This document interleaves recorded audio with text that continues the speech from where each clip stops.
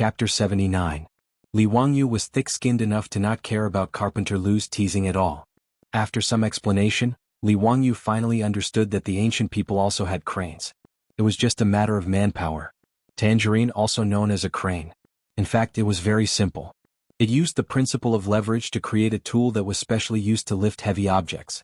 It was a thick long piece of wood with a base in the middle that acted as a fulcrum and a heavy object hanging at the end.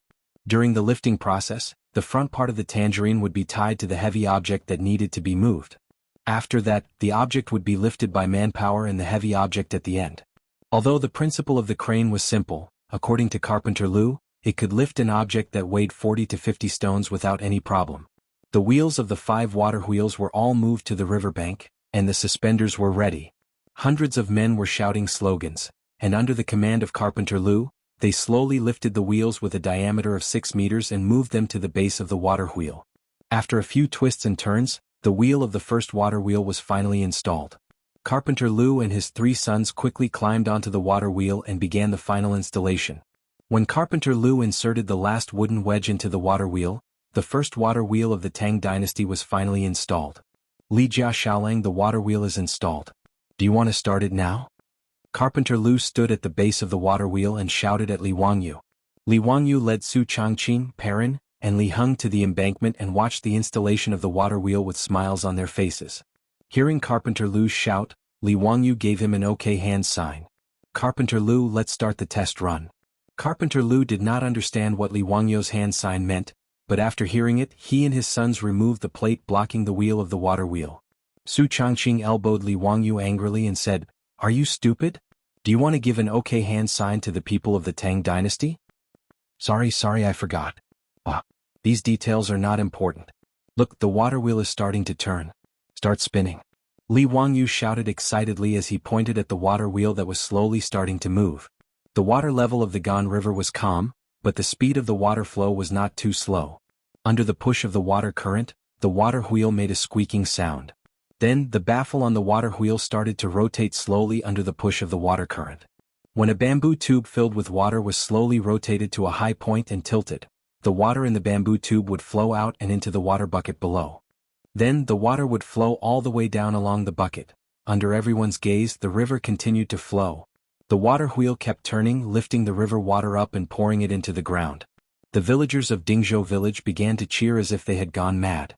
The old villager was so excited that his beard was trembling. Just as Li Jia Xiaolang said, there was no need for human or animal labor. The river water could water the fields. Miracle, this is a miracle. This thing is a work of art. Li Jia Xiaolang, you are doing something that will make Buddha appear in 10,000 homes. Great merit, great merit. The old villager was about to kneel down and kowtow to Li Wangyu. This really scared Li Wangyu. He quickly stepped forward and supported the old villager. Old villager, you can't do this. Don't make me feel bad. This is what I should do. Besides, am I not the first person to benefit? Without this water, my 300 mu of saline alkali soil would not be able to manage. The old villager knelt down and countless other villagers followed suit. Li Jia Xiaolang, you are merciful and compassionate, making Buddha appear in 10,000 homes. Thank you, Li Jia Xiaolang. Mr. Xiaolang, you are indeed a literary star that has descended to the mortal world. You have saved all living beings from suffering and distress. Many women pressed their children's heads and asked them to kneel down and kowtow to Li Wangyu. When the villagers of Dingzhou village knelt down, Li Wangyu and Su Changqing were at a loss of what to do. Everyone please get up. This cannot be done, this cannot be done. Li Wangyu did not expect that he would cause such a commotion by just building a water wheel. He did not expect that having an endless supply of water to irrigate the farmland would be so important to these villagers. Although Dingzhou village did not lack water, but to irrigate and soak the 2,000 mu of land in the village, who knows how much manpower would be needed to step on and overturn carts to fetch water. Originally, because of the lack of cattle, the work in the fields was already very difficult. Adding on the labor of fetching water, it was even more difficult. Now, Li Jia Xiaolang had actually built this miraculous water wheel that could automatically fetch water without manpower. How could the villagers not be grateful? Carpenter Lu's family was so excited that they straightened their backs, as if they were afraid that other people would not know that these 5 water wheels were built by their family. It was not easy to persuade the villagers. Li Wangyu was already sweating profusely. Carpenter Lu, let's hurry up and install the other water wheels. Li Wangyu did not dare to say much. He hurriedly asked Carpenter Lu to continue with the work. "All right, Mr. Xiaolang, watch carefully. I guarantee that these water wheels will be installed today." Under the instructions of the old village chief and Carpenter Lu, the 110 excited men once again lifted the wheel of the water wheel and began the installation of the next water wheel. In a day, 5 water wheels were erected on the banks of the Gan River. The water of the Gan River flowed endlessly, causing the water wheels to rotate continuously. The water made a gurgling sound as it was lifted by the bamboo tubes and poured into the fields. Li Wangyu's 300 mu of saline alkali soil had been divided into 5 parts. The surrounding areas were all piled high with soil and drainage channels were dug around the fields. Each water wheel corresponded to a field and led the water into the fields to soak the soil.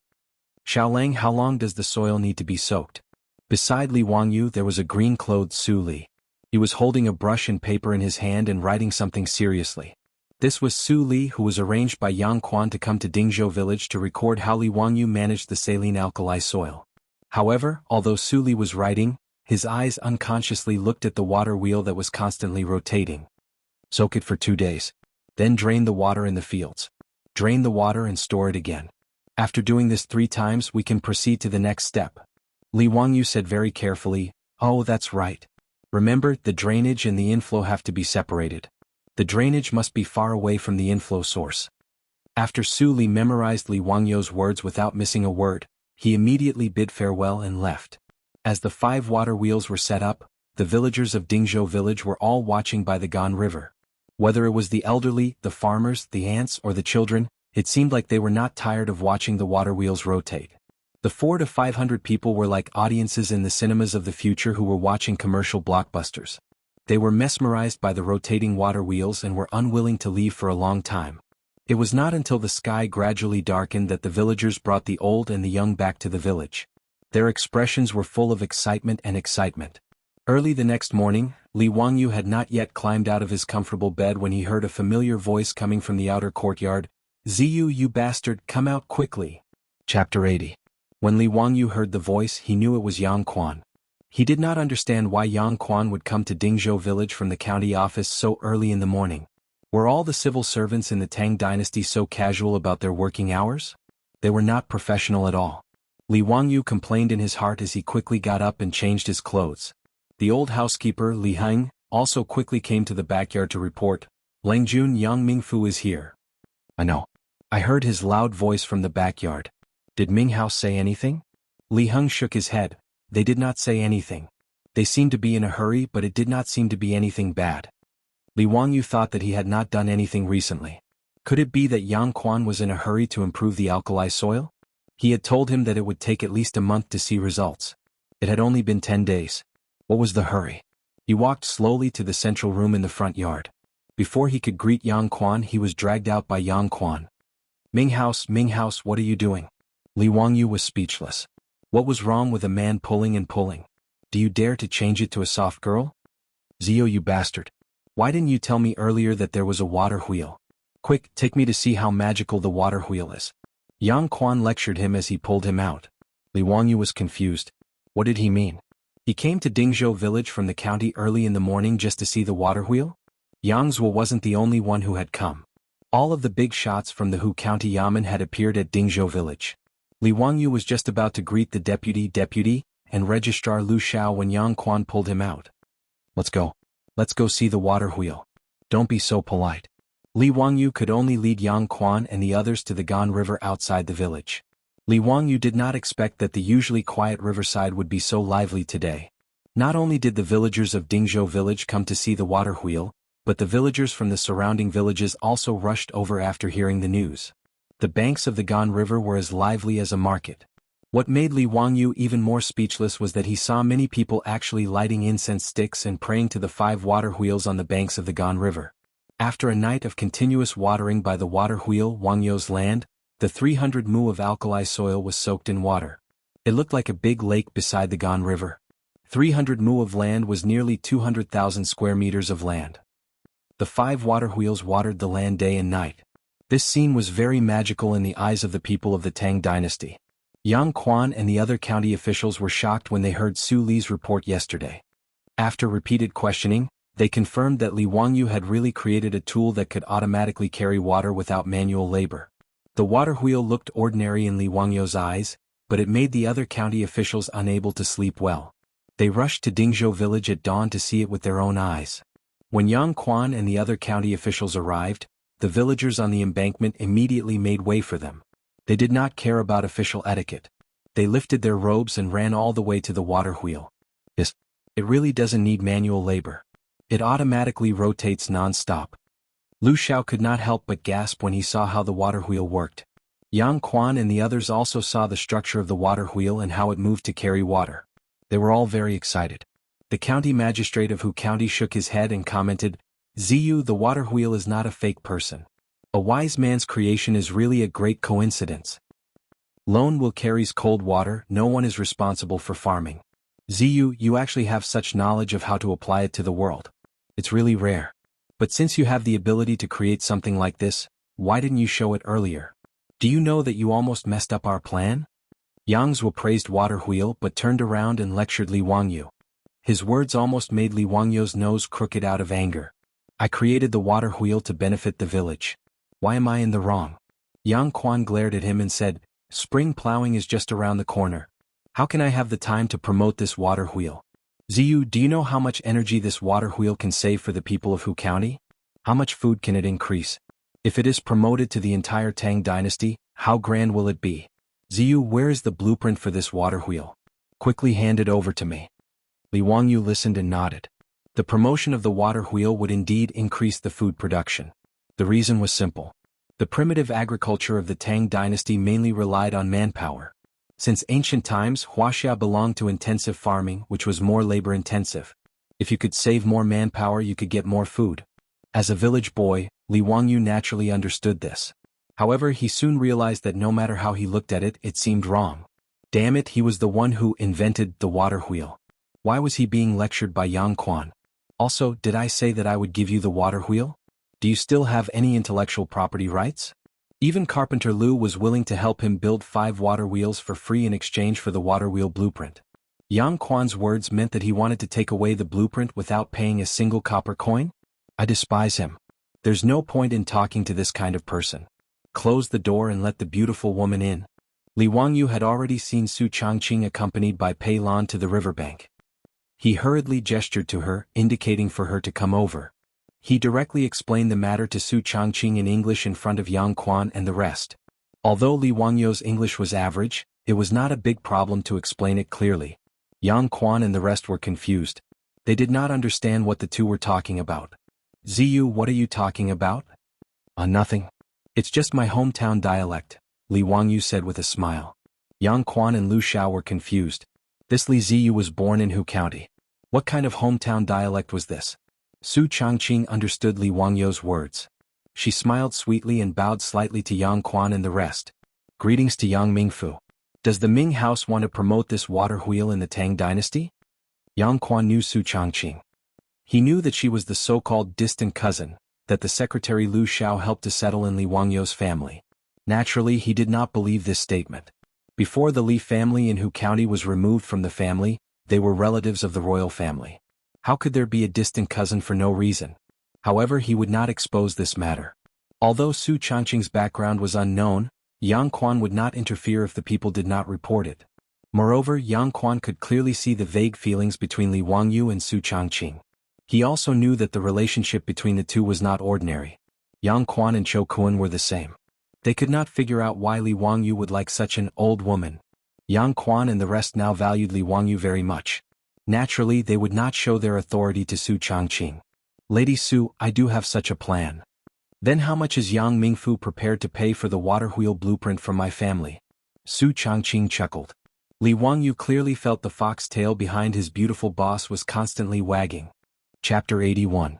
Su Changqing's words stunned Yang Quan and the other officials of the county government. How much money? What did he mean? I've never asked about the price of a restaurant in the city, let alone a few rotten watermelons. I know I got the wrong script. This was a big deal that benefited the country and the people. How could he talk about money? Yang Quan didn't react at all. In his opinion, the water wheel was built for the people. How could Li Wangyu take money? Pay? That's right. Don't tell me that the Ming residence doesn't intend to pay and just take the things from my family? Su Changqing had a look of disbelief as he stared at Yang Zuo with his beautiful big eyes. That pitiful look made Yang Zuo suddenly feel a deep sense of guilt.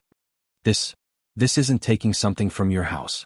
This water wheel is a great merit that can benefit the people. How can you call it taking something from your house? Yang Quan quickly waved his hand. The water wheel was created by my family. Yang Quan explained patiently, this water wheel can help the people of the Tang dynasty live a good life. Zio will be appreciated by all the people. Madam Su, you can't treat it like this. The water wheel was created by my family. The water wheel was created by my family. Yang Quan's face couldn't help but twitch. After a long time he sighed. Okay, it's yours. Madam Su, tell me, what do you want in exchange? Su Changqing smiled and stated her conditions. Give us another 20 cattle and reduce the rent of Dingzhou village this year. Even though Yang Quan was shrewd, he couldn't help but curse. This Madam Su was too ruthless. She had just asked for 10 cattle from the county government a few days ago, and now she asked for another 20? Did she think that the county government was a livestock market? 10 at most, and the rent will be reduced by half. Yang Quan didn't want to waste any more time and directly cut Su Changqing's conditions in half. He originally thought that he would need to spend more effort to convince this woman, but instead, he saw Su Changqing stick out her tongue and make a funny face at him. Then I'll have to thank the Ming residents. I originally thought that you would only give me 5 cattle, hee. When Yang Quan heard this, he felt his blood boil. He had actually been played by a woman. It turned out that Su Changqing's conditions were just an exorbitant demand. He was just waiting for him to return the money. When it came to negotiations, Su Changqing, a top business administration student from the University of Pennsylvania, could easily beat the officials of the Tang dynasty. The reason why he said those words just now was just to disturb Yang Quan's state of mind. When Yang Quan became impatient, he would then throw out his conditions and directly achieve his goal. Yang Quan shook his head. Since he had already said it, there was absolutely no reason to go back on his words. In this era of the Tang dynasty, Li Wangyu's favorite thing was that people kept their promises. He attached great importance to integrity. According to Zhen Guan, integrity, if the superior doesn't believe, he can't make the subordinate do anything. If the subordinate doesn't believe, he can't make the superior do anything. In the 6th year of Zhen Guan, Pai Lupi ordered 390 prisoners on death row to be released home for the new year. After the new year, he would be returned to prison to receive the death penalty. The result was shocking. None of the 390 prisoners on death row escaped. They all returned to prison on time. In the end, Pai Lupi was moved by these prisoners on death row who kept their promises and were honest. He relaxed the death penalty for the prisoners on death row. So no matter what, since Yang Quan had promised, he would definitely do it. Li Wangyu immediately smiled and took out the water wheel blueprint that he had already prepared. He held it with both hands and handed it to Yang Quan. In fact, he already knew that after the water wheel was built, it would definitely attract the attention of Yang Quan and the others. So he had already prepared the water wheel blueprint in advance. Yang Quan grabbed the blueprint and fiercely glared at him. As shrewd as Yang Quan was, he naturally saw that Su Changqing was negotiating with him under Li Wangyu's instructions. Li Wangyu touched his nose a little embarrassedly. Why did you glare at me when your beautiful superior killed you? I originally thought that it would be good enough if I could cheat a few cattle. I didn't expect Su Changqing to be so awesome. When the old villagers heard Yang Quan personally say that the rent of Dingzhou village would be reduced by half this year, they immediately knelt down to Yang Quan and the other county officials. Thank you, Ming House. Thank you, Ming House. I kowtow to you on behalf of the 127 villagers of Dingzhou village. Yang Quan laughed and reached out to help the old villagers up. Mr. Qin, if you want to thank someone, you should thank Li Jia Xiaolang and Su Xianyang. This county does not dare to claim the credit. This was exchanged with the water wheel blueprint by the Li family's young man. The old villagers naturally understood his words. They looked at Li Wangyu gratefully again as if they were going to kneel down. Li Wangyu hurriedly stepped forward to support the old man. Everything about the Tang dynasty was good, but there were always people kneeling down to him from time to time. Li Wangyu really couldn't get used to it. Yu Qi's old villagers kneeling down to him, it really shortened his life. Yang Quan left with satisfaction. Not only did he take away the water wheel blueprint, but he also took Carpenter Lu's eldest son with him. To make a water wheel, the blueprint alone was not enough. The father and son of the Lu family had made 5 water wheels with their own hands. Naturally, they were the most professional water wheel makers in the Tang dynasty. Carpenter Lu was not like Li Wangyu. As soon as he heard that the county magistrate wanted to recruit his eldest son to teach him how to make a water wheel in the county, he hurriedly agreed. Not only did he agree, but he also wanted to recommend himself to help in the county with a smile. Carpenter Lu's attitude finally made Yang Quan feel that he was still the county magistrate. He nodded with satisfaction and squinted at Li Wangyu. The meaning in his eyes was very obvious. He wanted Li Wangyu to learn from others. Li Wangyu just pretended that he didn't see it. He touched his nose and didn't say anything. Yang Quan was irritated by his attitude. Thinking that he had to give his family another 10 cattle, Yang Quan felt distressed. In fact, Yang Quan didn't care that much about waiving half of Dingzhou village's rent. There was no other reason. Dingzhou village was too poor and couldn't collect enough rent every year. It would be good enough if they could get half of it. It was better to generously waive the rent. But 10 cattle were different. That was a huge expense. Even though Yang Quan was the county magistrate, he couldn't ignore this expense. In short, Yang Quan was now happy. He took the water wheel blueprint and Lu's eldest son back to the county magistrate's office in Hu County. After Li Wangyu sent Yang Quan and the others away, he and Su Changqing stayed at home to take inventory of their property. It had only been half a month since they transmigrated to the Tang dynasty. Now, he and Su Changqing had been forced to leave the mansion in Hu County without any property. Now they unknowingly owned 20 cattle, 2 horses, a plot of land that could be improved, and more than 100 strings of copper coins and gold at home. If he didn't consider the debt of more than 1.6 million yuan, Li Wangyu would have entered the well-off society of the Tang dynasty ahead of time and become a great and glorious small landlord. Sure enough, knowledge was power. This was the so-called, there is a house of gold in a book. Li Wangyu only exchanged the method of improving saline alkali soil and the blueprint of making a water wheel for these things. Of course, strictly speaking, the 2 techniques he handed over were far more than what he exchanged from Yang Quan. But Li Wangyu was very clear. First, he didn't have the ability to protect these intellectual property rights. Second, as Yang Quan said, whether it was the saline alkali soil improvement or the water wheel, they were very useful to the people of the Tang dynasty. Li Wangyu didn't intend to keep them to himself. Li Wangyu picked up the bowl of water with satisfaction and drank a mouthful. After putting down the bowl, he felt that at this time he should have a cup of fragrant tea and take a nap under the sun. Thinking of the tea leaves, Li Wangyu suddenly stood up and patted his head with his hand. How could he forget the treasure in the Qingling Mountains? Chapter 82. Li Wangyu remembered that in his previous life, he had tasted a type of tea produced in the Qingling Mountains. Medicine King tea. This type of magical tea from the depths of the Qingling Mountains could only be found in the wild. It was said that the Medicine King tea was discovered by Sun Simiao, the Medicine King of the Tang dynasty, when he was cultivating in the Taibai Mountains of the Qingling Mountains. It was said that when he lived in seclusion in the Taibai Mountains, he often picked a type of tea leaves to make tea. He also introduced it to the mountain people and herbal medicine doctors. Later generations called it the Medicine King tea. According to the Taibai Materia Medica, the Medicine King tea was mild in nature and slightly sweet in taste. It could clear summer heat, nourish the brain, clear the heart, strengthen the stomach, remove dampness, clear the eyes and regulate the menstrual cycle. Li Wangyu knew that although it was called the Medicine King tea, it was actually not a type of tea. It was a type of plant called Huashi Silver Wintersweet. The Medicine King tea still had a lingering fragrance after being brewed 7 times. It was a rare type of tea. Li Wangyu almost drooled when he thought of this. Drinking tea, he really wanted to drink tea, not the damn tea of the Tang dynasty. After pondering for a while, Li Wangyu immediately ran out to find the Niu brothers to help him pick the tea. Li Wangyu did not have the ability to go deep into the Qingling Mountains. However, the Niu brothers often went into the Qingling Mountains to hunt.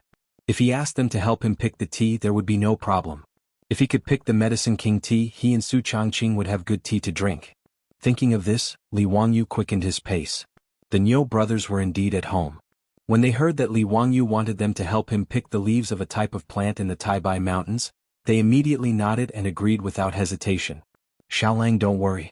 Big brother and I are planning to go hunting in the mountains tomorrow. We can help you pick that leaf from Taibai Mountain while we're at it. Niu Wu patted his chest and agreed without a care. Thank you, brothers. When I come back, I will invite you two to eat at home. Li Wangyu said happily. Pig slaughter rice? Niu Wu could not forget the pig slaughter rice he had eaten that day. Niu Yong glared at his younger brother. Only he could think of such a thing. Li Wangyu was speechless. He had to kill a pig just to treat him to a meal? Even the landlord didn't have any extra food. He hurriedly explained, Pig slaughter rice is not something that can be made often, but it is still a delicacy made from pork. Li Wangyu described the appearance of the Medicine King tea again. After confirming that the Niu brothers had remembered it, he left. When the Niu brothers went hunting in the Qinling Mountains, they would usually be gone for about a week. Thinking that he would be able to drink tea after a week, Li Wangyu was filled with anticipation. The next day, as expected, Yang Quan kept his word. Early in the morning he had people rush over and hand over 10 cattle to Li Wangyu. This once again caused a sensation in Dingzhou village. Li Wangyu was very straightforward. He directly handed the 10 cattle to the old villager. Including the previous one, a total of 20 cattle were all lent to the village for spring plowing free of charge. He only needed the village to send people to help him manage the saline alkali soil. Now, everyone in the village, through the old villager's publicity, knew that because of Su Changqing's request, Li Wangyu used the blueprint of the water wheel in exchange for the village's rent to be reduced by half this year. In addition to the cattle lent to the village for free, as well as Li Wangyu's pig slaughter rice that was still unforgettable. In short, now Li Wangyu's prestige in the village was catching up to the old villager, or even surpassing him. If it wasn't for the old villager stopping them, it was likely that many of the villagers would have gone up to Li Wangyu and kowtowed to thank him. Li Wangyu and Su Changqing were now walking in the village. At any time, there would be villagers enthusiastically greeting them. From time to time, there would be villagers sending fresh mountain goods and river seafood to express their gratitude. The Ox brothers went into the mountains to hunt. Li Wangyu also went to the Gan River and began to guide the villagers who helped him to dig a canal to release water. After being soaked in the river for 2 days, they dug a canal to release water. After the water in the saline alkali soil dried up, they plugged the gap again and released water again. This operation had to be repeated 3 or 4 times to wash out the alkali contained in the soil. Li Wangyu stood on the riverbank and watched everyone work. From the lower reaches of the Gan River, a river boat slowly came up. This was very rare. Because Chang and City was downstream of the Gan River, generally river boats came to the Chang and Eastway Bridge Pier. In addition to fishing boats, there were very few river boats carrying goods on the Gan River. Li Wangyu curiously looked and saw a person standing at the bow of the boat waving at him. At a glance, Li Wangyu knew that the fatty Cho Kun had returned. "Brother Cho, why did you come by boat?" Li Wangyu curiously asked. From Chang and City to Dingzhou village, it took less than 2 hours on horseback, but by boat it took 2 days. "Haha, Xiaolang, thank you so much for the news. My family's Darren asked me to bring you another 100 dan of grain as thanks. Please accept it." Cho Kun stood at the bow of the boat and shouted, 100 dan of grain? This was a pleasant surprise. Li Wangyu now felt that the more grain the better. Of course he would not refuse. With a face full of smiles, he looked at the river boat docking and thought to himself that this time Cho Kun would not charge him for the meal. "Yes, I am indeed a good person. I am too generous." Li Wangyu shamelessly praised himself in his heart. If Cho Kun could hear his inner thoughts, he wondered if he would have the impulse to beat him to death. Li Wangyu was still praising himself when he heard the fatty let out a soft cry. "Xiaolang, what are these things that can move on their own?" "A water wheel. It is used to carry water for irrigation," Li Wangyu explained. Cho Kun did not have time to talk to Li Wangyu. After jumping ashore, he ran to the water wheel and carefully looked it up and down. "This water wheel is amazing. It actually uses water to move it and automatically moves it to carry water. Xiaolang, I'm afraid you didn't create this, right?" Cho Kun, this fatty, was actually able to see the key to the water wheel's movement. This made Li Wangyu somewhat surprised. Li Wangyu nodded. "Brother Cho has good eyesight. Haha, actually my family also farms. I wonder if Brother Cho can teach this water wheel to my Cho family? Don't worry, I will use grain to exchange for it." Cho Kun's small eyes blinked a few times and immediately put forward his request. "You want a water wheel? What exchange? I will give you the water wheel blueprint later." After taking 400 dan of grain from the Cho family for free, Li Wangyu did not have the nerve to accept money. If Yang Quan knew that Li Wangyu gave the water wheel blueprint to the Cho family for free, perhaps he would have the heart to kill him with a knife. After all, he was extorted by Li Wangyu for 10 cattle in exchange for the blueprint. After a conversation, Li Wangyu finally understood that the Cho family was not only a big grain merchant in Chang'an, but also a big landowner. Their family owned a large amount of land in Hebei and Jiannan provinces. They had built a plantation specifically for growing grain. North China Plain and Sichuan Plain were the main grain-producing areas of the Tang dynasty. Li Wangyu did not expect the Cho family to have such a big layout. With so much land, the water consumption was naturally huge. Cho Kun could see the value of this water wheel at a glance, so he proposed to buy the method of making it from Li Wangyu. If the Cho family's plantation was equipped with a water wheel, Cho Kun estimated that the grain production would increase by at least 10%. Seeing that Li Wangyu was willing to give away the water wheel blueprint, Cho Kun was overjoyed and repeatedly thanked Li Wangyu for his generosity. Cho Kun asked someone to help him transport the grain back home. With so much grain, the old housekeeper Li Heng's face was full of smiles. He began to ponder whether or not he should build another granary. Inviting Cho Kun to sit in the central room, Li Wangyu planned to ask Cho Kun how his family was going to deal with the locusts that were coming. Chapter 83. Brother Cho, what have you and Mr. Cho prepared these days? Haha, it's all thanks to Xiaolang's reminder this time, Cho Kun said proudly. Cho Kun took a sip of water and continued, my father has sent letters to Jiannan and Hebei provinces to ship all the stored food to Chang'an. In addition, he has transferred funds to buy a lot of food everywhere. My family's treasury has basically been emptied. Li Wangyu didn't expect Cho Yuanliang to be so bold. After learning that the locust plague might break out, he put all his money on it. Looking at the complacent fat man, Li Wangyu thought for a moment and asked, Mr. Cho, did you hoard food and plan to use the locust plague too? Before he finished speaking, Li Wangyu didn't know how to continue. In business, it was understandable that Cho Yuanliang hoarded food to make a fortune, but he felt that it was too low. If that was the case, it was fine if he didn't make friends with the Cho family. Cho Kun suddenly stood up and glared at Li Wangyu. What do you mean, Xiaolang? My family has been doing business for generations, but they are upright and never do business against their will. Seeing Cho Kun so agitated, Li Wangyu was a little embarrassed. He smiled and touched his nose. Brother Cho, don't blame me. What is Mr. Cho's plan? Cho Kun glared at Li Wangyu with dissatisfaction and sat back down. My family is not hoarding food for profiteering. My father's intention is that when the plague of locusts arrives, all the food stores in my family will continue to operate as usual. No matter how much food you want, as long as we still have it in our warehouse, we will definitely sell it. His words made Li Wangyu's eyes light up. He raised his bowl to Cho Kun and said, Mr. Cho, you are a righteous man. I toast you with water instead of wine. After that, he drank the water in the bowl. Although the locust plague would reduce the production of food, the Tang dynasty had so much land that not all places would be affected by the locust plague. One of the main reasons for the famine was that unscrupulous grain merchants deliberately hoarded grain and did not sell it in order to make huge profits. This caused panic among the people and made grain even more precious. In fact, the Tang dynasty did not lack food at all, especially during the second year of Jingguan. In the previous dynasty, when Emperor Yang of Sui ascended the throne, the population of the country had already reached 8.9 million households. With each household having 6 people, the population of the country was no less than 50 million. At the end of the Sui dynasty, the world was in chaos and there were countless casualties. After the Tang dynasty was pacified, the Ministry of Civil Affairs of Wuda estimated that there were only 2.19 million households in the Tang dynasty, with a population of less than 20 million. Not to mention the grain produced by the Tang dynasty every year, just the Huiluo Tsang, which was inherited by the Tang dynasty at the end of the Sui dynasty, had a total grain storage of more than 300 million caddies, which was enough for the people of the Tang dynasty to eat for 50 years. In the 11th year of Jingguan, Imperial Censor Ma Zhou told Emperor Taizong, Li Shimin, the Sui family's treasury is in Luoco and Li Mi is in it. The treasury of Xijing is also used by the country and has not been used to this day. At this time, the Sui dynasty had already been destroyed for 20 years, but at that time the grain and cloth had not been used up. Li Wangyu did not quite believe this.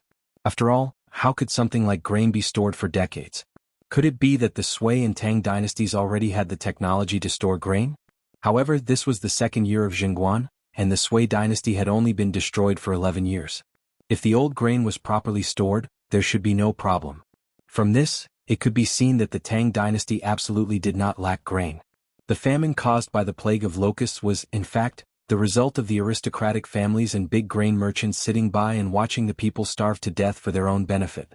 In response to Li Wangyu's praise, Cho Kun was a little embarrassed. Xiaolang, don't misunderstand my lord's meaning. Although it will cause grain to be sold, the price will still follow the market. We will not deliberately lower the price. Of course, haha, I naturally understand what Brother Cho is saying. Li Wangyu laughed. Of course he understood Cho Kun's meaning. The price will follow the market. First, Cho Kun will make a lot of money as the price of grain rises. Second, he will not attract the hostility of his peers. Third, he will not be noticed by the government. Otherwise, if you, a grain merchant, purposely sell grain at a low price, what are you trying to do? Who would be able to bear the label of trying to buy people's hearts? After understanding Cho Kun's thoughts, Li Wangyu's grudge completely disappeared. He asked Li Heng to prepare dinner and wine. Tonight he wanted to drink a few cups of wine with Cho Kun. The Li family's current rule was that there was no distinction between master and servant during mealtime. Everyone ate at the table. Cho Kun had lived with the Li family for a few days before, so he naturally knew this family rule. However, he did not feel uncomfortable. Just as the sky turned dark, the Li family gave Cho Kun a shock. In the main room of the front yard, the old housekeeper Li Heng saw that the sky had darkened, so he took out a match and lit a lamp. At first, Cho Kun did not pay much attention to it. When the lamp was lit, he was surprised to find that it was not an ordinary candle or oil lamp, but a lamp that he had never seen before. The lamp that Li Heng lit was much brighter than an ordinary oil lamp or candle, and there was no black smoke coming out. This made Cho Kun very curious. "Housekeeper Li, what kind of lamp is this? It's very strange." "Ah, this is a biogas lamp made by my Langjun. It does not use lamp oil, nor does it emit black smoke. Old me does not know what kind of biogas Langjun uses. In short, this lamp can be lit all night. It is very magical." When Li Heng talked about the biogas lamp, he was full of praise. In his opinion, the biogas lamp was simply the work of the Immortals. It was the Li family's heirloom. Therefore, lighting the biogas lamp at home every night was Li Heng's favorite thing to do. Even the little girl Perrin was not allowed to interfere. In fact, the biogas lamp that Li Wangyu made was very simple. Due to the limited materials, he could only make do with what was available. In the past, there were many places in the countryside that had biogas ponds. Because Li Wangyu was mischievous and curious, he disassembled the biogas lamp at home into parts, wanting to study its principle. Although later his grandfather beat him up because of this, Li Wangyu remembered the exact structure of the biogas lamp because of this beating. A normal biogas lamp was mainly composed of a nozzle, an ejector, a mud head, a gauze cover, a glass lampshade, and a reflector. However, it was obvious that Li Wangyu could not make these things in the Tang dynasty. The glass lampshade and reflector were just a dream. In addition, the biogas pond at home was the most simple one, and there was not even a pressurizing device. Therefore, Li Wangyu could only try to simplify it as much as possible. After a lot of effort, he finally made the nozzle and mud head of the biogas lamp. The most important copper wire mesh was made by an old copper craftsman in the county with copper wire. Of course, the glass lampshade outside was not possible. It was replaced by an ordinary gauze lampshade. Even so, such a simple biogas lamp was an amazing thing in the Tang dynasty. At this moment, Cho Kun seemed to have discovered a new world. He did not even wait for the Li family's delicacies that he was looking forward to the most. Like a curious baby, he followed behind the old butler Li Heng and watched him light up the biogas lamps at home one by one. Every time a biogas lamp was lit up, Cho Kun would shout, "Good," and then move closer to observe carefully. However, the old butler Li Heng looked proud and disdainful, thinking that Cho Kun was simply a farmer who had seen too little. Li Heng's look made Li Wangyu laugh secretly. He clearly remembered that a few days after the biogas pond was built, the cow and horse dung piled up in the biogas pond began to ferment and produce biogas. When Li Wangyu lit the biogas lamp for the first time, Li Heng looked as if he had seen a ghost. It seemed that he was even more unbearable than Cho Kun. Chapter 84. The old housekeeper Li Heng led the fatty Cho Kun to show off the biogas lamps in the house. Satisfied, he went to the kitchen to see if the food was ready. Cho Kun also ran to the kitchen. Now, the Li family's kitchen had been taken over by the little girl Perrin. It must be said that this little girl was very talented in cooking. In just half a month, she learned most of Su Changqing's cooking skills. Especially when it came to the dishes that Su Changqing had made once, she could perfectly replicate them. Therefore, Su Changqing didn't go to the kitchen much now. He would occasionally make a few new dishes. After teaching Perrin, he would wash his hands of it. Speaking of which, the Li family was very small now. With only 4 people, it was indeed a bit difficult to make ends meet. They couldn't even take care of the 20 cattle sent by the county. It was Su Changqing who came up with a solution. After discussing with the old village chief, he placed the 20 cattle in the care of all the families in the village. He made it clear to the old village chief that the cattle could be lent to the village for spring plowing free of charge, but the cattle had to be raised by the Li family. Moreover, once the Li family needed them, they could take the cattle for use at any time. In Li Wangyu's eyes, these conditions were very harsh, but the old village chief was overjoyed. Moreover, there was an endless stream of families in the village who were willing to adopt the cattle. The 20 cattle almost broke the old village chief's doorstep. Li Wangyu could only look up and sigh. They were still too poor. As for the 2 horses, neither Li Heng nor Li Wangyu was willing to send them to the village to be raised. Li Wangyu now also liked riding horses. When he was free, he would take the horses out and ride them around the village. He received all kinds of envious and jealous gazes from the villagers. What Li Wangyu didn't expect was that his beautiful boss also knew how to ride a horse. Moreover, she was much better at it than him. From time to time, the 2 would ride horses together to relax. While chatting, Li Wangyu found out that Su Changqing was actually a member of an equestrian club in Chengdu. Hearing this, Li Wangyu couldn't help but gnash his teeth. He had heard of the equestrian club. The annual membership fee was 100,000 renminbi. It was simply a scam. And Su Changqing was actually a member of that club. He was too rich. As a department manager, Su Changqing's annual salary was in the 7 digits. Of course, he could afford the equestrian club. It was a pity that he worked himself to death, and his annual income was only 6 figures. It was not easy for him to get a mortgage to buy a house, but before the day of delivery, his beautiful boss stepped on the accelerator and sent him to the Tang dynasty. It was really unreasonable. Fortunately, the heavenly Tao was good at reincarnation. If you don't believe it, just look up and see who the heavens will spare. His beautiful boss stepped on the accelerator and not only sent Li Wangyu, the pride of the whole village, to the Tang dynasty, but she also inexplicably brought him along. Every time he thought of Su Changqing's stupefied appearance after falling into his bathtub, Li Wangyu couldn't help but want to laugh. The 2 horses at home were both docile maras. One was red and the other was white. The white horse was unreasonably occupied by Su Changqing, which made Li Wangyu full of melancholy and worry. Li Wangyu's little grievance was clearly seen by his beautiful boss. She proudly raised her beautiful neck and said, "Humph, don't think that you are a prince just because you have a white horse. Be careful not to become a monk." Her words were so reasonable that Li Wangyu was speechless. In short, Lai Hot was now a family of 4, so he had to do a lot of things by himself. Cho Kuan, who was used to being served by others, was still not used to this. However, the delicious dishes of the Li family made it difficult for him to give up. If Cho Kuan was in modern times, the most suitable occupation for him would definitely be a gourmet, commonly known as a foodie. For a mouthful of food, he actually disregarded his reputation as the young master of the Cho family and shamelessly followed behind the little girl Perrin, just to see what delicious food would be served tonight. Today the villagers sent freshly caught river fish to the Li family. The little girl directly made fish with pickled cabbage and pickled cabbage. The fragrance that assailed his nostrils made Cho Kuan almost drool. Cho Kuan was very satisfied with the dinner at the Li family. He felt that it was a wise decision to come to Dingzhou village from Chang'an. Of course, this was not only because the fat man was a foodie, but also because Li Wangyu gave Cho Kuan too many surprises and shocks, which made Cho Kuan feel that his father really had a sharp eye. After not seeing each other for just over 10 days, Cho Kuan found that the Li family suddenly had a lot of differences. Not to mention the magical methane lamp. Even in the kitchen, Perrin fiddled with the bamboo pipe that could produce water by itself, which also amazed him. Ignoring the little girl's supercilious eyes, the fat man excitedly fiddled with the valve on the bamboo pipe for a long time, watching the water flow out and disconnect. He was having a lot of fun.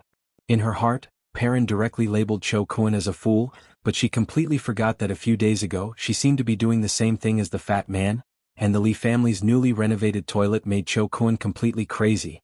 At that time he wanted to relieve himself, so he walked around the Li family's front yard and backyard 3 times, but still couldn't find the toilet. The Li family's backyard originally had a dirty and simple toilet, but Li Wangyu had already had people demolish it. That kind of toilet, not to mention his beautiful boss who was a clean freak, even he couldn't stand it. Considering the convenience of Li Heng, the servants, and the guests in the house in the future, Li Wangyu had the masons change a side room in the front yard into a toilet and shower room. It was also tiled, the same ceramic toilet, and the same hot shower room. Cho Kuan really couldn't find the toilet in the Li family, so he could only ask the old housekeeper, Li Heng, for help. When Li Heng brought him to a side room in the front yard with a look of disdain, Cho Kuan thought the old man had gone crazy. "Why did you bring me into the room if you wanted to relieve yourself?" "Old housekeeper, I want to relieve myself." Cho Kuan thought the old man's ears were bad and didn't hear him clearly. "This is the toilet." The old housekeeper's face was calm, but his eyes revealed a disdainful smile. The fat man dared to swear that he knew this look. Because every time he saw a fuss in Chang'an's West City, he showed this look when he saw the foreign merchants who came to Chang, and for the first time. Cho Kun didn't understand what a toilet was, but when Li Heng introduced him to the toilet and how to use the ceramic toilet, Cho Kun almost thought he was hallucinating. This unbelievably beautiful room, you're telling me it's a toilet? What are these things stuck in this room? If Cho Kun's eyes weren't blind, he could be sure that they were all ceramic, but he didn't know how to make them like this. It was really hard to imagine that they were stuck to the wall and the floor. And the ceramic toilet made him ponder for a long time before he realized that it was actually a toilet. Li Heng calmly explained to Cho Kun how to use the toilet and how to pull the rope above to flush. Cho Kun could only nod his head blankly. When the old butler was satisfied with the lecture and walked out of the bathroom, Cho Kun finally sat down cautiously. The fat man now began to seriously consider whether he was still a rich man in Chang'an City. Why did he come to the Li family in Dingzhou village, and instead he was more like a farmer, a country bumpkin? Reflecting on his shameful performance today for the sake of the Cho family in Chang'an City, the fat man felt that he had to remain calm no matter what incredible things he encountered. Well, the Cho family in Chang'an City couldn't lose face in front of him. Just now the old housekeeper Li Heng's disdainful look made his face burn. But Cho Kun's calmness didn't last long. When the old housekeeper invited him to take a bath and change his clothes at night, this guy became a country bumpkin again. Chapter 85. Cho Kun took a river boat for 2 days to come to Dingzhou village, so he naturally had to treat him to a bath. Li Wangyu didn't want to let the fatty use the pool and sauna that he built himself. It wasn't that he was misophobic, but he felt that it was awkward to have a bath and sauna with a fatty. It would be more appropriate if it was a beautiful woman. Li Heng politely invited Cho Kun into a side room and pushed open another door. Cho Kun was once again a country bumpkin. He looked left and right at the empty room covered in tiles, not knowing how to take a bath. Where's the bathtub?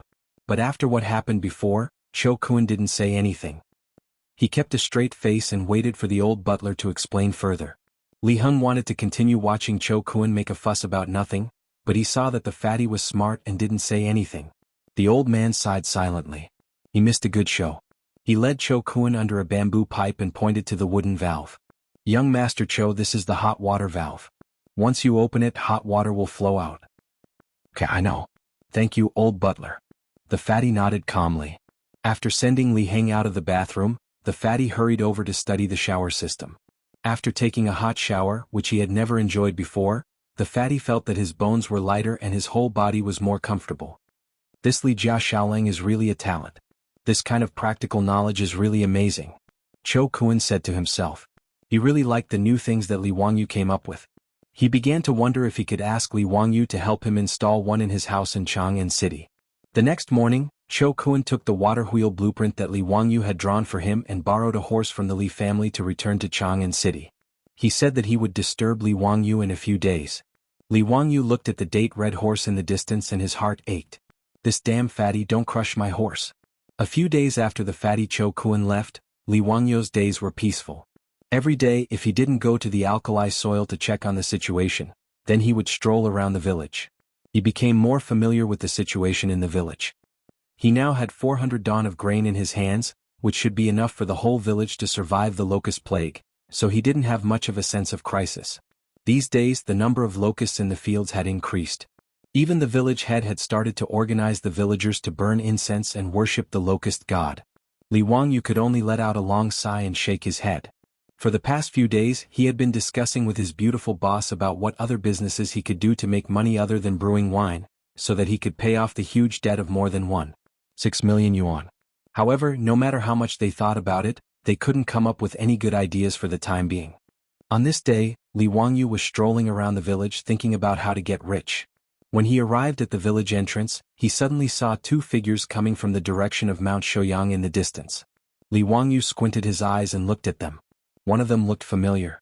He took a closer look. It was the second son of the Niu family, Niu Wu. Behind him was a skinny old Taoist. Strange, why don't I see Niu Dalong? Li Wangyu mumbled. As the two got closer, Li Wangyu suddenly realized that Niu Wu's body was stained with blood, and he seemed to be carrying someone on his back. It looked like the eldest son of the Niu family. Li Wangyu hurriedly ran 2 steps forward to greet him. Erlang, what's going on? What happened to Dalong? The person on Niu Wu's back was his brother, Niu Yong. However, Niu Yong had already fainted. His eyes were tightly shut, and he was also stained with blood. My brother was scratched by a black bear in order to save this damned old Taoist. Now his life is hanging by a thread. Niu Wu's eyes were wide open and his eyes were red. He gritted his teeth and spat out these words one by one from his throat. Niu Wu's appearance of choosing a person to devour made Li Wangyu somewhat apprehensive. He didn't have time to look at the old Taoist, and quickly went forward to check on Niu Yong's condition. Niu Yong's injury was on his back. It looked like it had already been bandaged, but the cloth wrapped around the wound was still bleeding. Second son, Dalong's injury isn't fatal. Why is he unconscious? Li Wangyu asked, puzzled. How could an injury on the back make Niu Yong, who was as strong as an ox, faint? Could it be that his internal organs were injured? I don't know. After my brother was injured, it was this old Taoist who bandaged him. He was fine at that time, but that night, his body became feverish and he fainted. This damned old Taoist actually told me that my brother was probably doomed. So I carried him down the mountain. I had to take him to the county to find a doctor to save his life. Xiaolang, quickly lend me your horse. Niu Wu's words made Li Wangyu understand Niu Yong's injury. If there was no accident, it was most likely that the wound wasn't disinfected, and the infection caused a high fever and other complications. This wasn't because Li Wangyu knew any medical skills, but because most people in the future more or less knew medical common sense. Wild beasts like black bears had countless bacteria in their claws. If they weren't disinfected with alcohol or iodine immediately after being scratched, it was easy to be infected by bacteria. In Li Wangyu's opinion, there shouldn't be any common sense in this area of first aid in the Tang dynasty. Second son, if you believe me, send Dalong to my house. I have a way. Li Wangyu grabbed Niu Wu. Naturally, he wasn't a miracle-working doctor. The reason why he dared to say that he could save Niu Yong was that he remembered Su Changqing's box of cephalosporin capsules. Was there any medicine more effective than cephalosporin in the Tang dynasty to fight inflammation? If a suppurative infection wasn't immediately disinfected, he would really die. Even if Li Wangyu's heart ached for the one and only cephalosporin capsules, he wouldn't watch Niu Yong, a veteran of hundreds of battles, die in front of him. As for the current doctors in the Tang dynasty, it would be a miracle if they could save Niu Yong. Even if the king of medicine, Sun Simiao, was here, he would be helpless. Xiaolang, don't joke. Can you really save my eldest brother? Niu Wu's eyes widened again when he heard Li Wangyu's words. He stared at Li Wangyu for fear that he was joking with him. Li Wangyu nodded and said, yes, let's go. The words between the two fell into the ears of the old Taoist beside them. The old Taoist couldn't help but interrupt and say, don't make trouble, kid. Our benefactor's wound is already ulcerated. How can there be medicine to cure it? Even I can only delay it for a while, but I can't cure it. The ulcer he mentioned was the name of inflammation and suppuration in traditional Chinese medicine. Shut up. Before the old Taoist could finish his words, Li Wangyu and Niu Wu spoke at the same time, forcing the old Taoist to swallow back his words. You old Taoist, if my eldest brother is cured by Xiaolang, then it's fine. But if anything happens to my eldest brother, I'll make you accompany him in the underworld. Niu Wu shouted sternly. Hearing this, the old Taoist cupped his hands and said, Immeasurable deity, if you want to take this body of mine to pay for your brother's life, I naturally won't resist. Li Wangyu didn't bother to ask who this old Taoist was. He pulled Niu Wu and ran back to his house in the village. Niu Wu carried his brother on his back and followed closely behind. The old Taoist sighed and followed. Li Heng, tell Perrin to boil water immediately. Also tell Changqing to come over. Li Wangyu called out loudly as soon as he entered the house. At the same time, he led Niu Wu to a side room in the front yard and had him put Niu Yong on the bed. Chapter 86. Li Wangyu's shout startled the four people in the house. Su Changqing ran over from the backyard while lifting her dress. Wangyu, what's wrong? Niu Dalong was scratched by a black bear. The wound is infected and has a high fever. Go and get your box of cephalosporins. Li Wangyu shouted at Su Changqing while looking for scissors to cut the cloth wrapped around Niu Yong's body. Su Changqing naturally knew the Niu brothers. After the two of them escorted Li Wangyu to Chang, and they had a lot of contact with the Li family. Su Changqing also heard that the two of them fought desperately against the Turks and were disabled. He admired them very much. Now hearing Li Wangyu's words, Su Changqing was also anxious. Without saying anything, she turned around and ran to the backyard to get the cephalosporins capsule. Xiaolang, how is it? Was my brother treated indiscriminately by this ox nose and became like this? Niu Wu pointed at the old Taoist and cursed. Li Wangyu cut the cloth and shook his head. It shouldn't be this Taoist's fault. This kind of external injury needs to be cleaned and disinfected, and the wound also needs to be sutured. This Taoist probably doesn't understand these. He was stunned before he finished his words. After cutting the cloth wrapped around Niu Yang's back, the wound on his back was exposed, but it was not what he had imagined at all. Li Wangyu only had a lot of thoughts in his mind. He was King cheated by the unscrupulous directors and screenwriters of the later generations. What happened to the careless application of herbs and even plant ashes wound medicine? What happened to the suturing technique? Li Wangyu wanted to rely on the suturing and debridement techniques he knew to show off in the Tang dynasty, but now looking at Niu Yang's back, the wound had obviously been sutured. What was this? He looked up at the old Taoist in a daze. Taoist, this is the wound you sutured? Boundless Lord, the wound of our benefactor was indeed sutured by me. You also know suturing techniques? When did you transmigrate to the Tang dynasty? Li Wangyu asked stupidly. When Su Changqing heard this, she carefully moved her feet and came over to take a look at the wound on Niu Yang's back. She couldn't help but let out a soft cry and quickly covered her little mouth with her hand. What is transmigration? I naturally know how to suture wounds. What's so difficult about that? There is a detailed record in the theory on the origin of diseases that using mulberry thread to stitch up the skin is not a secret. Naturally, Li Wangyu did not understand what the old Taoist was talking about. He just nodded his head dumbly. He thought of something and asked, "Is there any disinfectant?" Disinfect? Sterilize. The old Taoist priest pondered over Li Wangyu's words and asked uncertainly, "Are you talking about killing insects and maggots?" At that time I had already used skullcap and pig fat to wash your wounds. What was the old Taoist saying? Li Wangyu did not understand at all. Could the decoction of Scutellaria and lard kill bacteria? Could it be pseudoscience? Just as he was about to say that he should use salt water to wash it, he heard the old Taoist priest speak again. By the way, I also use salt water to wash your wounds. Logically speaking, there should not be any ulcers. Sigh, immeasurable deity. Li Wangyu's breath was stuck in his throat, and he almost choked to death. What kind of old Taoist priest was this from the Tang dynasty? How did he know everything? Was Chinese medicine so advanced? In fact, Li Wangyu did not know that debridement and suturing had long existed in China. Generations of doctors had invented it. The decoction of Scutellaria and pig fat that the old Taoist priest said could effectively inhibit the growth of bacteria and protect the wound. In the prescription for 52 diseases, there was a record of using wine to clean wounds.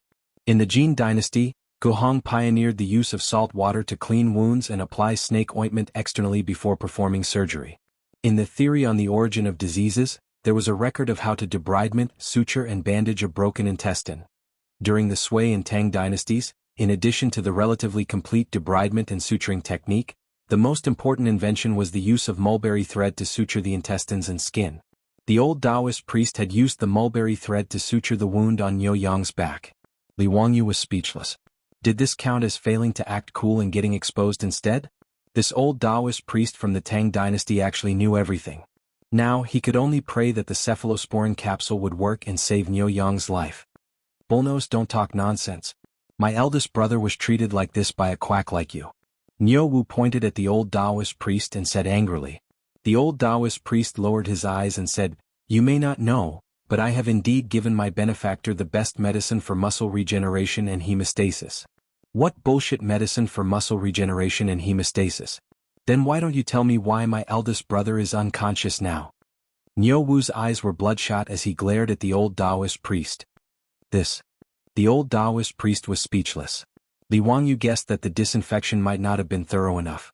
The black bear's claws had been hunting in the forest all year round, so who knew how much bacteria it had gotten? However, this could not be blamed on the old Taoist priest. He had indeed tried his best. However, Li Wangyu looked at the black mulberry leather thread used to sew up the wound on Niu Yang's back. He felt that the mulberry leather thread was not suitable. Li Wangyu looked at the bloody wounds on Niu Yang's back and said to Niu Wu, "Erling, immediately ride my family's horse to the county. Find a stall that slaughters cows and sheep and ask them for some lamb intestines." What do I need those for? Niu Wu was puzzled. Lamb intestines could save his brother's life? If I tell you to go, then go quickly. That's right, go to the medicine shop in the county and buy some saltpeter. Go quickly and return quickly. Li Wangyu did not have the time to explain to him. He sent Niu Wu out and asked Li Heng to lead his horse. Although the old Taoist priest treatment method was correct, The wound on Yo Yong's back was still inflamed. It was red and swollen with pus flowing out. Clearly it needed to be cleaned again. Li Wangyu subconsciously turned his head and took a deep breath. He was a small white-collar worker in a modern city. He had never seen such a bloody wound. He was at a loss for a moment. After a long time, Li Wangyu muttered, "Now, first of all, I have to scrape off the rotten flesh on Dalong's back." "I don't know how to do this," the old Taoist priest suddenly said. "If that's the case, why don't I take care of it?" "That's good. I'll have to trouble you." Seeing that the old Taoist priest was willing to take over, Li Wangyu quickly retreated to the side. "Immeasurable deity, I'll do my best." After the old Taoist priest finished speaking, he took out many things from the medicine box on his back. The old Taoist priest did not rush to scrape off the rotten flesh on Yo Yong's back. Instead, he took out silver needles, identified the acupuncture points on Yo Yong's back, and began to prick them. "Taoist priest, what are you doing?" Li Wangyu asked curiously. The old Taoist priest's face was calm. "It's too late to decoct the anesthetic powder now. I'll prick the acupuncture points with silver needles to reduce the pain." "Acupuncture anesthesia?" Li Wangyu was stunned when he heard the old Taoist priest's words. Could it be that the legendary acupuncture anesthesia in traditional Chinese medicine was real? This old Taoist priest actually had such a unique skill? It was said that acupuncture anesthesia was to use the needle to stimulate a certain acupuncture point or certain acupuncture points to achieve the purpose of analgesia. It could be performed without anesthesia. However, these were just legends in later generations. No one had ever seen a hospital that could perform surgery without anesthesia. Li Wangyu looked at Nyo Yong curiously. Although Nyo Yong was in a coma, his body would twitch unconsciously from time to time because of the pain from the wound. After the old Taoist priest pricked several silver needles on his back, Nyo Yong gradually calmed down, as if he had fallen into a deep sleep. It was amazing. The old Taoist priest took out an iron lancet and prepared to clean the wound on Nyo Yong's back. "Stop!" Li Wangyu quickly shouted. Chapter 87. This old Taoist priest did not even disinfect his knife and directly cut the wound. "Are you King curing diseases or spreading germs? Why did Xiaolang stop me?" the old Taoist priest asked, puzzled. "Your knife, it is not disinfected." Li Wangyu pointed at the lancet in the old Taoist priest's hand. The old Taoist priest was confused. "Disinfecting again? What is disinfecting?" "Your knife is not clean, it has germs." Li Wangyu could only explain like this. The old Taoist priest picked up his clean and shiny lancet. How was this knife not clean? There was not even a speck of dust? What were germs? Li Wangyu could not explain to the old Taoist priest what germs were, and he was too lazy to talk nonsense. He directly asked Li Heng if the water was ready. Now that there was no alcohol, not even a high concentration of white wine, disinfection could only be done by boiling water. Li Wangyu asked the old Taoist priest for the lancet and gave it to Li Heng.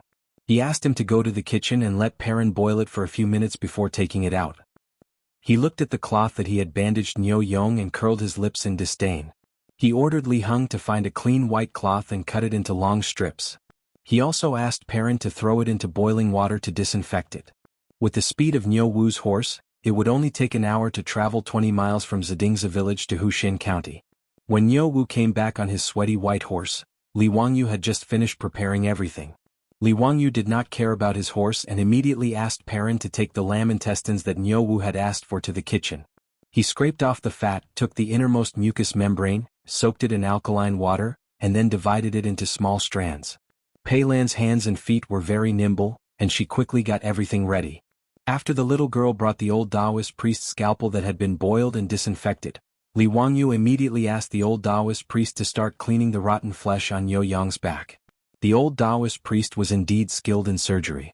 He held the lancet and moved nimbly. He did not mind the pus and stench flowing out of the wound at all. In a few moves he removed the inflamed and pus around the wound. His technique was very professional. "Perrin, is the warm water ready?" "Lang Jun, it's ready. Should I bring it in now?" "Okay, remember to add more salt." Since there was nothing else that could disinfect the wound, Li Wangyu could only make do with what he had. He used high-concentration saline to disinfect the wound. When the high-concentration salt water was poured on the wound on Nyo Yong's back, even though Nyo Yong had fallen into a coma due to a high fever, even though he had the old Taoist silver needle on his back that was used to anesthetize him, he was still in so much pain that he unconsciously let out a low groan and his body kept trembling. "Xiaolang, is my eldest brother all right?" Niu Wu's heart ached as he watched from the side. He could not help but ask. He's fine. The high concentration salt water disinfected the wound. Must be very painful. There's nothing we can do about it. After cutting off the rotten flesh on the wound and cleaning and disinfecting the wound, the next step should be to suture it. When the old Taoist priest was treating Niu Yang's wound again, he had already cut open the mulberry skin thread used to suture it. At this moment he took out the mulberry skin thread and prepared to suture it again. Taoist priest, wait. Use this catgut to suture the wound. Catgut? The old Taoist priest took the catgut from Li Wangyu's hand in confusion and sized it up. Is this what you asked Niu Erlang to go to the county city to find the lamb intestines to make? That's right. What's the benefit? There's no need to remove the stitches after the wound heals. The human body can absorb it. Li Wangyu showed off a little. Finally, there was something that was better than this old Taoist priest. The old Taoist priest thought for a moment and nodded. He picked up the catgut that Li Wangyu had provided and began to suture Niu Yang's wound again. After suturing the wound, the old Taoist priest applied the medicine to stop the bleeding on the wound again. He took the cloth that Li Wangyu had instructed Perrin to boil in boiling water and disinfect it. He then bandaged Niu Yang again. This is all I can do. My benefactor's internal injuries are feverish because of the wound ulcers. This penniless priest has no better way. I'll write a prescription now and ask the little kid to get someone to decoct the medicine for my benefactor. I hope it's useful, immeasurable, heavenly, venerable. Chinese medicine did not have any special medicine or method for wounds with suppurative infections. It was not until the invention of penicillin in modern times that it saved the lives of countless war wounded. This was also the reason. The reason why Li Wangyu dared to say that he could save Niu Yang was because he had the cephalosporin capsule in his hand. Cephalosporin was a second-generation antibiotic. Its effect was good and its side effects were small. Su Changqing had already taken the cephalosporin capsule. Li Wangyu took a capsule and fed it to Niu Yang. He then forced it down with clear water. The strange appearance of the capsule made the old Taoist priest stare at it for a long time. All right, Dalong has taken the medicine. The fever will definitely go down tomorrow. Li Wangyu was sure that the cephalosporin would be useful. The people of the Tang dynasty had never taken any antibiotics. They were not like the people of the future who had been flooded with antibiotics for a long time and were about to develop resistance. After eating cephalosporin for 3 days, Li Wangyu believed that he would be able to save Niu Yang's life. But what if eldest brother's fever doesn't go down? Niu Wu was still very anxious. The old Taoist priest had told him before that this fever was very deadly. Li Wangyu reached out and touched Niu Yang's forehead. It was burning hot. Even without a thermometer, Li Wangyu was sure that Niu Yang's body temperature was between 39 and 40 degrees Celsius. Such a high fever really needed to be cooled down immediately. If the fever didn't go down, it would cause dehydration and acid-base balance disorder. In serious cases, it could even cause cerebral edema. It's okay. I'll use ice to lower Dalong's temperature in a while. Don't worry. Li Wangyu said confidently. He had already considered this problem. Ice? It's early February now. Where would there be ice? Xiaolang, did you dig an ice cellar in your house? Niu Wu asked in surprise. Naturally, there was no such thing as a refrigerator in ancient times. However, the nobles had a way to store ice for a long time, and that was to dig an ice cellar. In the Book of Songs, there was a record of chiseling ice in winter for the nobles to use in summer. When the weather was cold and the ground was frozen, a large piece of ice was chiseled from a clean water source. Then it was placed in a specially dug ice cellar and sealed for preservation. This way it could be stored until the midsummer of the next year. This method of storing ice was very expensive. Unless one was very rich, they would never be able to afford it. Li Wangyu's house in Huxin had an ice cellar, but now there was no ice cellar in the old house in Dingzhou village. There's no need to store it. Did you buy the saltpeter I asked you to buy? Naturally I bought it. What's the use of saltpeter? Niu Wu took out a bag of saltpeter and handed it to Li Wangyu. It's used to make ice to lower the temperature of Dalong's body. Li Wangyu's words made Niu Wu and the old Taoist stunned. Saltpeter could be used to make ice? The old Taoist stroked his beard and said, saltpeter is salty, bitter, and cold. It goes to the stomach and large intestine. It expels heat and laxative, moistens dryness, softens and clears heat. It can be used for stagnation, dryness, swollen throat, red eyes, mastitis, and hemorrhoids. But this is the first time this poor Taoist heard that saltpeter can be used to make ice. Kid, don't make trouble. Chapter 88. Fortunately, Li Wangyu had transmigrated to the first year of the Tang dynasty, so he could show off his ability to make ice with saltpeter. If he had transmigrated a few years later, everyone would have known about it. During the Tang and Song dynasties, people had already discovered that saltpeter would freeze water if it was put into water. However, in the second year of Jingguan, Li Wangyu said that saltpeter could make ice, but no one believed him. Not only did Niu Wu and the old Taoist not believe him, even Li Heng and Perrin shook their heads in disbelief.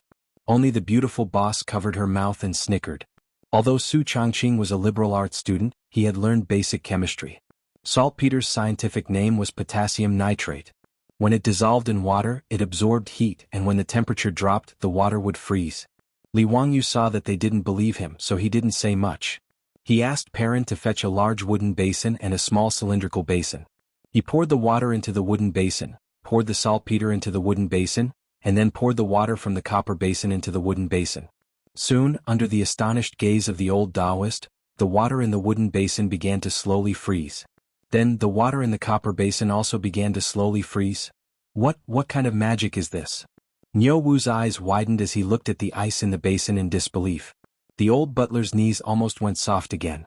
Fortunately, Li Wangyu held him up. Li Heng, what are you doing? Langjun, have you become an immortal? Turning water into ice with a touch. This is an immortal magic. The little girl Perrin was no better than Li Heng. She covered her mouth and widened her black eyes. She also couldn't believe her eyes. Only the old Taoist, after being astonished for a while, began to think about the reason behind it. He even reached out to touch the ice in the wooden basin to test the temperature. Immeasurable deity, so saltpeter can make water freeze. This poor Taoist understands now. The old Taoist bowed and whispered a Taoist name. Li Wangyu looked at the old Taoist priest in surprise and then understood. These Chinese Taoists could be said to be the earliest batch of chemists in China. Even gunpowder was created by these Taoists when they were refining pills. It was not surprising that they had some basic knowledge of chemistry. However, in Li Wangyu's opinion, these Taoist priests were not so much chemists, but a group of terrorists. All day long they would randomly refine some messy things and trick others to eat them. They were simply immoral. Li Wangyu dared to swear that if anyone dared to feed him a pill made of mercury, lead, sulfur, cinnabar, he would definitely raise his blade and kill them. This group of terrorists simply had amazing imagination. They had no choice but to admit defeat. In the time it took for an incense stick to burn, the 2 basins of water turned into ice cubes under everyone's gaze. Li Wangyu took out the copper basin and had Niu Wu use a knife to cut open the ice in the wooden basin. He wrapped the basin in a towel and stuffed it under Niu Yong's armpits, inner thighs and forehead to lower the temperature. After Niu Yong ate the cephalosporin and had the ice cubes to lower his temperature, his originally rapid breathing quickly calmed down. The old Taoist priest pulled his hand over and felt his pulse. He was very surprised. His pulse is stable and strong. Benefactor has actually taken a turn for the better. It seems like his life is no longer in danger. Little child, what medicine did you give Benefactor? It actually has such a miraculous effect? What medicine did he take? Cephachlor capsules. There was only one box in the Tang dynasty. Li Wangyu naturally could not answer like this. He could only smile mysteriously. Miraculous medicine, antibiotics. It's a pity that there's only these. There won't be a second box in 1,000 years. He shook the box of cephalosporin capsules at the old Taoist priest and Niu Wu. There were only 27 cephalosporin capsules in a box. One capsule needed to be taken 3 times a day for 3 consecutive days. In other words, this box of cephalosporin could only be taken for 3 courses of treatment. It would be gone forever.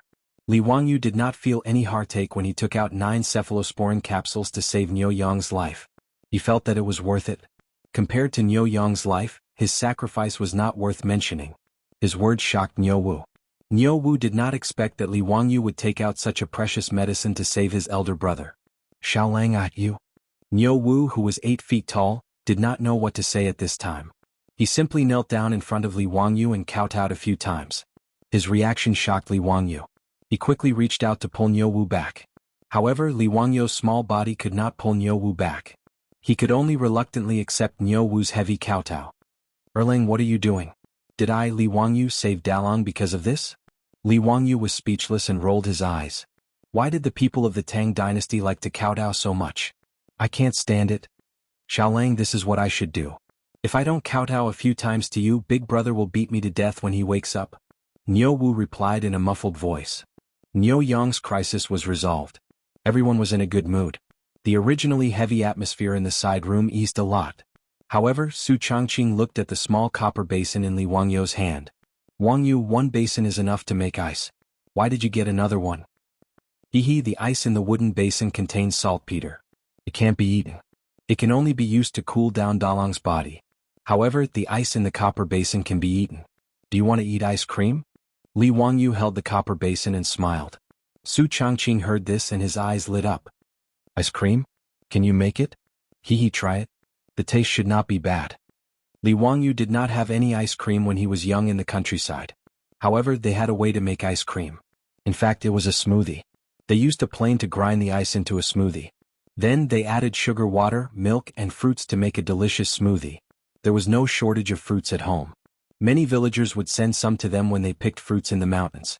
With Shoyang Mountain behind them, there were different wild fruits to pick all year round. As for milk, it was even easier. There was a lot in their kitchen. This milk was produced by the cows that were raised in the farmer's house. Su Changqing had already told the farmers that the milk they squeezed out every day would be sent to their house. Don't think that only the black and white cows produced milk. In fact, cattle also produced milk. It was just that the output was not as much. Moreover, drinking milk was already very popular in the Tang dynasty. In the murals of the Mogao grottos, there were many scenes of peasant women milking cows. During the Tang and Song dynasties, there were also many famous people who liked to drink milk. Bai Ji was also a milk lover. After grinding the smoothie, mixing the milk, fruit, and sugar water, the first smoothie in the Tang dynasty was ready. Li Wangyu asked Perrin to prepare a small bowl for everyone. Although it was early spring and the weather was still a little cold, no one refused such a delicious and tempting bowl of smoothie. Even Niu Wu temporarily put down his worries about his elder brother and drank the bowl of smoothie in one gulp. Delicious. Xiaolang, this smoothie of yours is really delicious. The old Taoist was also very interested in the smoothie and nodded repeatedly as he ate. After everyone finished eating, the little girl Perrin took away the bowls and chopsticks. Li Wangyu then bowed to the old Taoist. May I ask for your name? I am Sun Simiao. Chapter 89. The old Taoist priest's words were like a clap of thunder, exploding in Li Wangyu's ears. Sun Simiao? Medicine King Sun Simiao? The ruddy old Taoist priest in front of him was Sun Simiao? Wait, Li Wangyu remembered that Sun Simiao was born in the 7th year of Western Wei's Emperor Yuan Baoju's reign, which was 541 AD. Now it was the 2nd year of Jingguan, 628 AD. Then wouldn't this old Taoist priest be 87 years old? However, the history books also recorded that Sun Simiao lived for 141 years, so it seemed that this old man was still very young. Li Wangyu suddenly had the urge to kowtow. When he visited Taoist temples in the future, there was often a Medicine King Hall, where the Medicine King Sun Simiao was worshipped. And now, he actually saw the real person. Su Changqing's reaction was not much better than Li Wangyu's. He was also stunned and looked at the old Taoist priest. Son, Taoist priest son, how old are you this year? Li Wangyu wanted to confirm whether this old Taoist priest was the legendary Medicine King Sun Simiao. The old Taoist priest twirled his beard and laughed. This year is already the year of the Staff Dynasty, and it's almost the year of the Hunchback.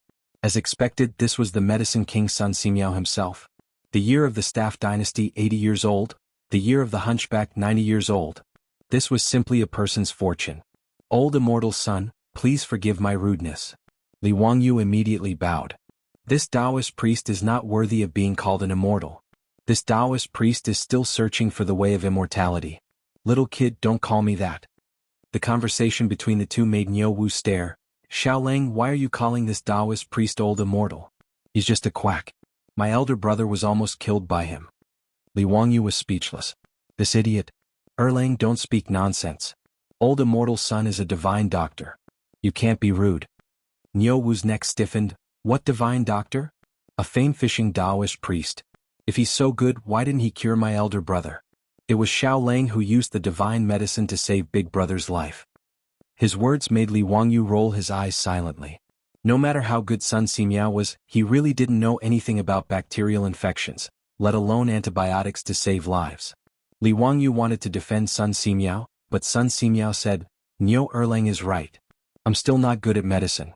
Little doll, what is the bacteria you were talking about? What was the meaning of disinfection? What kind of medicine was the antibiotic?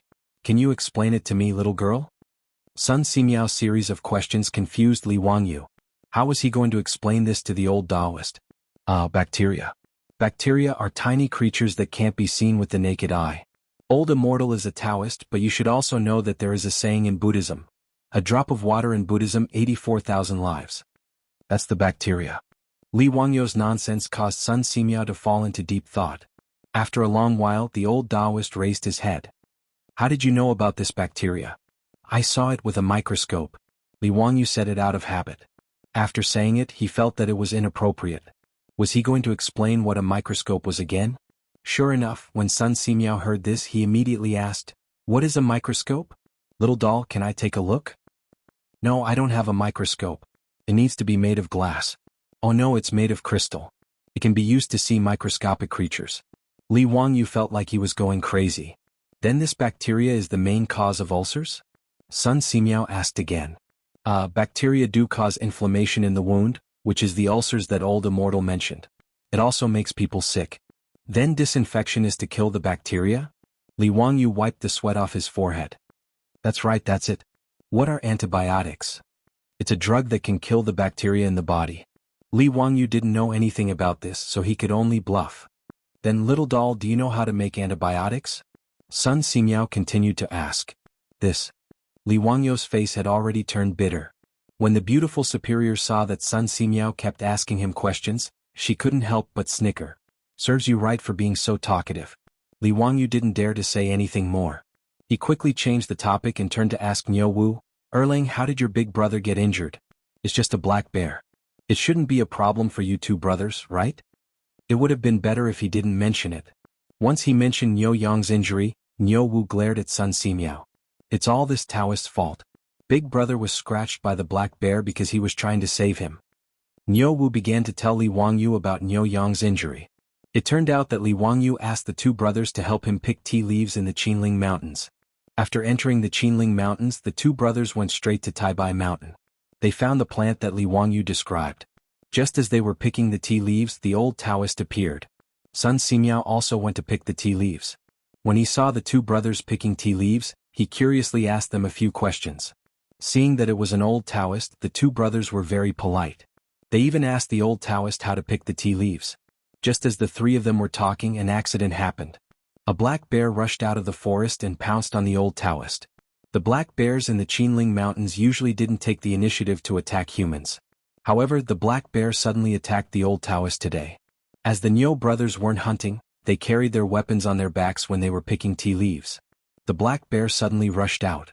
Sun Simiao's back was facing the black bear, so he didn't notice it. In order to save the old Taoist, Niu Yong didn't have time to pull out his weapon. He pulled Sun Simiao with one arm and took a slap from the black bear on his back. The sharp bear paw scratched several deep wounds on his back. After Niu Wu pulled out his weapon, he fought and killed the black bear. Then he quickly treated his brother with the old Taoist. Niu Yong was only scratched on the back by the black bear. Although he was bleeding, it was only an external injury. To Niu Wu and Sun Simiao, it wasn't serious and wasn't fatal. Originally, Niu Wu saw that the old Taoist skills were much better than those of the doctors in the army. He thought that his brother was lucky that there was a doctor to treat him immediately when he was injured. However, who knew that Niu Yong would have a high fever that night and even become delirious? Niu Wu started to panic. Ignoring the old Taoist's advice, he carried his brother down the mountain and prepared to go to the county to seek medical treatment. Sun Simiao naturally couldn't leave him alone like this. He could only follow them down the mountain. Moreover, he had confirmed Niu Yong's injury. The wound was already ulcerated. It was incurable. Sun Simiao was also puzzled. The wound had already been treated. Logically speaking, it shouldn't be like this. After listening to Li Wangyu's explanation today, the old Taoist seemed to understand something. He twirled his beard and looked at Li Wangyu. No one knew what he was thinking. Now that Niu Yong's life was finally out of danger after eating the cephalosporin capsule, Niu Wu was also energetic. He handed the basket of tea leaves they picked from the mountain to Li Wangyu. "Xiaolang, take a look. Are these the tea leaves you want?" Chapter 90. Li Wangyu looked at it and was overjoyed. "Ah, that's right. This is the Medicine King tea. Thank you so much." "You don't have to thank me.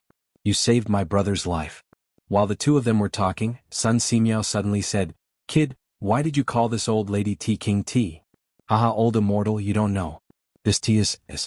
Li Wangyu couldn't finish his words. Damn, the tea was called Medicine King tea because the Medicine King Sun Simiao found it when he lived in seclusion in Taibai Mountain. How could he answer this question in front of Sun Simiao? How could he answer this question? I'm waiting online. It's urgent. Sun Simiao was called the Medicine King in the Ming and Qing dynasties. How could he answer this damn question? This tea, well, it's good for the body. Maybe it was given by the Medicine King. That's why I called it Medicine King tea. Sun Simiao didn't care about Li Wangyu's messy explanation. He picked up a leaf of Medicine King tea and said, I also found this tea woman in Taibai Mountain. It can relieve summer heat, improve the brain and heart, strengthen the stomach, remove dampness, improve eyesight and regulate menstruation. Is both a tea and a medicine. I didn't expect you to know it. Well, I found it by accident. So I asked the Niu brothers to pick some for me to try. The tea woman's fresh leaves can't be drunk directly. Since you like this tea, I have some tea leaves here. I'll give them to you. Sun Simiao took out a small bag of tea leaves from his medicine box and handed it to Li Wangyu. The Medicine King tea made by Sun Simiao himself. How much would it be sold in the future? Li Wangyu was overjoyed. He thanked Sun Simiao and took it with both hands. Perrin, boil the water. Before Li Wangyu said anything, the beautiful boss had asked the little girl to boil the water. She had been longing for this tea for a long time. Li Wangyu instructed the old housekeeper to help Niu Wu take care of the sickly Niu Yong, and invited Sun Simiao to take a seat in the central room. After the water was boiled, a few cups of Medicine King tea were brewed.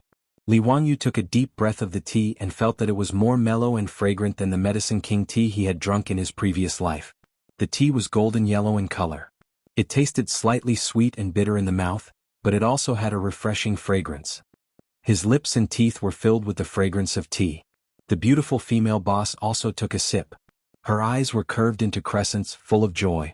She likes tea and coffee, but she hasn't had tea for a long time since she came to the Tang dynasty. Old Immortal son, are you still planning to return to Mount Taibai? Li Wangyu politely poured tea for Sun Simiao. Sun Simiao nodded. That's right. Since I'm pursuing the way of immortality, I naturally have to cultivate in the mountains. When the eldest son of the Niu family recovers, I'll return to Mount Taibai. Li Wangyu knew that although Sun Simiao's medical skills were superb, he was wholeheartedly pursuing the way of immortality. The reason why Sun Simiao's medical skills were superb was mainly because he believed that in order for a cultivator to ascend and become an immortal, they had to cultivate virtue and accumulate kindness. The more kindness they accumulated, the higher their immortal rank would be. Sun Simiao had chosen the way of immortality to help the world and the people. Li Wangyu looked at the old Taoist with white hair and a ruddy complexion, and his heart began to beat faster. The medical conditions in the Tang dynasty were so poor. If either he or his beautiful female boss had a headache or fever, who would they go to for treatment? The Luoyuan medical workers in the county? Li Wangyu didn't trust their medical skills. Although the cephalosporin capsule was good, it could only be taken for 2 courses at most. Moreover, it wasn't a medicine that could cure all diseases. If he could trick Sun Simiao into staying in Dingzhou village, it would be like adding insurance to his life. Li Wangyu's eyes darted around, wondering how he could trick Sun Simiao into staying. This wasn't easy to do. Not to mention him, Pai Lupi had sent out many imperial edicts to invite Sun Simiao to come out of retirement and be conferred a title, but Sun Simiao, who was wholeheartedly pursuing the way of immortality, refused. When Li Ji ascended the throne, he invited Sun Simiao into the world. The old Taoist couldn't refuse and could only recommend his disciple, Lu Shenwei, to take up a post in the imperial hospital. The 2 emperors of the Tang dynasty hadn't been able to invite this old Taoist, so what could he do to make him stay? Li Wangyu didn't know what to say. Suddenly, a bolt of lightning flashed through his mind. Since Sun Simiao entered the way of immortality through medicine and pursued great merit, then he could give him great merit. Wouldn't that be enough to attract the old Taoist to stay? Penicillin. This was definitely attractive enough. He remembered that he had once watched a Japanese drama called Dr. Ren. In the drama, a modern Japanese doctor traveled to the Edo period of Japan and made penicillin himself. He didn't know whether the drama had a scientific basis or not, but it seemed to be the case.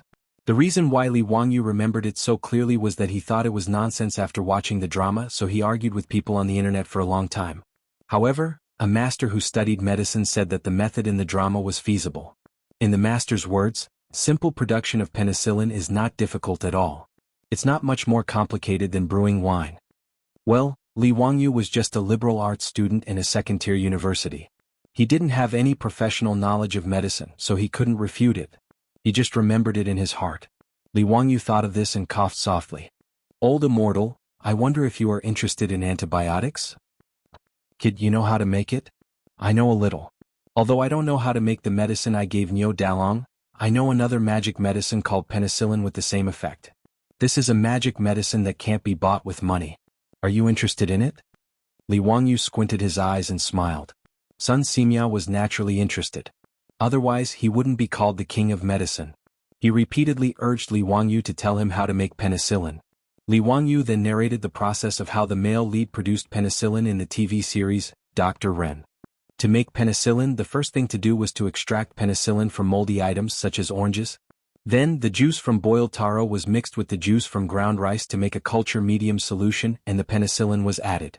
After a week, the medicinal ingredients could be extracted from the propagated penicillin. The culture medium was filtered and mixed with vegetable oil. Then, the aqueous solution containing penicillin could be extracted. After that, the aqueous solution of penicillin could be filtered and poured in pure distilled water to obtain a high-purity penicillin solvent. As for whether the extracted penicillin solvent could cure diseases and save people, Li Wangyu wouldn't try it. Even if he was beaten to death, he wouldn't want to try this kind of crude penicillin. Li Wangyu's big lie had fooled the king of medicine, Sun Simiao. What kind of effect does this penicillin have?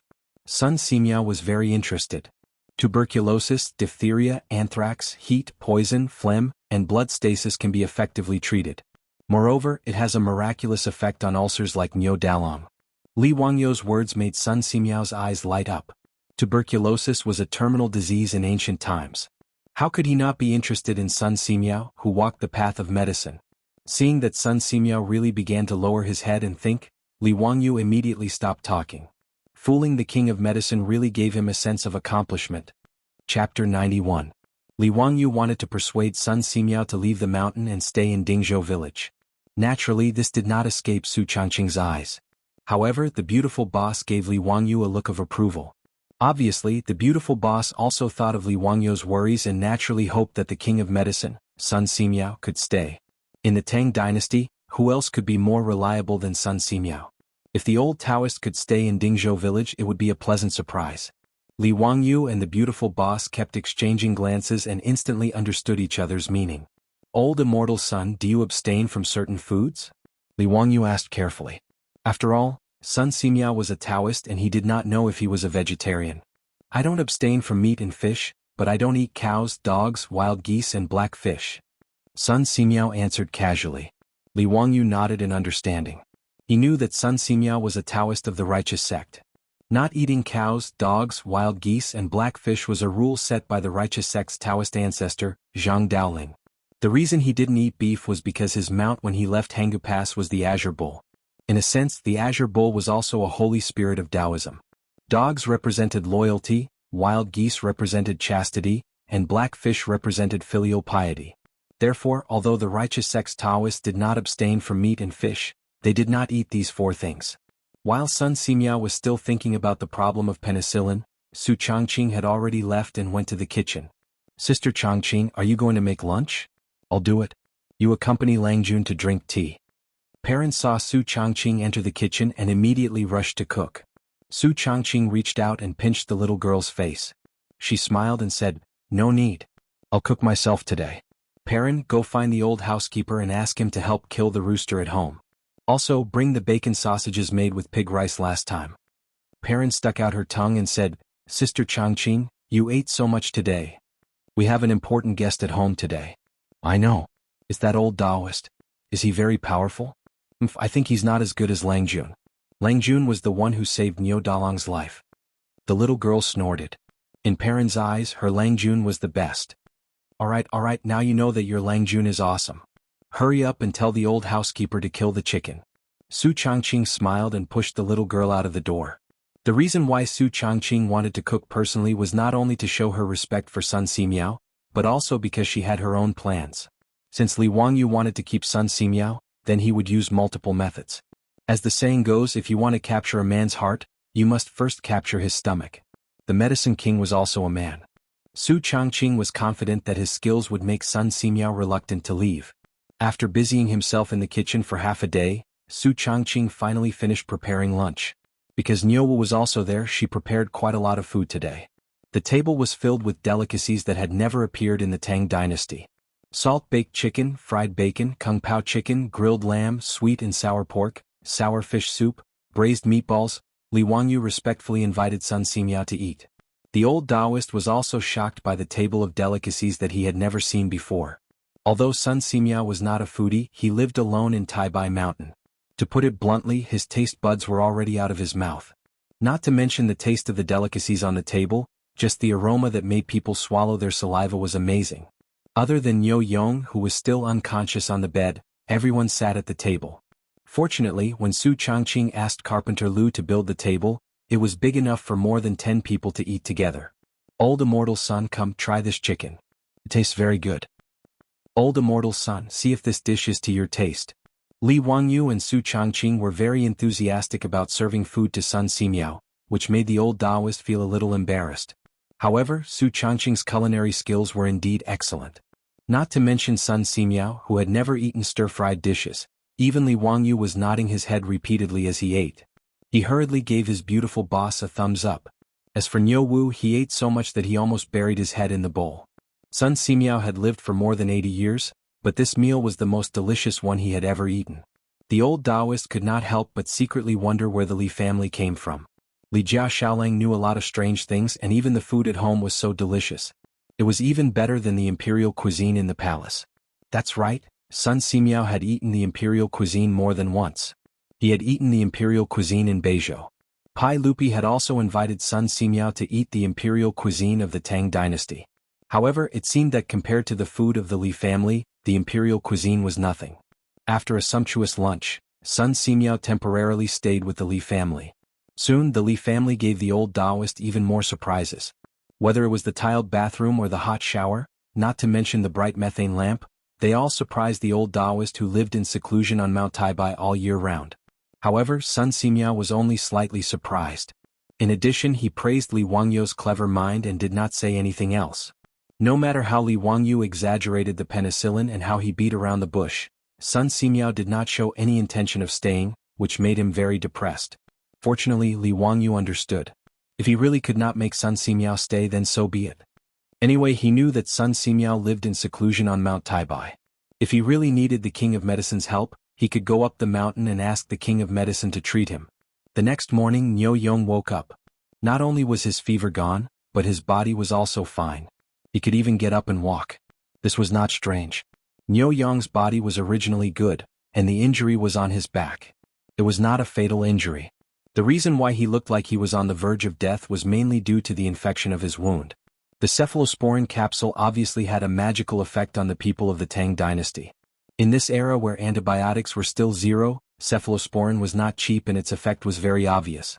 After Li Wangyu woke up early, he was pleasantly surprised to find that Niu Yong was already moving around in the front yard with the help of Niu Wu. Dalong, you're awake? You scared me. You must be careful in the future. Li Wangyu trotted forward and looked Niu Yong up and down. Niu Yong shook off his brother's support. Ignoring the injury on his back, he was about to kneel down in front of Li Wangyu. Erlang, quickly support your eldest brother. Li Wangyu hurriedly shouted, Dalong, what are you doing? You must not. Erlang, let go. You also kneel down in front of me. Niu Yong stared at Niu Wu. Ignoring Li Wangyu's dissuasion, he directly knelt down. Xiaolang, I have no way to repay you for saving my life. If you don't mind me being useless, me and my brother want to be your troops. I hope Xiaolang can fulfill our wish. Niu Yong's words made Li Wangyu dumbfounded. What did you say? Be my troops?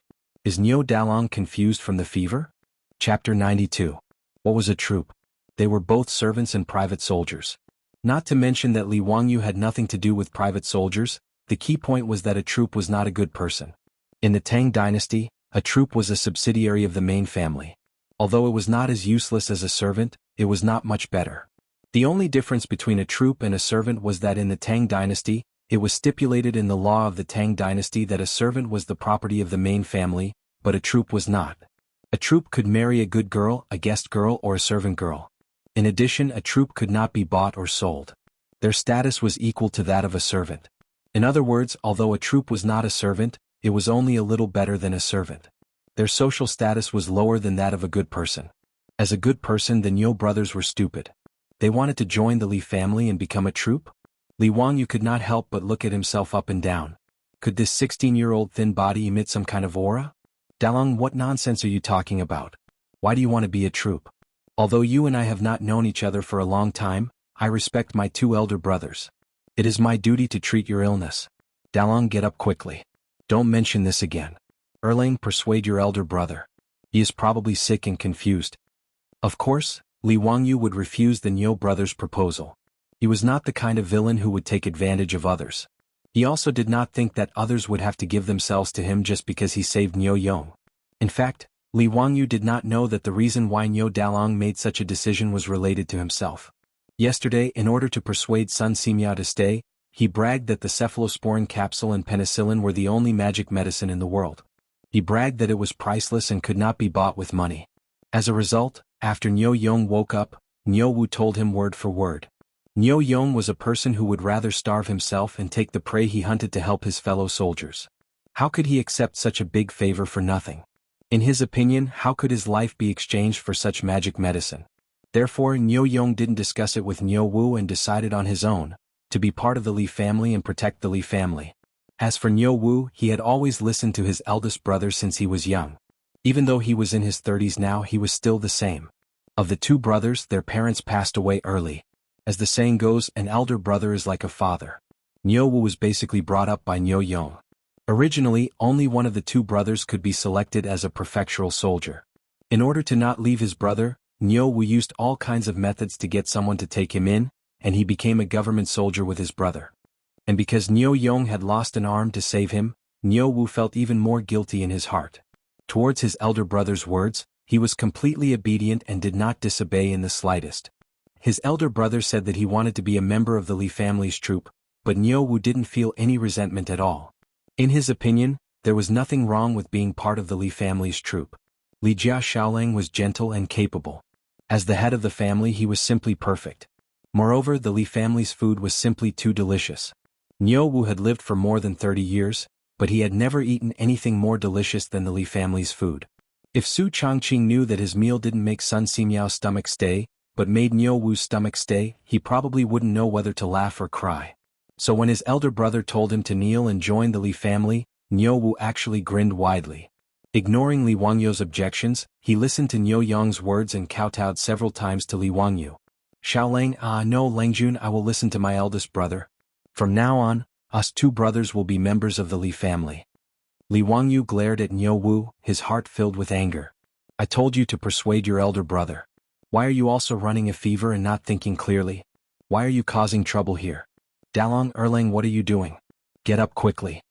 The three people's movements in the front yard startled all the beautiful boss and the others. After figuring out what had happened, everyone's reactions were different. The old housekeeper and Perrin looked at the Niu brothers with admiration. Their eyes were full of encouragement, thinking that the Niu brothers should be like this. Sun Ximiao just stroked his beard and smiled, not expressing his opinion.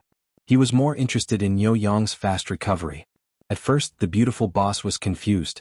She didn't understand why the Niu brothers knelt to Li Wangyu and what the troop meant. After she quietly asked Perrin about the meaning of the troops, she was completely stunned. As a modern person, she, like Li Wangyu, found it hard to understand that someone would be willing to become a vassal in order to repay a debt of gratitude. To put it bluntly, it was equivalent to selling oneself to their family. Li Wangyu also couldn't accept it, but no matter how he persuaded, the Niu brothers didn't get up. Li Wangyu was also speechless. He simply ignored the two idiots and went back to the backyard. Big brother Xiaolang, oh no Langjun, he left. What should we do now? Niu Wu saw Li Wangyu leave and was also a little anxious. Niu Yong looked at Li Wangyu's back and said with a determined expression, Erlang, help me up. Let's go. Big brother, your injury hasn't healed yet. Let's talk about it after you recover. There's no hurry. Niu Wu persuaded. Are you going or not? Niu Yong stared at him. Niu Wu immediately cowered and helped his brother up. Niu Yong didn't care that his back injury hadn't healed. He said goodbye to the old housekeeper Li Heng and left. Niu Wu helped his brother out of the Li family's gate. Seeing the two leave, Li Heng shook his head in disappointment. He only cared about the prosperity of the Li family. Someone offered to be his troop, but the young master refused.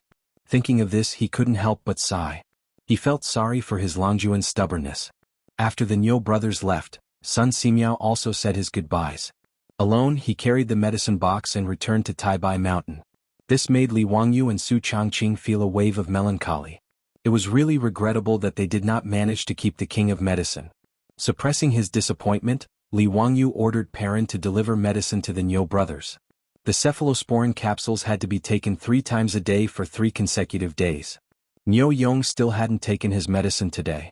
In the end, the little girl came back quickly and said that the Niu family's door was locked. She asked the neighbors and said that the 2 brothers didn't come home. Niu Yong was still injured. Where could they have run to? Li Wangyu was also a little anxious. He didn't ignore their ridiculous request in the morning, so the 2 brothers ran off to do something stupid, right? He took out the white horse at home and rode it to search all the fields in the village. He didn't see the Niu brothers. He asked a lot of familiar villagers. Some said that they saw Niu Erlang help Dalong out of the village, but they didn't know what they were going to do. Li Wangyu felt that something was wrong, but because he couldn't find the Niu brothers, he could only give up. In the end, later that day, the Niu brothers returned to the Li family again. The old village chief also came with them. Something that made Li Wangyu and Su Changqing flabbergasted happened. Chapter 93. The Niu brothers and the old village chief entered the door together, holding a document issued by the county government in their hands. The old village chief was asked by the Niu brothers to be a witness. Dalong Erlang, what are you holding? Li Wangyu asked, puzzled. A document issued by the county government. I, Niu Yong and Niu Wu, volunteered to become members of the Li family. We have already registered with the county government. Today the old village chief is here to be a witness. Niu Yong's words shocked Li Wangyu. The 2 brothers actually went to the county government to complete the formalities because Li Wangyu did not agree. He suddenly stood up, grabbed the document in Niu Wu's hand and looked at it carefully. It was indeed a document issued by the county government. It was written clearly in black and white that Niu Yong and Niu Wu of Dingzhou village in Hu County were attached to the Li family as members. Li Wangyu pointed at the Niu brothers. He opened his mouth for a long time but did not know what to say. You.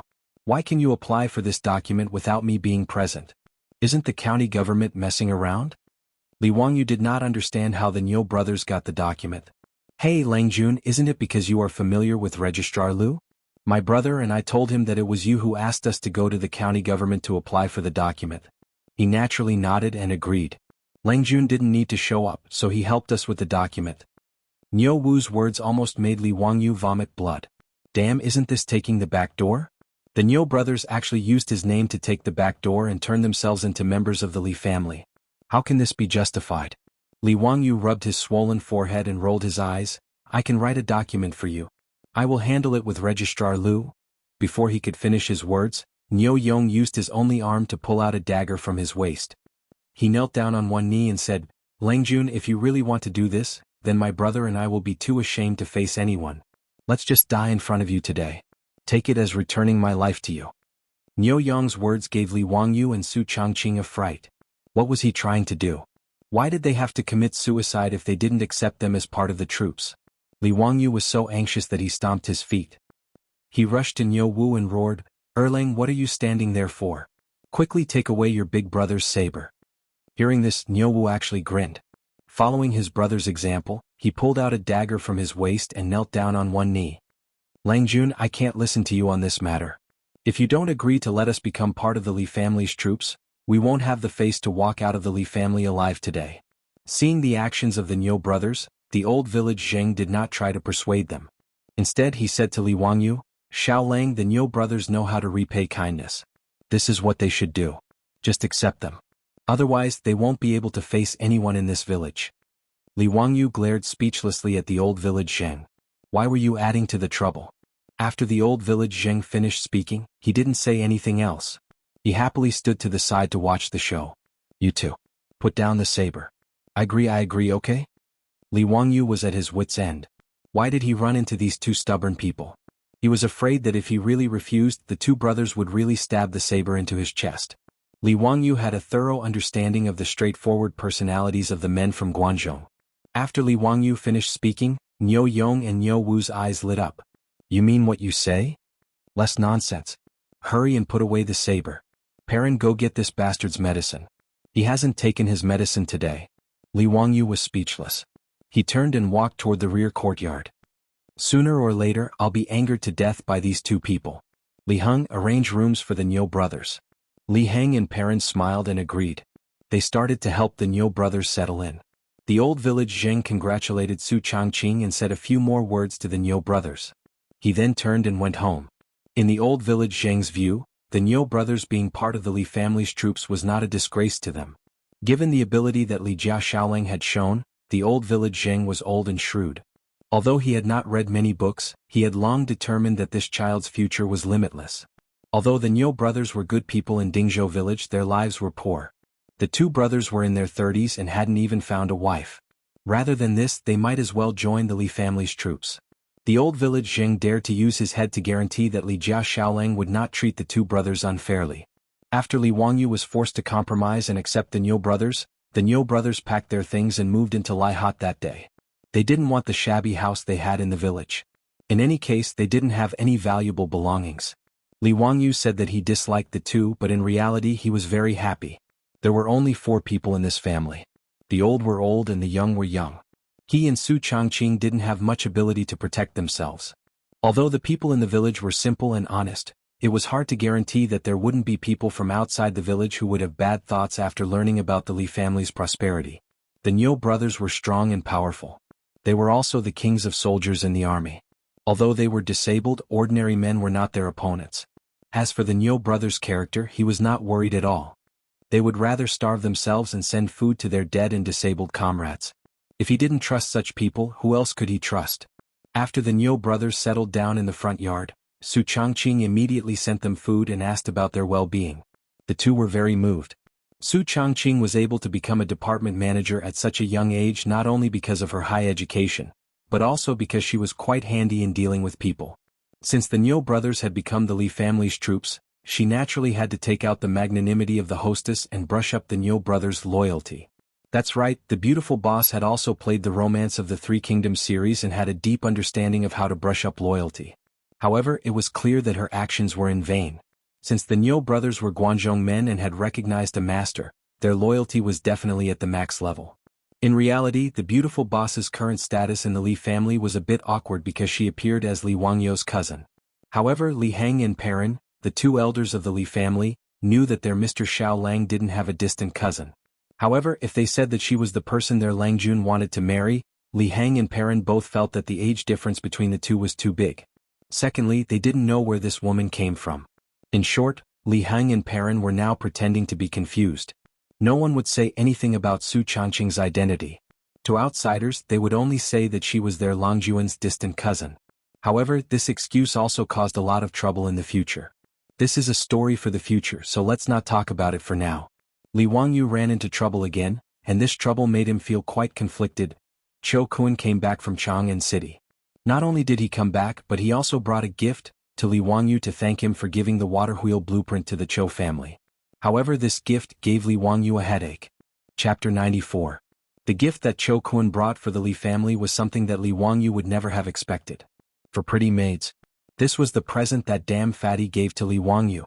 If his beautiful superior hadn't fallen into Li Wangyu's bathtub, he would have been very happy to accept this gift. He would have even quietly asked the fatty if he had blonde-haired and blue-eyed prostitutes. As a normal man in his 20s, having these pretty maids to serve him was of course a good thing. Li Wangyu wasn't a moralist, a fake scholar, or a disabled person who had been sent to the palace. Whoever dared to say that they didn't like it was absolutely hypocritical to the extreme. But right now, he didn't dare to reveal a trace of liking. Ever since the fatty Cho Kun brought the 4 specially selected maids into the Li family's door, his beautiful superior didn't reveal a trace of a smile on her face. From time to time, her cold gaze would wander around Li Wangyu's body, making him shudder. If he had to blame someone, he could only blame the damn fatty for not knowing how to speak. If he had said that they were sent to the residence to be rough maids, then it would have been fine. This guy opened his mouth and said, "These 4 maids are all virgins and are very clean. Xiaolang likes they can warm your bed at night. Haha, it would also be a great joy in life. Warm your sister. Do you dare to speak any louder? Fatty, you're too wretched. I'm ashamed to be associated with you." After Su Changqing heard the fatty's words, the frost on her face could have turned into ice. Under the influence of her aura, not to mention Perrin, even the old housekeeper wisely shut his mouth and didn't say a word. Li Wangyu was extremely annoyed by this, and his heart was constantly galloping. Su Changqing, you're not this father's girlfriend, nor are you my wife. What right do you have to look at me like that? If you look at me again, do you believe that I won't eat you tonight? Of course, as a coward, these were all just Li Wangyu's psychological activities. At this moment, he sat on the chair with a serious expression and looked straight into the fatty's eyes. Brother Cho, I appreciate your good intentions, but please take these 4 maids back. After saying this, Li Wangyu felt a stab of pain in his conscience. The 4 maidservants sent by the fatty were all around 14 to 15 years old. Their appearances were decent and could be considered delicate and pretty.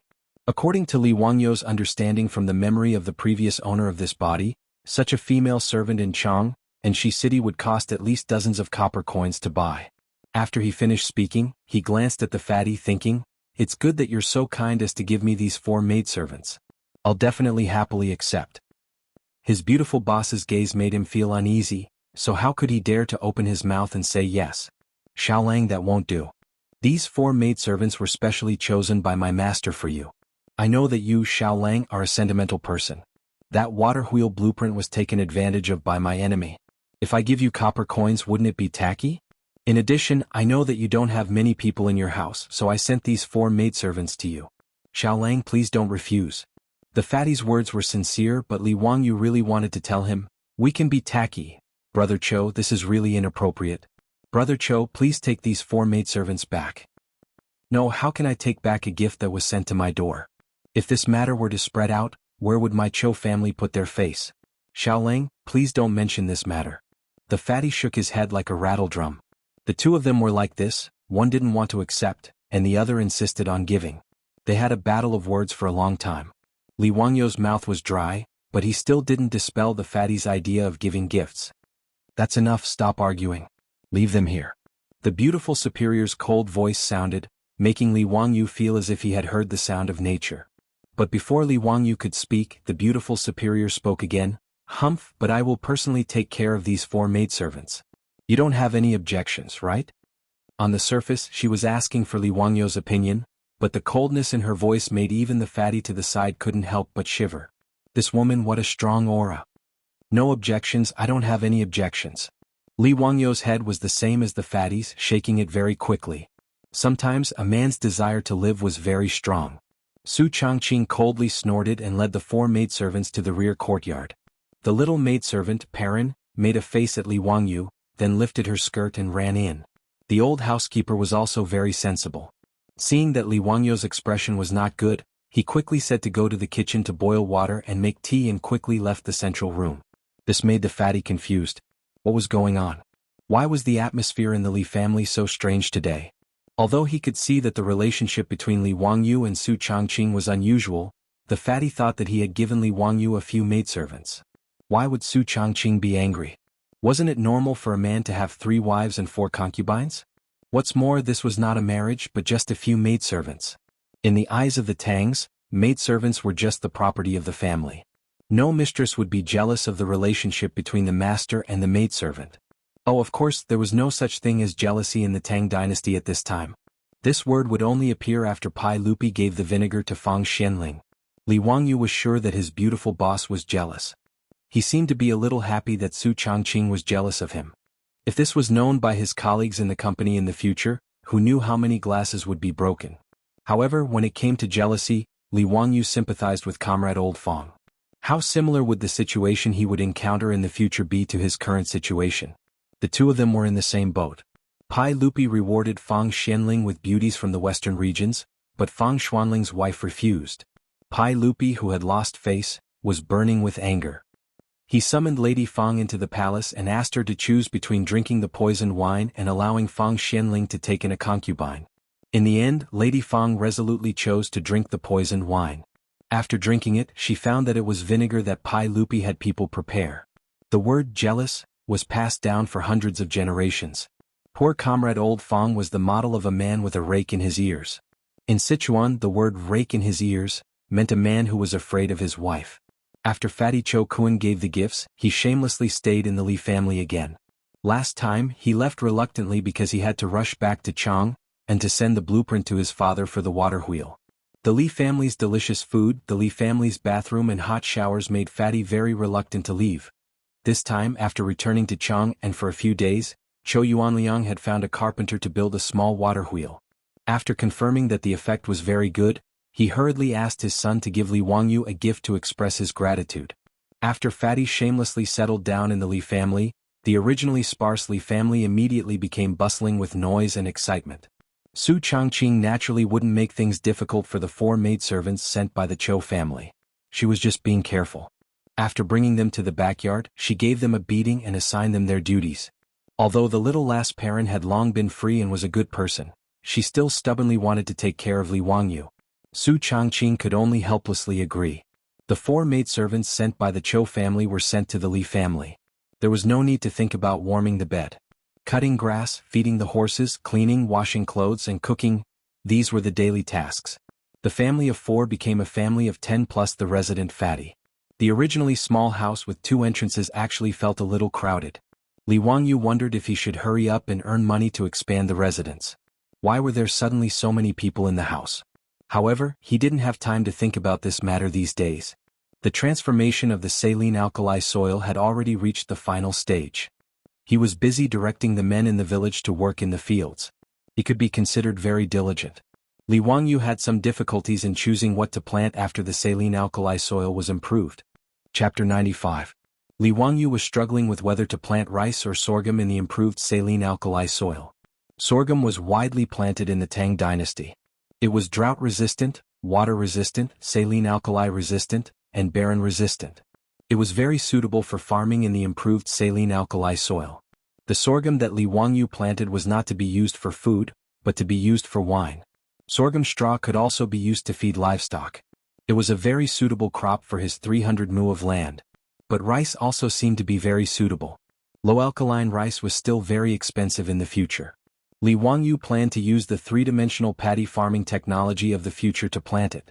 Li Wangyu remembered that there was a big farmer in his village who raised catfish in the paddy fields. As a result, every catfish raised in the paddy fields weighed 2 to 3 caddies. The harvest per mu was more than 700 caddies of catfish and 1,000 caddies of rice per mu. One had to know that 1,000 caddies was equivalent to 10 dan of grain. In the Tang dynasty, the grain yield per mu was less than 1 dan. The difference was too big. Li Wangyu was very clear about the benefits of 3-dimensional paddy farming. The fish ate the pests and weeds in the paddy fields and could also loosen the soil. The fish excrement could make the soil of the paddy fields fertile, creating a good environment for rice to grow. But sorghum could be used to make wine. That was a huge profit. Li Wangyu was reluctant to give it up. What was even more painful was that no matter what he planted, he could not avoid the locusts that were coming. Whether it was sorghum or rice, the spring sowing was in the 3rd lunar month, which happened to be the time when the locusts broke out in Guangzhou. If he planted sorghum and rice seedlings at this time, wouldn't he be giving food to the locusts?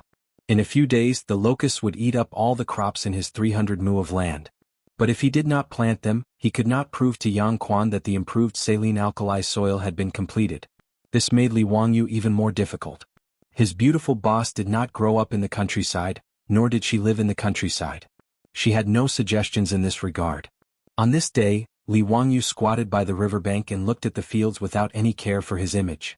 This saline alkali soil had already been washed and soaked 3 times, and was in the process of transplanting. In other words, good soil from other places was transported and spread over the original saline alkali soil.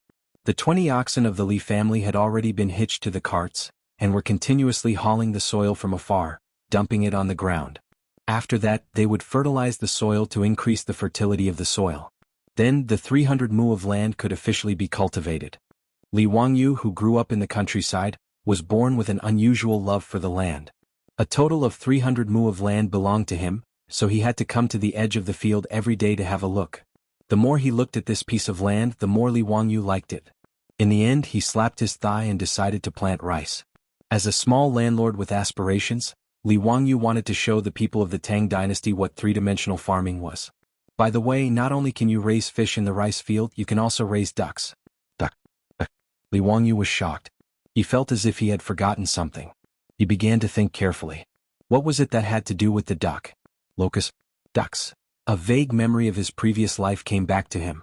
He remembered reading a report that an insect research institute in Guangdong had done an experiment, and a large number of ducks were introduced to the farmland to hunt locusts. As a result, 2,000 ducks devoured all the locusts on thousands of mu of land. Thinking of this, Li Wangyu couldn't help but slap his own head. This pig brain, why didn't he think of this earlier? Yes, ducks. With ducks they could fight against locusts and at least the crops in Dingzhou village could be saved. Aha, so what if it was a plague of locusts? Let's see if there are more locusts or more ducks. Thinking of this, Li Wangyu directly jumped on the back of the horse and rushed to the county. If he wanted to buy a large number of ducks, he had to find the chicken and duck vendors in the county. If there were not enough ducks in the county, Li Wangyu was ready to go to Chang and to buy ducks. The county market in Jianghu County was quite lively. After the news of Li Wangyu buying a large number of ducks spread out, the chicken and duck vendors in the county market all gathered around. Li Wangyu calculated the copper coins and gold at home. There were about 150 strings of coins left. He left 50 strings of coins for the family's working capital, and the rest of the money was ready to buy ducks. Li Wangyu bargained with several chicken and duck vendors in the county and agreed on the price. An adult duck was 30 copper coins and a duckling was 5 copper coins. After calculating, Li Wangyu could buy thousands of ducks. With so many ducks, it should be enough to protect the fields in Dingzhou village. Because of the large number, these chicken and duck vendors also needed time to collect ducks. So Li Wangyu made an appointment with them. 10 days later, the vendors would send the ducks to Dingzhou village. At that time they would exchange money and goods. He came out in a hurry and forgot to bring copper coins. There was no way to pay the vendors. Li Wangyu felt a little embarrassed. When he was about to ask them to go back to Dingzhou village with him to get money, someone recognized him as Li Xiaolang from Dingzhou village. What Li Wangyu didn't expect was that after someone recognized him, these vendors actually said that there was no need to pay the deposit. The ducks would be delivered in 10 days. Haha, Li Xiaolang from Dingzhou village, how can we not trust him? That's right, Li Xiaolang is a literary star who came down to earth. How can he deceive us? No need to pay the deposit, no need to pay the deposit. The ducks will be delivered in 10 days. Xiaolang, last time your village had a pig slaughtering feast. This time you bought so many ducks. Are you going to eat a duck slaughtering feast? Bah, you foodie. Dingzhou village only has more than 100 households. How can they eat so many ducks? It must be Xiaolang who has other uses. Don't you know who Li Xiaolang is? He is the person who made the water wheel. That's right, that's right. I specially went to Dingzhou village to see that water wheel. TSK, it's amazing. It doesn't need any manpower and it automatically carries water. I heard that Yang Mingfu has begun to recruit craftsmen to promote this water wheel in the county. Li Xiaolang has done a good deed for us. Our village's chief also said that he wants to burn incense for you, Xiaolang. When these words were said, Li Wangyu's face turned black. Are they thanking me or cursing me? Is there anyone who would burn incense for a living person? In short, the conversation in the market was getting more and more crooked. Some people had already begun to discuss whether the Li family's ancestral grave was emitting smoke. Li Wangyu could only quickly ride his horse and run away. No matter which dynasty, no matter if it was 1,000 years ago or not, the Chinese people's ability to gossip was still so valiant. He couldn't help but admire it. However, Li Wangyu was still somewhat happy in his heart. Hearing so many people praise him, it showed that they had a good eye. The only regret was that no one praised him for being handsome. After settling the matter of purchasing the ducks, Li Wangyu rode back to the village. He still had to communicate with his beautiful boss and the village chief. Otherwise, when thousands of ducks were delivered to the village in 10 days, would he have to raise them himself? Chapter 96. Li Wangyu forgot to inform Su Changqing that the ducks could kill the locusts. He hurried off to the county to purchase the ducks. After returning to Dingzhou village, Li Wangyu hurried to report this to his beautiful boss. The family's finances were now managed by his beautiful boss. If Li Wangyu wanted to spend money, he had to inform Su Changqing first. Regarding this, the old butler kept shaking his head. He thought Li Wangyu was too useless as the head of the family. How could he let a woman manage the family's finances? Li Wangyu, on the other hand, thought it was reasonable. Not to mention, the projects that his beautiful boss handled were all worth hundreds of millions. Li Wangyu didn't see any problem with this woman managing the family's finances. Weren't all men in his previous life like this? Furthermore, he had a business administration student from the University of Pennsylvania helping him manage the family's finances. What was there to worry about? Su Changqing was shocked when he heard that Li Wangyu planned to use more than 100 strings of copper coins to purchase the ducks. However, after listening to Li Wangyu's explanation, his beautiful boss nodded immediately. She agreed with him. As the saying goes, if you're poor, you should take care of yourself. If you're rich, you should help the world. Since Li family had the ability to take care of the village, naturally they had to do it. Li Wangyu, on the other hand, was worried that the old villager wouldn't agree to rearing the thousands of ducks in the village's fields. Guanzhong Road was mainly used to grow wheat. It was considered a dry land. To rearing thousands of ducks in the fields, the farmers might not agree. Li Wangyu naturally couldn't tell the old villager that the ducks were reared to eat the locusts. Everyone in the Tang dynasty believed that the locusts were released by the locust god. Who would dare to kill them? Their worries were not unfounded. Li Wangyu invited the old villager into his home. As soon as he mentioned his idea, the old villager shook his head. No, Xiaolang, you can't do that. It's fine if you're rearing some ducks at home, but thousands of ducks in the fields, how can you do that? Old Muramesa, don't worry. The ducks won't eat the wheat seedlings. I can guarantee that. If the ducks eat the crops in the field, I will pay for all the cost. Li Wangyu continued to persuade the old Muramesa. Xiaolang, how are you going to feed these thousands of ducks? How can there be so much food to feed the ducks during the spring plowing season? I have my own plans. I will buy enough feed from the county. You don't have to worry about it, Li Wangyu said casually. In fact, he didn't intend to buy any food to feed the ducks. He just wanted the ducks to catch locusts to eat. When the plague of locusts came, the locusts would cover the sky and cover the earth. Even the ducks might not be able to eat all of them, so there was no need to worry about starving. That won't do either. There are thousands of ducks. Who are you going to let loose for you? During the spring plowing season, even half-grown boys had to work in the fields. Who would take care of the ducks for you? Without anyone watching over them, were they going to let thousands of ducks run amok in the fields of the village? That would be terrible. No. Xiaolang, what you are doing is ridiculous. Li Wangyu thought about it. The old Muramesa's words made sense.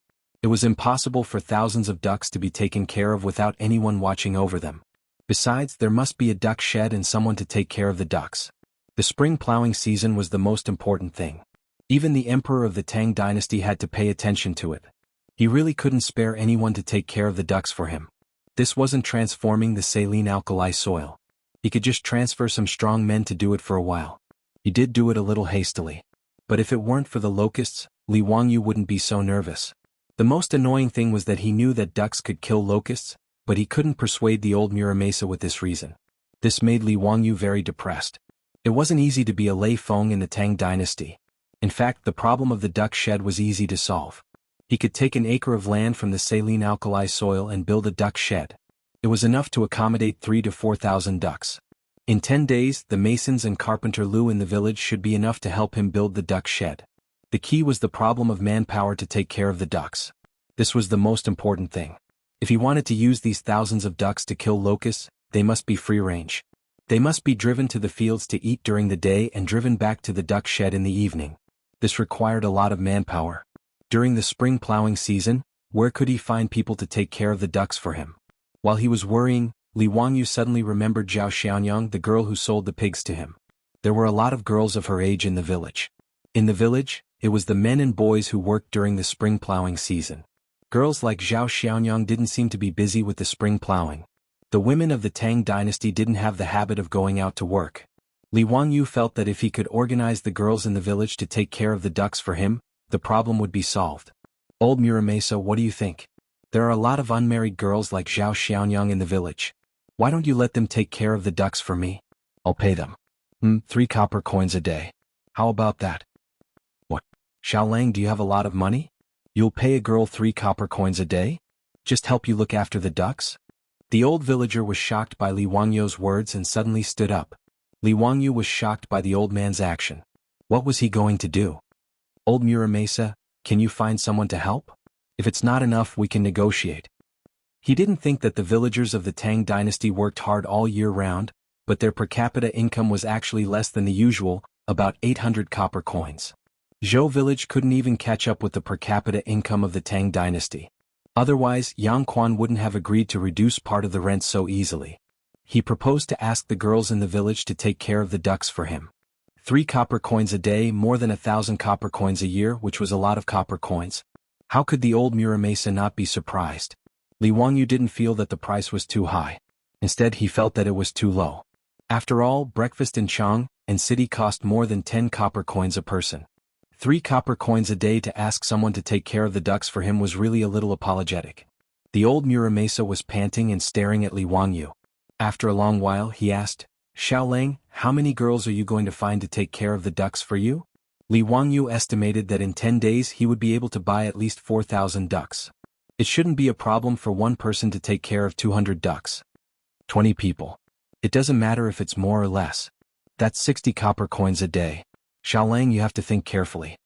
The old Muramasa still wanted to persuade him. In his opinion, it was too wasteful. No problem. Old Muramasa, help me contact them. Let them come to me in 10 days. The old Muramasa's lips trembled, but he didn't continue to object. The matter of raising ducks in the village field was settled. He couldn't object. Who wouldn't pay a girl 3 copper coins a day to take care of the ducks? Li Jia Xiaolang also said that if the ducks damaged the crops in the field, he would be responsible for the compensation. He was not afraid that the farmers in the village would disagree. Seeing that Li Wangyu insisted, the old Muramasa left and went to help him find suitable candidates to take care of the ducks. After the old Muramasa left, Li Wangyu and Su Changqing looked at each other and saw the helplessness in each other's eyes. The labor cost of the Tang dynasty was really low. In fact, Li Wangyu was not unwilling to pay more. However, if he gave too much, it might not be a good thing. As the saying goes, a small amount of rice owes a debt of gratitude. Li Wangyu was really worried that rashly offering high salaries to the girls in the village would cause some unnecessary trouble. Dingzhou village suddenly became lively because Li Wangyu suddenly wanted to raise ducks. Chapter 97. In the view of the farmers, only an idiot wouldn't be willing to pay their daughters 3 won a day to help with the ducks. Although Xiaonyang had earned about 8 strings of copper from selling the 2 pigs to Li Wangyu, she had raised those 2 pigs for almost 2 years.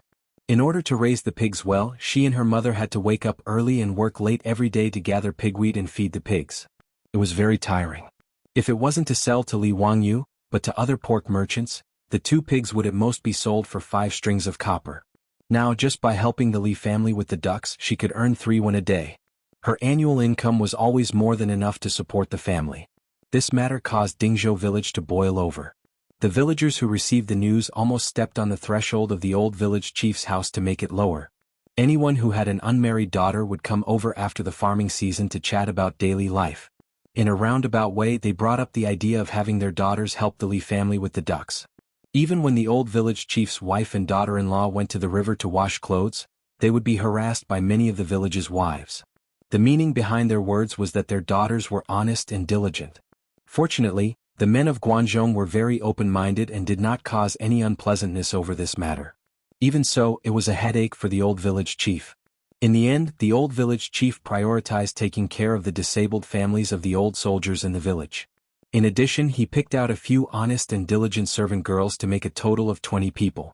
While the old village chief was busy helping Li Wangyu choose where to herd the ducks, Li Wangyu was not idle. Because it was confirmed that the 300 mu of wasteland was going to be used for rice farming, then the first thing to do was to plan the fields. The biggest difference in rice farming was that they had to dig fish ditches and ponds in the rice fields.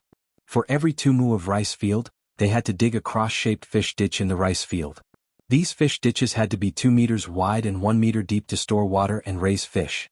Right now, there were about 40 people in the village helping Li Wangyu manage the saline alkali soil. After the 300 mu of wasteland had been washed and soaked and fertilized, it had completely changed. Any farmer could tell that the saline alkali soil had really been improved and turned into a good land for planting crops. Oh my God, this saline alkali soil has actually become a treasure. When the old village chief said that Li Jia Xiaolang wanted to manage this saline alkali soil, I thought that Xiaolang's brain was damaged. TSK. Li Jia Xiaolang is really capable. I heard that this piece of land was given to Xiaolang by the county for free? Isn't it? I have to say, scholars are indeed different. They even know about such things. In the future, no matter what, I have to tighten my belt and let my child go to school to learn how to read. Look at this water wheel. In my opinion, the county only gave 10 cows and took away Xiaolang's water wheel blueprint. That's not generous enough. They should at least give him 20 more cows. Several farmers squatted on the ground and looked at Li Wangyu not far away. Their eyes were full of admiration and envy. Speaking of which, since Li Wangyu came to Dingzhou village, these farmers who were illiterate had changed their catchphrase to let the children go to school. This was a small contribution from Li Wangyu. Xiaolang, what are you going to plant on this piece of land? Wheat or sorghum? It's almost time to start farming. A farmer asked Li Wangyu. Li Wangyu pointed to the field and gestured to them. I want to plant rice. I need several brothers to help me dig some ditches in the field. He pointed to the field and told the farmers how to dig ditches. What? Xiaolang, are you joking? We know about planting rice. There are also irrigated fields nearby for planting rice. But why do you want to dig such deep ditches? Isn't this a waste of land? That's right. I've been farming for most of my life, but I've never heard of digging so many ditches in a good piece of land. Xiaolang, are you sure you didn't make a mistake? This is too much of a waste of land. According to the way you dig, you'll dig 10 to 20% of the land. Isn't this a sin? As soon as Li Wangyu finished speaking, the group of farmers exploded. One after another, they tried to persuade Li Wangyu not to mess around. Li Wangyu just smiled at everyone's persuasion. However, he stubbornly asked everyone to listen to him and dig like this. He had his own uses. Seeing Li Xiaolang being so stubborn, these farmers could only shake their heads and sigh. They felt that Li Xiaolang, who was smart all his life, was stupid this time. He definitely did something stupid. Li Wangyu didn't explain this. It was very difficult to let the people of the Tang dynasty understand what modern three-dimensional farming was. It was better to wait until the final results came out and then let them be shocked. In fact, Li Wangyu wanted to persuade the farmers of Dingzhou village to plant rice with him. However, after thinking about it, he decided to wait until after the autumn harvest and his harvest came out. When there was a ready-made example in front of the villagers, he didn't have to worry that they wouldn't learn from him next year. With the water wheel carrying water for irrigation, coupled with three-dimensional rice farming, Li Wangyu believed that in less than 2 years, Dingzhou village would become a land of fish and rice. At that time it would be really beautiful. After 7 or 8 days, all the ditches in the rice field were dug. These days, the people from the surrounding villages who came to see the water wheel also pointed at Li Wangyu's rice field and burst into laughter from time to time. Obviously, they all expressed their disdain for digging a good piece of land into a mess. Even the farmers of Dingzhou village felt that they couldn't raise their heads. How could there be such a prodigal son in their village? What a sin. The old villager also argued with Li Wangyu for a long time because of this, hoping that he wouldn't mess around. A good 300 mu of land after being dug like this became about 240 mu. Not only did the old villager not understand, but Li Hang and the Niu brothers also didn't understand. Fatty Cho Kuan even thought that Li Wangyu was sick to come up with such an idea. Fatty Cho Kuan's family mostly planted rice in Jianan Road. He had never seen someone dig a good piece of rice field like this. However, no matter how they persuaded, Li Wangyu insisted on his own opinion. Li Hang and the others couldn't persuade Li Wangyu, so they wanted to ask Su Changqing to persuade him. After all, Su Changqing was basically half the master of the Li family. Li Wangyu would listen to her words. However, although Su Changqing didn't understand farming, she knew about three-dimensional rice farming in the future. Naturally, she wouldn't interfere with Li Wangyu's practice. Therefore, in a situation where everyone's persuasion was ineffective, the 300 mu of rice field was dug according to Li Wangyu's idea. After the transformation of the rice field was completed, Li Wangyu began to mobilize the 5 water wheels to fill the rice field with water, preparing to soak the field and transplant the rice seedlings. Seeing that things had come to this, the old villager and the group of farmers all sighed. However, in less than 2 days, something even more unacceptable happened. This time, the old villager directly became angry with Li Wangyu. Chapter 98. Because Dingzhou village does not grow rice, naturally there is no seedling breeding. Li Wangyu rode to the surrounding villages and bought enough rice seedlings for 300 mu of paddy fields. When it was time to transplant the rice seedlings, Li Wangyu actually asked the farmers to throw the seedlings into the paddy fields and then straighten them with their hands. This made the old villager angry. China was founded on agriculture, and since ancient times, agriculture has been valued. Rice seedling transplants must not be treated carelessly. Although 300 mu of paddy fields now belong to the Li family, Li Wangyu's excessive request made the old villager dare to go against Li Wangyu. Li family kid, aren't you messing around? Although I have never planted rice before, I know how to plant rice seedlings. How can you mess around like this? Li Wangyu was speechless. The reason why he asked the farmers to throw the seedlings was of course because he had his reasons. Throwing seedlings to plant rice seedlings did not need to manually transplant seedlings one by one. Instead, it needed to go through the process of throwing seedlings to the ground. The seedlings were thrown with soil, and the seedlings were buried shallowly into the soil. Throwing seedlings was an advanced rice planting method in the future. It saved time and effort, and the seedling's survival rate was high. After throwing seedlings, the seedlings would basically take root in 1 or 2 days, and new leaves would begin to grow in 3 days. The most important thing was that the yield per mu of paddy fields using throwing seedlings was about 10% higher than the yield per mu of paddy fields using hand transplants. But in the Tang dynasty, in the eyes of the old villager, Li Wangyu asking the farmers to throw seedlings to plant rice seedlings was simply messing around. Old villager, I'm not messing around. This way the yield of rice will be higher. Li Wangyu still wanted to persuade this stubborn old man. Xiaolang, it's fine if you do other things, but you absolutely can't do farm work like this. This old man has been farming for his entire life. If I may be so bold as to say this, you will be punished by the heavens if you act so recklessly. Li Heng and the others also tried to persuade Li Wangyu, but Su Changqing just covered her mouth and snickered. She did not say anything to help Li Wangyu. The beautiful boss was not stupid. She knew that although Li Wangyu was right, traditional views were not so easy to change. Especially in an agricultural society like the Tang dynasty, people would be criticized for randomly changing their farming methods. Previously, Li Wangyu had forced people to dig a ditch in the field, which had already caused a lot of discussion among the villagers. At this time, if they followed his method, the old village head would probably run to the county government to complain in anger. In this regard, Li Wangyu could only look up at the sky and sigh. Sure enough, it wasn't necessarily a good thing to be the only one sober when everyone else was drunk. Forget it, he couldn't be bothered to argue with the old villagers. It was just a matter of increasing the production by 10%. If the stalemate continued, the old village head would be angered to death, and the losses would outweigh the gains. Therefore Li Wangyu sighed and nodded. He agreed to follow the old village head's suggestion and use the traditional method of transplanting rice seedlings. Seeing that Li Wangyu accepted the old village chief's protest, everyone immediately cheered. The farmers began to take a handful of seedlings and plant them in the fields.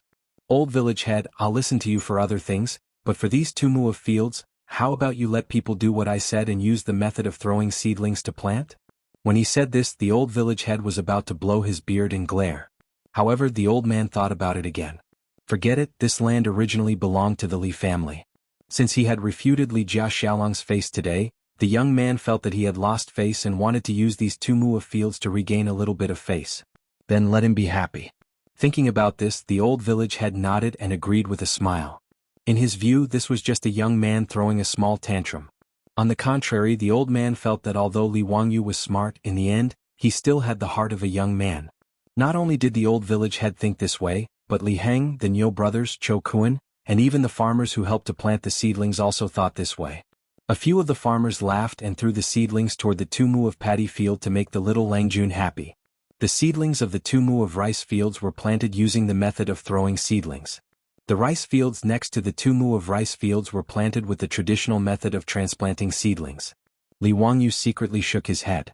This method of plucking and transplanting seedlings with one's face to the yellow soil and back to the sky was really time-consuming and laborious. Forget it, let's wait until the autumn harvest. When the rice fields began to be transplanted, Li Wangyu began to think about the matter of raising fish in the rice fields. Since ancient times, people in China had the habit of eating fish. The so-called fresh character was half fish and half sheep, which was called fresh. However, because of the limitations of fishing technology, it was not easy to eat fish in ancient times. In the 24 Filial Piety, there was even a story about lying on ice to find a carp. It could be seen that eating fish was not easy. The illusion of fish and bear paws, in the Mencius Annals showed how high the status of fish was in the lives of ancient people in China at that time, on par with bear paws. Moreover, the Tang people loved to eat fish, especially raw fish slices. The sashimi of later generations in Japan was actually learned from the Tang dynasty.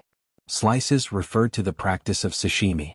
Large-scale artificial fish farming started after the Tang and Song dynasties. In the Song dynasty, the 4 major fish farming systems formed a scale and system. At that time, artificial fish farming was called planting fish technique. However, it was very troublesome for Li Wangyu to plant fish, because there were no seedlings for sale in the Tang dynasty. In this regard, Li Wangyu could only buy all kinds of small fish from the fishermen fishing on the river at a high price, as well as fish with eggs, and put them in the rice fields. He was not picky about the species of fish. He wanted whatever fish the fishermen caught. Catfish, spotted silver carp, white carp, crucian carp, and eel were all acceptable. When Li Wangyu was collecting the fish, the old villager finally understood why there were so many ditches in the rice fields. Xiaolang, you want to plant fish in the rice fields? Yes, that's right. The old villager shook his head. How can you plant fish in the rice fields? Aren't you afraid that the fish will eat the rice seedlings? No, they won't. Don't worry, the old villager. Planting fish in the rice fields can also increase the yield, Li Wangyu replied confidently. Artificial fish farming was not popular among the people in the Tang dynasty at this time. The old villager did not know much about it, so he did not pursue it further. However, the old villager still felt that Li Wangyu was fooling around. Raising fish in the rice fields was unheard of. Raising fish was fine, but Li Wangyu raising carp made the old villager unhappy. But you can plant other fish, but why are you planting this red mantis fish? You can't sell this fish. If the authorities catch you, you will be punished. Red mantis fish was carp. Carp and Li had the same pronunciation. In order to avoid taboo, carp was called red mantis fish in the Tang dynasty. Hearing the old villager's words, Li Wangyu just smiled. It was said that in the Tang dynasty, if the authorities caught selling carp, they would be severely punished. This was simply a rumor. There was no such law in the Tang dynasty. In the Tang dynasty, Wang Wei's Journey of a Daughter in Luoyang wrote, the husband rode on the horse and the mate ate the carp. It could be seen that eating carp was not illegal in the Tang dynasty. Li Wangyu just smiled at the old villager's words. It was inconvenient to explain this kind of thing. When the carp was sold in the future, they would know. After finishing the work in the rice fields, the chicken and duck vendors in the county town also drove the ox carriages and sent the ducks that Li Wangyu ordered. Chapter 99. Thousands of ducks were delivered, making Dingzhou village lively again. The men, women, elderly, and children who had finished their farm work all gathered around the duck shed to watch the excitement. Li Wangyu asked the Niu brothers to move the 2 boxes of copper coins directly to the duck shed and settle the accounts with the chicken and duck vendors on the spot. These chicken and duck vendors transported a few hundred ducks at most, and a few dozen at least. Su Changqing helped to count and pay the money. The 20 duck girls selected by the old village chief were busy herding the ducks into the duck shed. The 2 boxes of shiny copper coins attracted the attention of the villagers who were watching the excitement. A total of 100 strings of copper coins. All the copper coins in Dingzhou village added together might not be that much. Everyone was a little dizzy. TSK, so many copper coins. Li Jia Xiaolang is so capable. Spending so much money to buy ducks, what does Li Jia Xiaolang want to do? I'm afraid that all the ducks in the surrounding villages were bought by the Li family.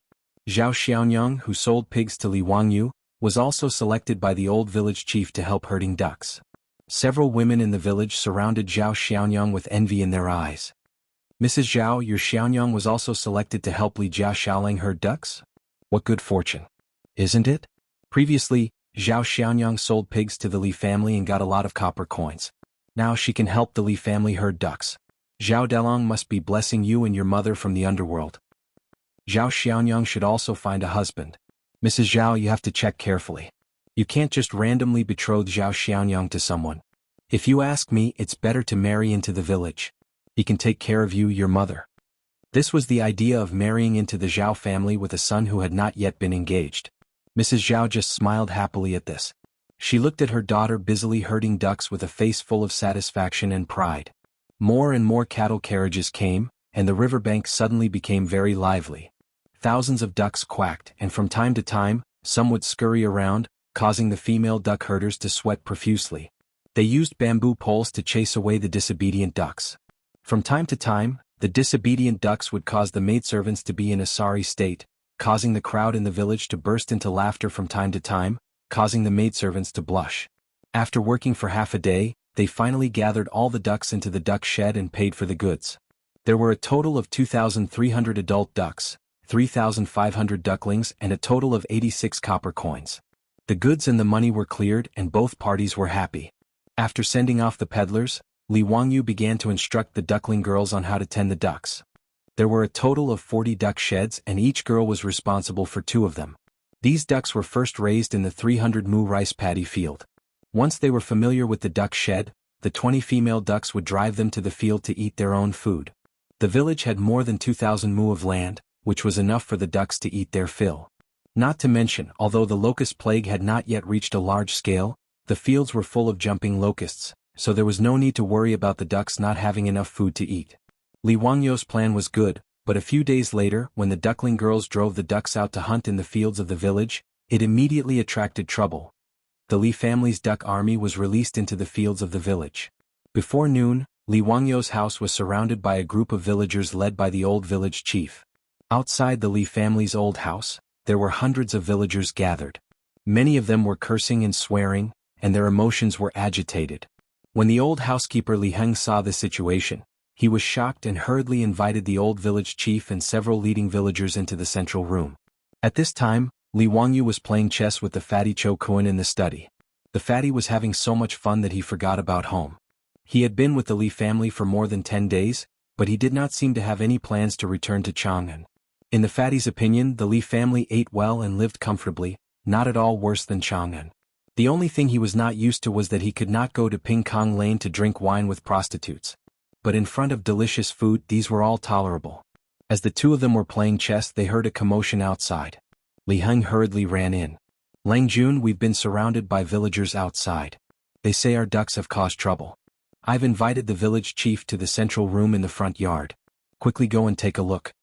The ducks have caused trouble? Li Wangyu thought for a moment and understood what was going on. It seemed that the old village chief and villagers had already noticed the ducks eating the locusts. They were here to denounce him. In this regard, Li Wangyu was not worried at all. He leisurely followed the old housekeeper to the central room in the front yard. Old village chief, what's the matter today? Xiaolang, let me ask you, did you buy so many ducks to eat the locusts? Now, many of the locusts in the fields have been eaten by your ducks. How can this be? The old village chief's face was as dark as water. He interrogated as soon as they met. If these words were heard by a modern person, they would be baffled. Was it not a good thing that the ducks had eaten the locusts in the fields? Wrong. In the eyes of the simple citizens of the Tang dynasty, the appearance of locusts was a punishment sent by the locust god. How could they be hunted down and killed? If that was not the case, why would the bigwigs in the imperial court and the Confucian bigwigs say that the only way to kill the locusts was by virtue? My ducks ate the locusts in the fields? Hee, don't mention it, don't mention it. This is what I should do. Li Wangyu replied with a cheeky smile. His words stunned the old village chief and the villagers. We're here to thank you? Did you not understand? Xiaolang, you can't do this. Those locusts are sent by the locust god, how can they be hunted? That's right, your ducks ate the locusts. If the heavens send down a greater punishment, who will be responsible? Xiaolang, hurry up and chase your ducks away. Don't let them feed on the locusts anymore. I think you're just messing around. I was wondering why the Li family suddenly bought so many ducks. You're using the locusts to feed your ducks. Such audacity, Xiaolang, aren't you afraid of being punished by the heavens? Xiaolang, don't mess around. Don't bring trouble to our Dingzhou village. The old village chief and the villagers were all scolding the Li family's ducks and Li Wangyu's misdeeds. If not for the fact that Li Wangyu had gained some reputation in Dingzhou village, they would not have been so polite. His beautiful superior heard the news and immediately rushed to the front yard. When she heard that the old village chief and the villagers not only did not appreciate the Li family's kindness, but also blamed Li Wangyu, she was so angry that her face turned white and her expression froze. What an ungrateful dog biting Lu Dongbin. Did the Li family have nothing better to do? They spent so much money to buy so many ducks. Li Wangyu even went to Chang and to gather so much food. Wasn't it all for the sake of the 100 villagers of Dingzhou village? The locusts that destroyed the crops did not blame them, instead they kowtowed and burned incense. Li Wangyu wanted to save them but was humiliated by them. As expected, a pitiful person must have a detestable side. Chapter 100. Li Wangyu was not in a hurry to explain himself. He waited for the villagers to finish. When they finally quieted down, he said slowly, "What does the ducks eating the locusts have to do with me? I'm not the one eating the locusts. The locusts are a gift from the locust god, so why can't the ducks eat the locusts because of the duck god's order?" His words stunned the villagers. What did he mean by that? What the hell was the duck god? It was not my order for the ducks to eat the locusts, right? It was their own doing. Since the locusts were eaten by the ducks, it means that the duck god is more powerful than the locust god. What are you afraid of? What duck god? How can there be such a god? The old villager mumbled. Old villager, how do you know there is no duck god? As the saying goes, there are gods everywhere. Since there is a locust god, there is naturally a duck god. Li Wangyu was trying to change the topic. Since they said the locusts were released by the locust god, then why did they say there was no duck god above the ducks? However, his words left the villagers speechless. Indeed, who dared to say there was no duck god? But, old villager, there are no buts. Since the ducks are the ones who eat the locusts, Then it is a matter between the locust god and the duck god. We are mere mortals, we should not interfere. Li Wangyu's words left the agitated villagers speechless. They started to think about what Li Wangyu had just said. Seeing that no one spoke, Li Wangyu continued, "Actually, I'm sure all of you are aware of the locusts coming this year. Since my family's ducks can eat the locusts in the fields, then they can reduce the damage to the crops in the village, right? As for this locust god, let the duck god reason with him." Of course, the villagers understood what he meant. If the locusts were to spread, then their whole family would have nothing to eat. However, due to their deep-rooted beliefs, ignorance and fear, they did not dare to attack the locusts. They could only pray and pray that the locusts would show mercy. Li Wangyu's words seemed to be quibbling, but in reality, it hit the bottom of everyone's heart. The old villager and the leaders of the village looked at each other and didn't say anything. It seemed that they had tacitly agreed with Li Wangyu's duck god. If any family in the village is unwilling to do so because they are afraid of being blamed by the locust god, feel free to tell me. Tomorrow I will instruct them not to drive the ducks to his family's fields. Is that okay? Li Wangyu added another stab. Li Wangyu wouldn't insist on being a good person if he didn't want to, and used this opportunity to criticize the Li family. The old village head and the other farmers were not stupid. If they really didn't allow the Li family's ducks to enter their fields to hunt for locusts, then other people's fields would be preserved while their own family would be left without a single harvest, and they could only go out to beg for food. No one would say anything about this, right? After the villagers tacitly agreed with Li Wangyu about the duck god, they said their goodbyes and left. At the same time, there were still several hundred farmers gathered outside the Li family's home. Many of them were agitated and they were loudly criticizing Li Wangyu. The Niu brothers stood guard at the door with awkward expressions. On one hand, they agreed that Li Wangyu's decision was ill-considered, but on the other hand, they didn't want to hear the complaints of these farmers. No matter what, they were now part of the Li family. No matter what decision Li Wangyu made, the brothers would support him unconditionally. When the old village head and the other farmers came out, the farmers gathered around them. "Villager, how was it? What did Li Xiaolang say?" "This is big news. The Li family's ducks have consumed the locusts. What if the locust god blames them for this?" "Villager, we can't allow the Li family to do as they please. The Li family has to give us an explanation for this, or we will complain to the county government. They will suffer retribution for offending the locust god." Seeing the clamor, the old village head raised his hand to signal for silence. When the crowd finally quieted down, he coughed lightly and repeated what Li Wangyu had said. "That is what Li Xiaolang meant. Since he didn't order the ducks to eat the locusts, then naturally, the duck god will be responsible. If any family is unwilling, please explain to the Li family that tomorrow, the Li family's ducks will not go to their fields." When the old village head mentioned the duck god, he couldn't help but cough. It was a little awkward to say, "duck god," out loud, but he couldn't care less about that now. After all, as Li Xiaolang said, since everyone believed in the locust god, then the duck god was not unreasonable. As soon as the old villager finished speaking, all the villagers were stunned. Duck god? Locust god? This duck-eating locust had something to do with the gods? Soon, some of the smarter farmers understood the crux of the matter. Since they didn't dare to kill the locusts, then the ducks catching the locusts and eating them didn't seem to have anything to do with them. If that was the case, then it should be a good thing that they could protect their crops from the locusts, right? Since this is a matter between the duck god and the locust god, then we shall not interfere. Village head, how about this? The Li family's ducks are free to come and go as they please. Many of the people who understood these principles silently stood out and bowed towards the Li clan's gate. Then they silently turned around and left. Soon, most of the farmers who gathered in front of the Li family's gate had left. However, there was still a stubborn woman who yelled, "Where did this duck god come from? This is Li Xiaolang's nonsense. No, we can't let the ducks enter our fields." Before she could finish her words, the man beside her slapped her in the face. "You wastrel. What are you yelling about? Do you think you can make the whole family beg for food? Shut up and go home to cook." After slapping his wife, the man turned to the village head and chuckled. "Hee hee, village head, don't listen to this crazy woman. Our fields will remain the same. The Li family's ducks are free to go." These Guangzhong farmers were not idiots. They were afraid of the locust god's wrath and came to the Li family to cause trouble. However, after Li Wangyu fabricated this duck god for them, it gave them a way out. The Chinese farmers had their own cleverness and survival philosophy since ancient times. Faced with the choice of self-deception or protecting the crops in the fields, everyone chose to self-deception. This was the result that Li Wangyu had predicted. When the crowd at the door dispersed, Li Wangyu and Su Changqing both let out a long sigh and silently shook their heads. On the other hand, Cho Kuan, who was standing at the side, was stunned by Li Wangyu's words. After a long time he muttered to himself, "So this works too?" He whipped his head around to look at Li Wangyu.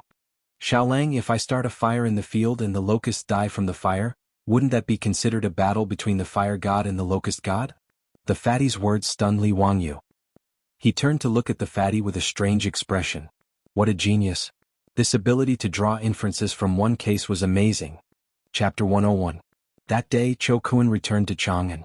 Many of his family's properties were also threatened by the locusts. Originally he did not dare to destroy the locusts because of the locust god.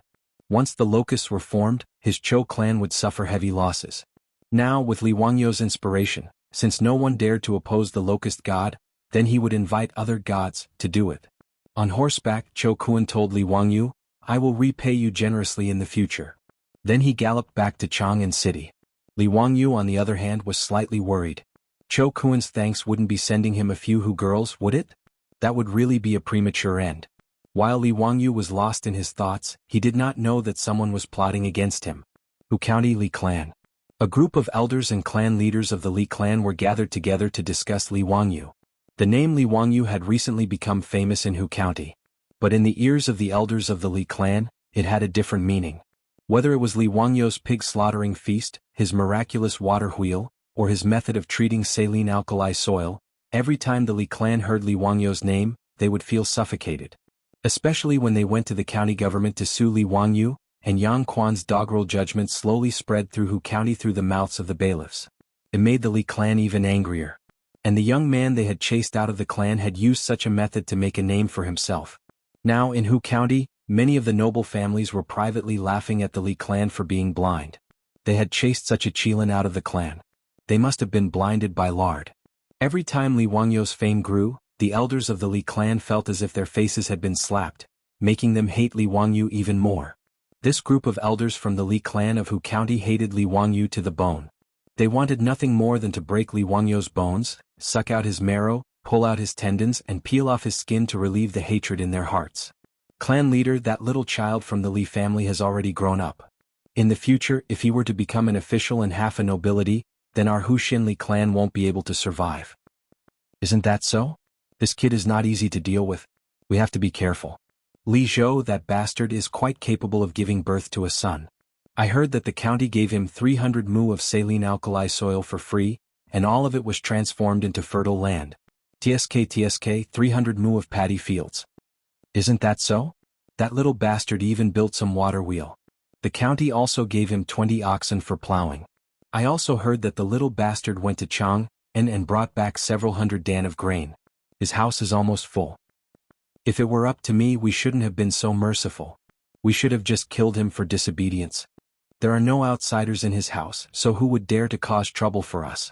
Don't forget that our Li clan is a relative of the imperial clan. This was a vicious and merciless elder who directly wanted to take Li Wangyu's life. The old clan leader of the Li clan slapped the table. Enough! What's the point of saying this now? Who among you has a way to deal with this kid? This. Everyone was speechless for a moment. This Li Wangyu had already been removed from the clan. If they wanted to use the clan's name to suppress him, then it would be impossible. While the group was frowning, one of the elders suddenly rolled his eyes and revealed a cunning smile. This old man has an idea. I wonder if it will work? Let's hear it.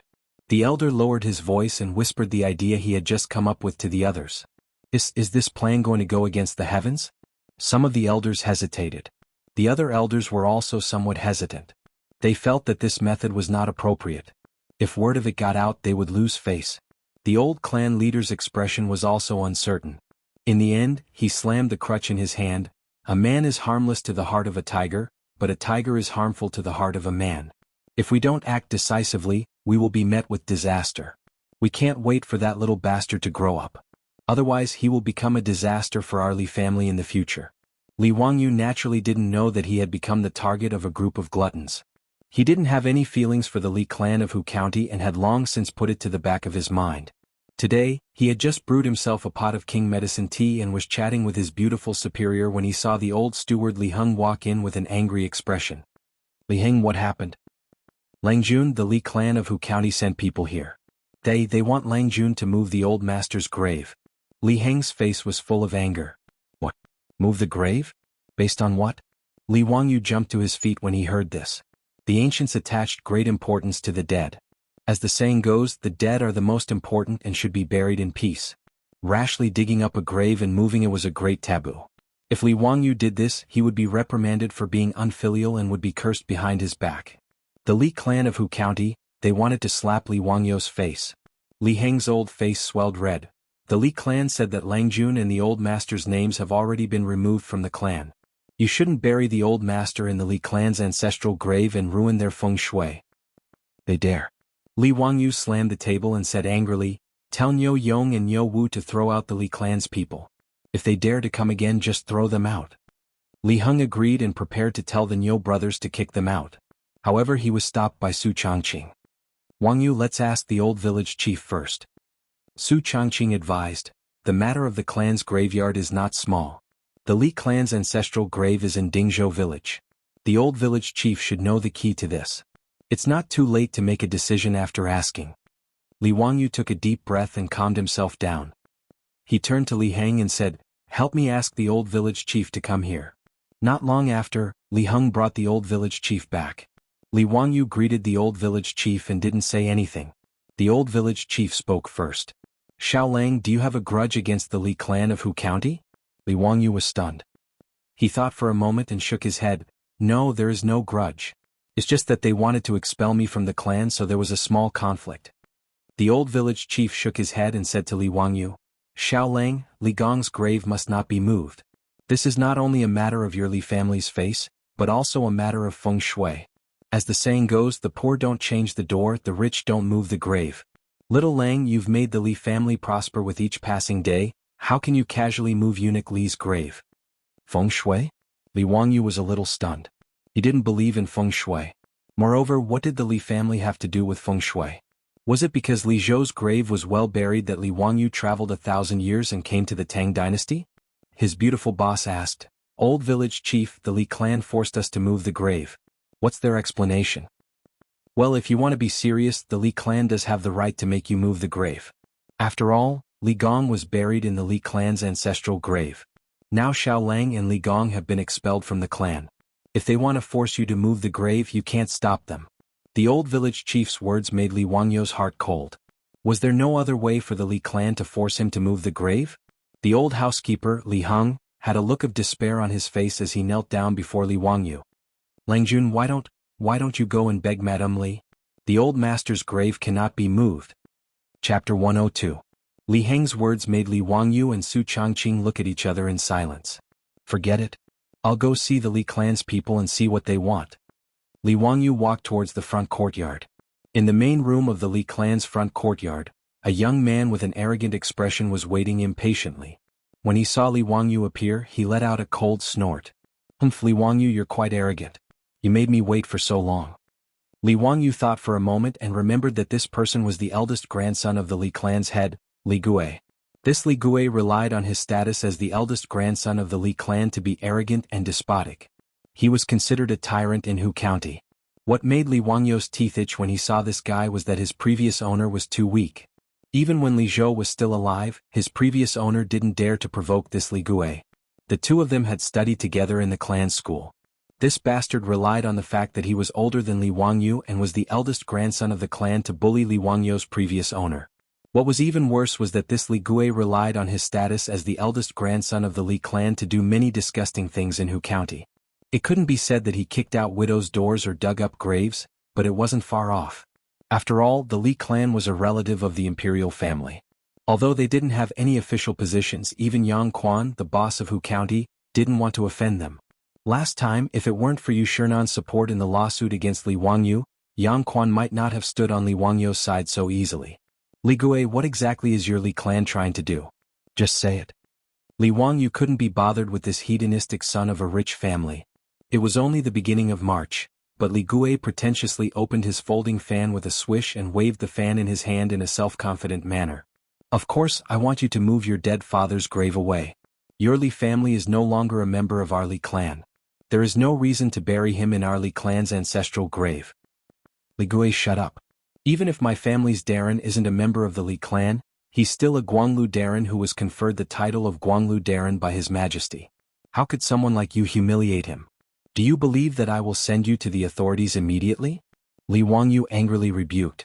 Li Gui knew that he had said something wrong and immediately shut his mouth. Li Zhou had offended Pai Lupi and was removed from his position. However, after Li Zhou's death, Pai Lupi was very kind and conferred him a posthumous title. Originally, Li Zhou was a secondary class, rank 3 supervisor of Huxian. After his death, Pai Lupi directly conferred him a secondary class, rank 2 Guanglu Darren. Of course, this was only a posthumous title. Li Wangyu was still a nobody and wouldn't receive any benefits. Perhaps the only benefit of a posthumous title was that the standard of Li Zhou's grave would be raised a little. A rank 3 tomb had a height of 12 feet for 50 steps. A rank 2 tomb had a height of 12 feet for 60 steps. In front of the grave, one could erect a stone tablet, a glass head, a tortoise, a stone beast, and so on. That was all. These were all written laws in the Tang dynasty. No one could casually violate these laws. Otherwise they would be beaten 100 times. Li Zhou's standard as a rank 2 official's grave had tormented the already empty Li family greatly. Most of the family's remaining property had been used to build a rank 2 official's grave. This was also one of the reasons why Li Wangyu's family was so poor after transmigrating. However, no matter what, Li Zhou was a rank 2 official of the Tang dynasty. Even if it was a posthumous title, it wasn't something that Li clan's eldest grandson could humiliate. If Li Wangyu went to the county government to sue Li Gui, it would be quite troublesome. Seeing that Li Wangyu wasn't speaking, Li Wangyu coldly snorted and sat down. It's impossible for my family to move the grave. Your Li clan should give up on this idea. Speak, what conditions does your Li clan have? You don't want to move the grave? That's fine too. Hand over your Li family's 300 mu paddy field, 20 cattle, the blueprint for the water wheel, and the few hundred dan of grain in your family. In addition, promise to give the Li family 500 strings of copper coins every year. Then you don't have to move Li Zhou's grave. Li Gui wasn't polite at all and directly demanded an exorbitant price. His words almost made Li Wangyu laugh out of anger. Li Gui was treating him as a soft persimmon that he could do whatever he wanted. Scram. Li Wangyu replied with this one word. For a glutton like the Li family there was nothing to talk about. Li Wangyu was scolded by Li Wangyu. Then he suddenly stood up and gloomily said, Li Wangyu, I'll give you 3 days to think about it. If you don't move the grave in 3 days, our Li family will forcibly send people to dig it up. You dare? Li Wangyu angrily said. Then let's wait and see. Li Gui threw down these words and turned to leave. Li Wangyu clenched his fists. He wanted nothing more than to order the Niu brothers to beat him up. Niu Wu was so angry that he wanted to roll up his sleeves and beat him up. Fortunately, Niu Yong still had some calmness. He held on to his younger brother tightly and didn't let him do anything rash. Forcing the Li family to move the grave was the vicious plan that the Li clan's elders came up with. In the eyes of the Li clan's elders, the reason why Li Wangyu could suddenly make a name for himself as a Noda was completely because Li Zhou's grave was well buried. It might even have robbed the Li clan's feng shui. In the old saying, it was because Li Zhou's grave was smoking green smoke that a young man like Li Wangyu could come up with so many things in just half a month. In the eyes of these elders, if Li Zhou's grave hadn't robbed the Li clan's feng shui, then the water wheel and the saline alkali soil should have all belonged to the Li clan. Even that bastard Li Gui felt that this should be the case. If he moved Li Zhou's grave and moved the remains of his family's elders, then it would be his turn to become famous in Hu County. He didn't even need to think about it. With his ignorant and incompetent brain, he was older than Li Wangyu by several years and was still studying in the clan school. Even if his ancestors' graves were smoking green smoke, he still wouldn't be able to invent a water wheel. The Li clan didn't expect Li Wangyu to agree to this condition. They were determined to force Li Wangyu to move the grave. This way, not only would they vent their anger but they would also be able to steal a piece of good feng shui land. Why not? As for whether or not forcing someone to move the grave would violate the laws of heaven, the Li clan leader and elders didn't even consider it. This group of people had already been provoked by Li Wangyu to the point that their eyes were red. They couldn't control their jealousy. As long as Li Wangyu didn't agree to their conditions, they would immediately send people to dig up the grave and move the coffin in 3 days. Even if Li Wangyu gritted his teeth and agreed to all of their conditions, the Li clan would put forth new and more demanding conditions. In the end, they would still force Li Wangyu into a corner. After Li Gui left, Su Changqing and the old village chief, who had been listening to the two's conversation from the back of the central room, walked out. They all had worried expressions. After the Li family's name was removed from the clan, asking the Li family to move the grave away from the Li clan's ancestral grave was indeed a difficult matter to deal with. Even if they went to the county government to file a lawsuit, even if Yang Quan wanted to side with Li Wangyu, he wouldn't be able to say no to this matter. The Li clan had made an extremely sinister move. Chapter 103. Su Changqing looked worried. Wangyu, what should we do now? Although to her and Li Wangyu feng shui was nonsense. However, the Li family from Hu County had come out to provoke them. If they obediently moved the graveyard away, then the Li family would really lose all of their face. Moreover, the prestige that Li Wangyu had painstakingly built up in Dingzhou village would go down the drain because of this. More importantly, Li Wangyu would bear the name of being unfilial. Li Wangyu dared to bet that if he didn't agree to the Li clan's conditions, the Li clan would immediately spread rumors to everyone that he was an unfilial son for abandoning his father's corpse for a bit of family property, causing his deceased father to not be able to rest in peace. Although Li Wangyu had no intention of pursuing an official career, in the current Tang dynasty, filial piety ruled the world. If he bore the name of being unfilial, then it would really be difficult for him to move forward. It had to be said that the Li clan's plan was really vicious. If he agreed, then the Li family would never have a day of peace. Li Wangyu would even work for the Li clan and desperately earn money to give to the Li clan in order to keep Li Zhou's graveyard safe. If he didn't agree, then not only would Li Zhou's graveyard be moved away, but he would also be splashed with a basin of dirty water. I don't know. Let me think about it. There must be a way. Li Wangyu scratched his head. The Li clan's move was really too disgusting. The Li clan's ancestral graves were all buried outside Dingzhou village, on a hillside facing south at the foot of Shouyang Mountain. On the hillside of Noda, only the Li clan's ancestral graves were buried here. This belonged to the Li clan's family graveyard. Li Wangyu didn't know when the hillside facing the sun became the Li clan's ancestral grave, but the Li clan of Huxian was also a branch of the Longxi Li clan. They migrated from Longxi to Dingzhou village 100 years ago. But when he thought about the location of the Li clan's ancestral grave, Li Wangyu felt a little strange. Although he didn't understand feng shui, he knew that the feng shui of the hillside facing the sun should be good.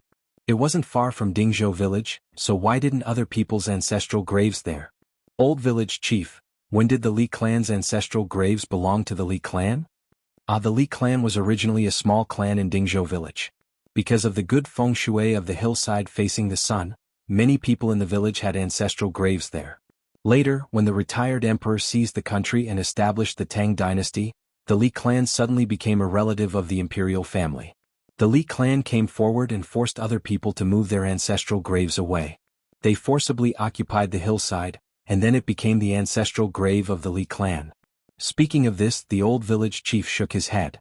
His ancestral graves were originally buried on the hillside, but they were forcibly moved away by the Li clan. The villagers of Dingzhou village had no power or influence. How could they dare to say no to the Li clan, a relative of the imperial family? Li Wangyu keenly caught the two words in the old village chief's words. Forcibly occupied. Forcibly occupied? Don't tell me that hillside doesn't belong to the Li clan? Li Wangyu immediately asked. It belongs to the Li clan? Of course not. That hillside belongs to the county. But that hillside is where the Li clan's ancestral graves are. This is known by everyone. The county also tacitly agrees. The old village chief was puzzled why Li Wangyu asked this question. The Li clan didn't buy that hillside? Of course not. The old village chief had never heard that a graveyard needed to be bought. Which family didn't carry it to the hillside and find a good place to bury it? There was no need to buy any land. But the Li clan was powerful, and the villagers of Dingzhou village couldn't compete with them. They even went to the county to file a lawsuit for the relocation of the graveyard. But the previous county magistrate of Hu County stood on the Li clan's side, so the villagers of Dingzhou village could only grit their teeth and bear with it. Li Wangyu immediately stood up. I have an idea. Wangyu, what idea do you have? The beautiful boss asked curiously. Can't we just buy that hillside? Buy it? Su Changqing was speechless. Not to mention whether or not the hillside was for sale, buying land would cost money, right? Ever since they bought the duck, they only had a few dozen strings of copper coins at home. She didn't think that land in the Tang dynasty could be so cheap. Li Wangyu didn't explain much and ran out after saying, I'll go to the county yamen and find Yang Mingfu to buy land. He ran to the backyard to get the horse and Niu Wu quickly followed. Usually when Li Wangyu went out, Niu Wu would follow behind him as a bodyguard, and Niu Yong would stay at home to guard. The two rode straight to the county yamen. The yamen runner at the entrance naturally recognized Li Wangyu and quickly helped him to report. Zio, how come you have time to come to my place today? Ming House. I'm here to ask for help. Li Wangyu didn't care about being courteous, and he repeated what Li Gui had said in detail, causing Yang's brows to knit together tightly. The Li clan is so vicious.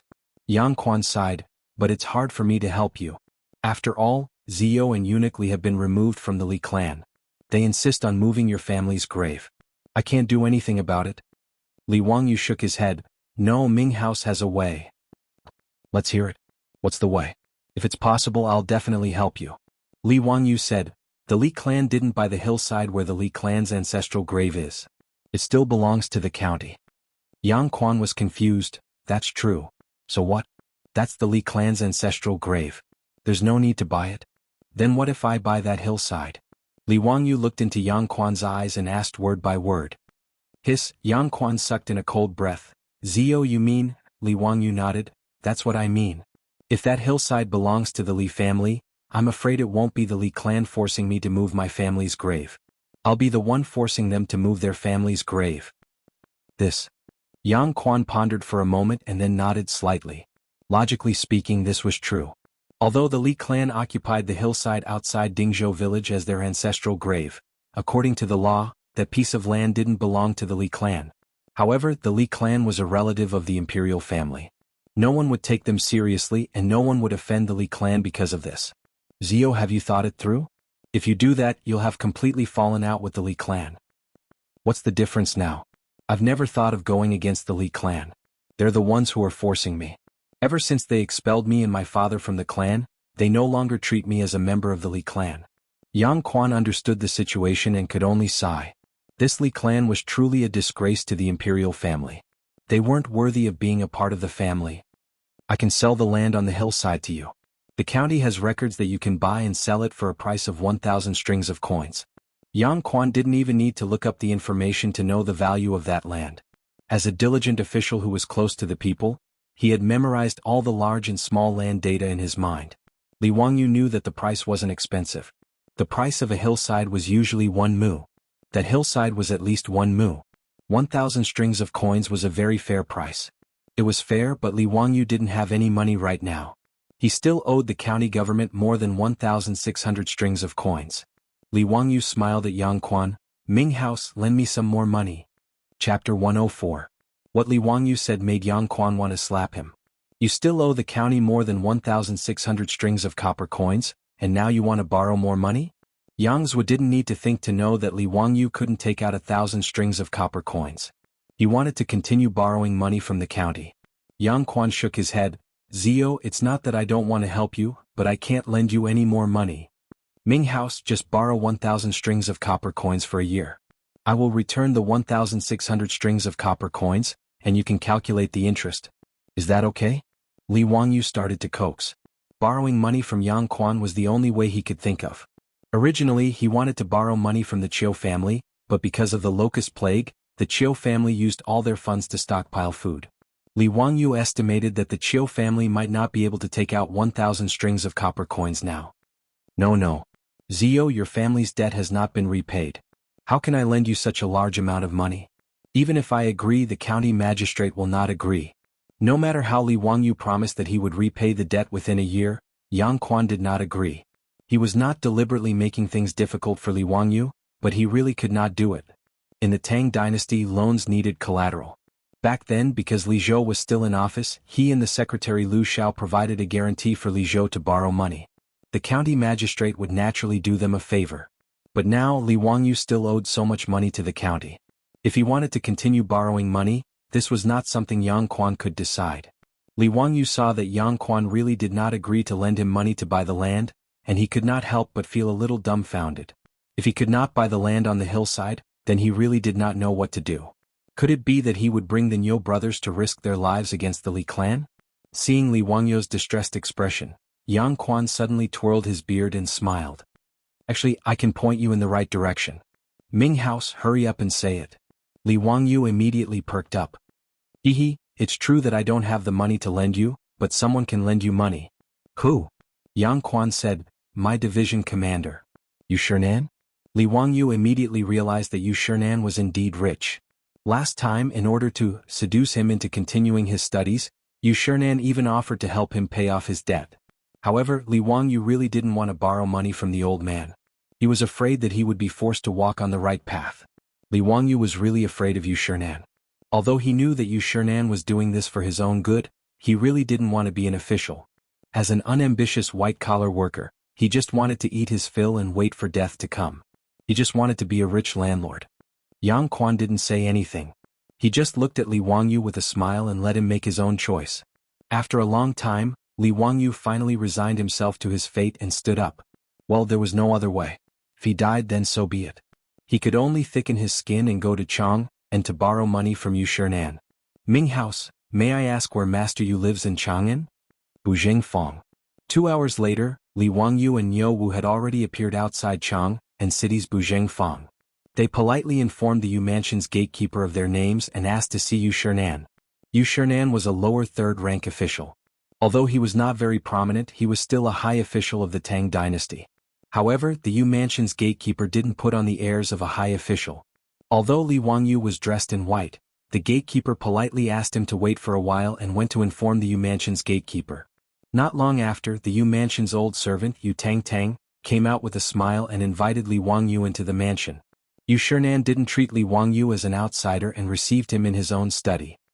Zio, it's rare that you would take the initiative to come to my door. Yu Shinan said with a smile as he stroked his beard.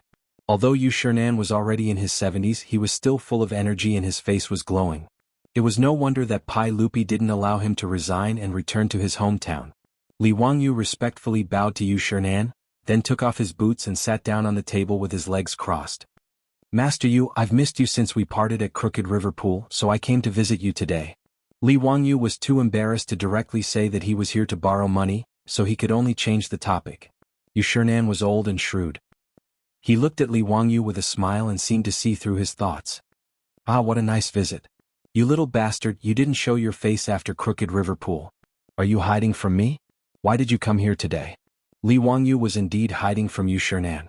This old man was too eager to get him to become an official. However, this wasn't what he wanted, so he could only hide from Yu Shinan for now. When he saw Yu Shinan that day at Crooked River Pond, he understood 70 to 80% of the situation.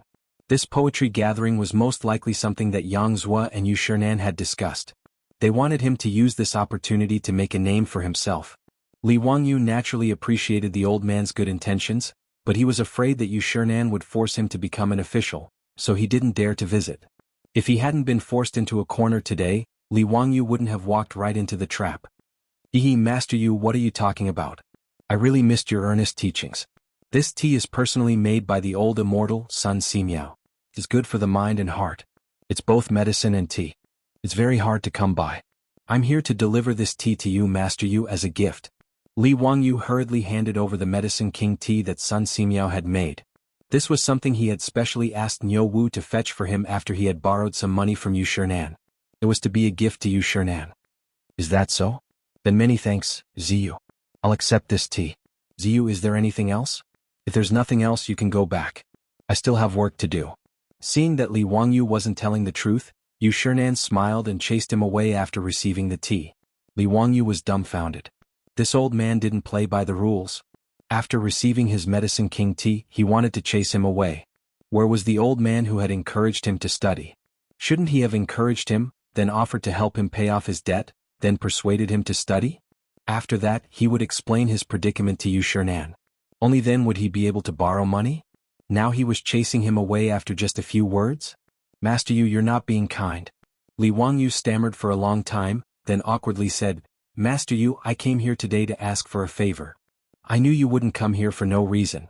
Speak, what is it? I want to borrow money. How much?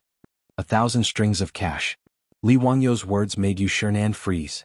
1,000 strings of cash wasn't a small amount. What's the matter? To buy land. Since he had already spoken, Li Wangyu didn't hide anything from the old man.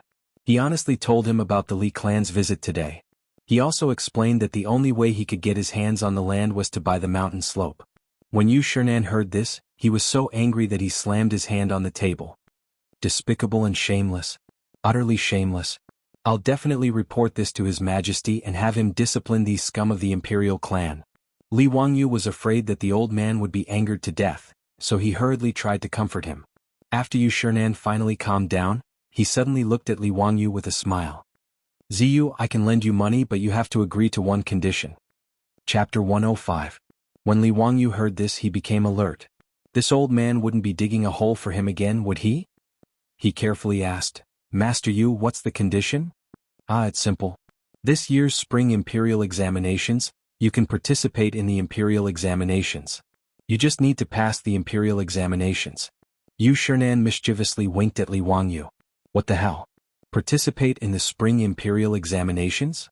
Pass the imperial examinations? Old man, are you crazy? Li Wangyu was shocked by Yu Shinan's ridiculous condition. What did Yu Shinan mean by this? Not to mention whether or not he was willing to participate in the spring imperial examinations, he didn't even have the qualifications. Since he wasn't a student from the capital or the county academies, nor was he a high scholar who passed the county examinations, what kind of imperial examination would he be participating in?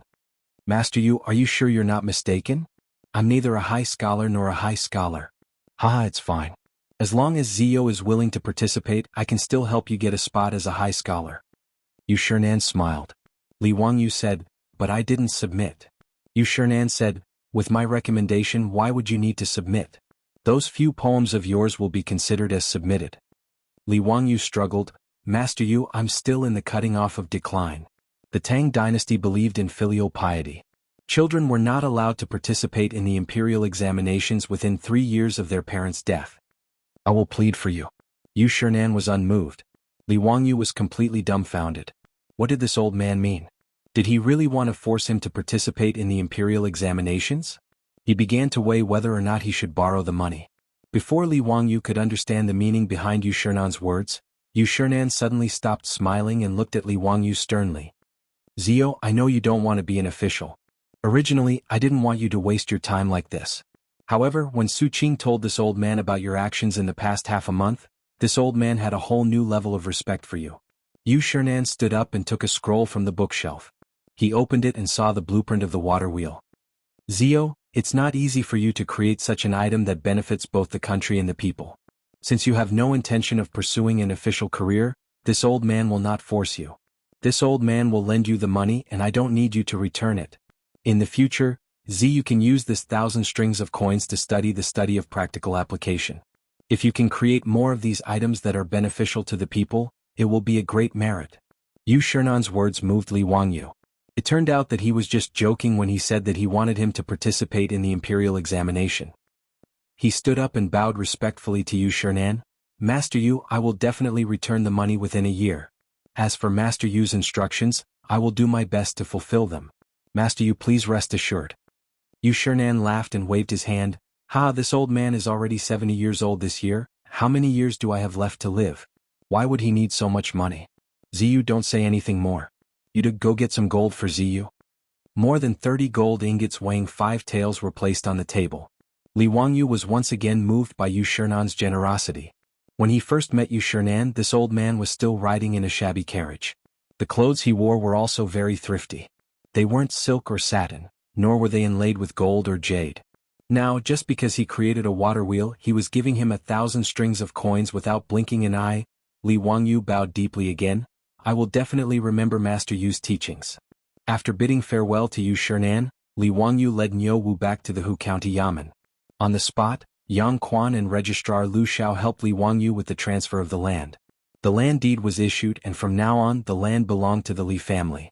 Many thanks to Ming House, many thanks to Registrar Lu. However, the matter of me buying this land, please keep it a secret for me for the time being. After Li Wangyu received the land deed, he smiled and cupped his hands towards the two of them. How could Yang Quan and Lu Xiao not understand Li Wangyu's intentions? This kid was holding back his evil intentions to teach the Li clan a lesson. Ziyu, the Li clan is still a relative of the imperial family.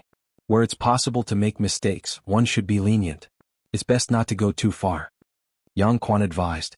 Li Wangyu rolled his eyes. Of course I won't provoke the Ming house. However, if the Li clan is arrogant and despotic, then don't blame me for being impulsive. Yang Quan and Lu Xiao looked at each other, but didn't say anything.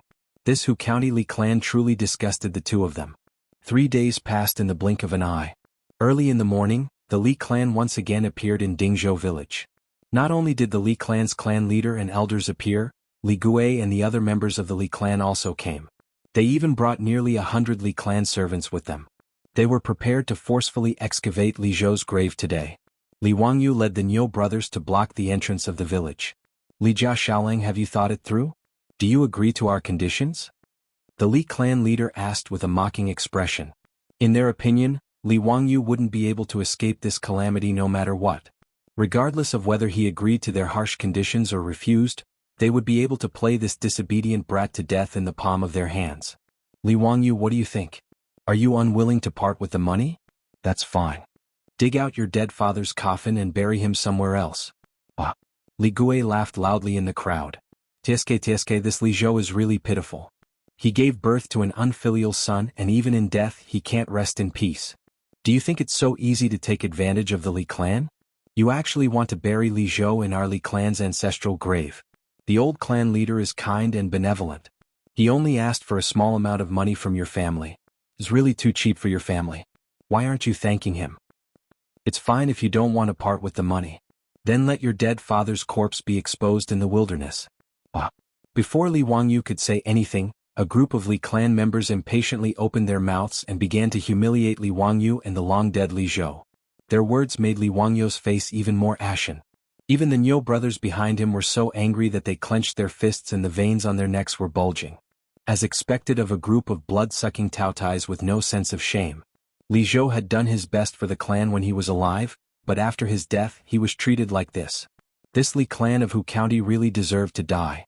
Li Wangyu coldly snorted, let's see who dares to touch my clan's lord's grave. Haha, this is the biggest joke in the world. You and Li Zhou have already been expelled from our Li clan. How can Li Zhou still be buried in our Li clan's ancestral grave? Naturally we need to move the grave. Even if the heavens are broken, our Li clan is still in the right. How can a little child like you stop us? The Li clan elder immediately retorted. That's right. If you don't agree to our Li clan's conditions, then today, Li Zhou's grave must be moved away from our Li clan's ancestral grave. Ignorant brat, who do you think you are? Do you think we won't move it just because you say so? If you don't agree to our Li clan's conditions today, we will definitely dig up this grave. The Li clan leader raised his hand to stop the clansman's clamor. Li Jia Xiaolang, this old man will ask you one more time. Those conditions, do you agree or not? Niuwu, tell me, it's broad daylight.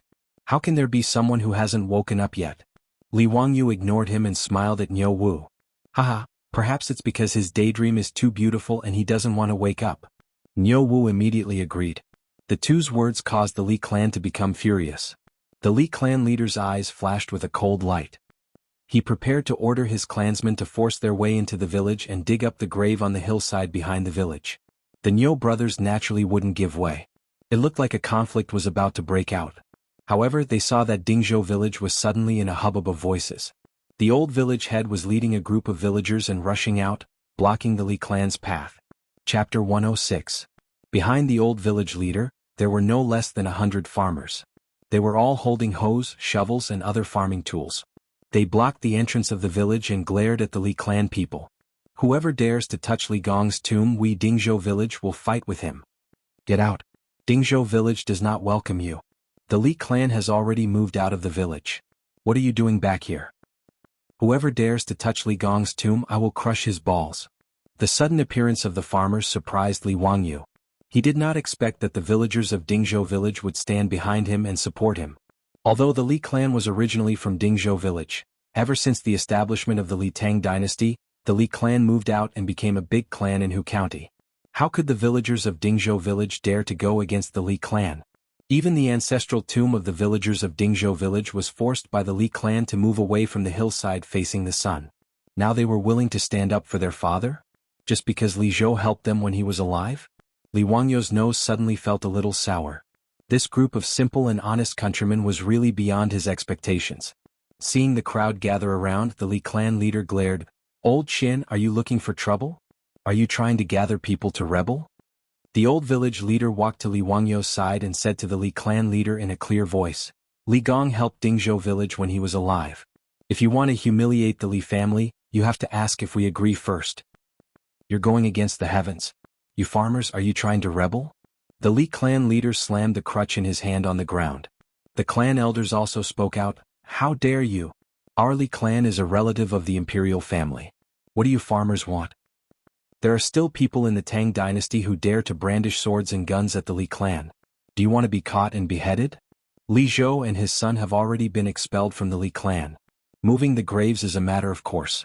No matter what, the Li clan is in the right. What are you trying to do?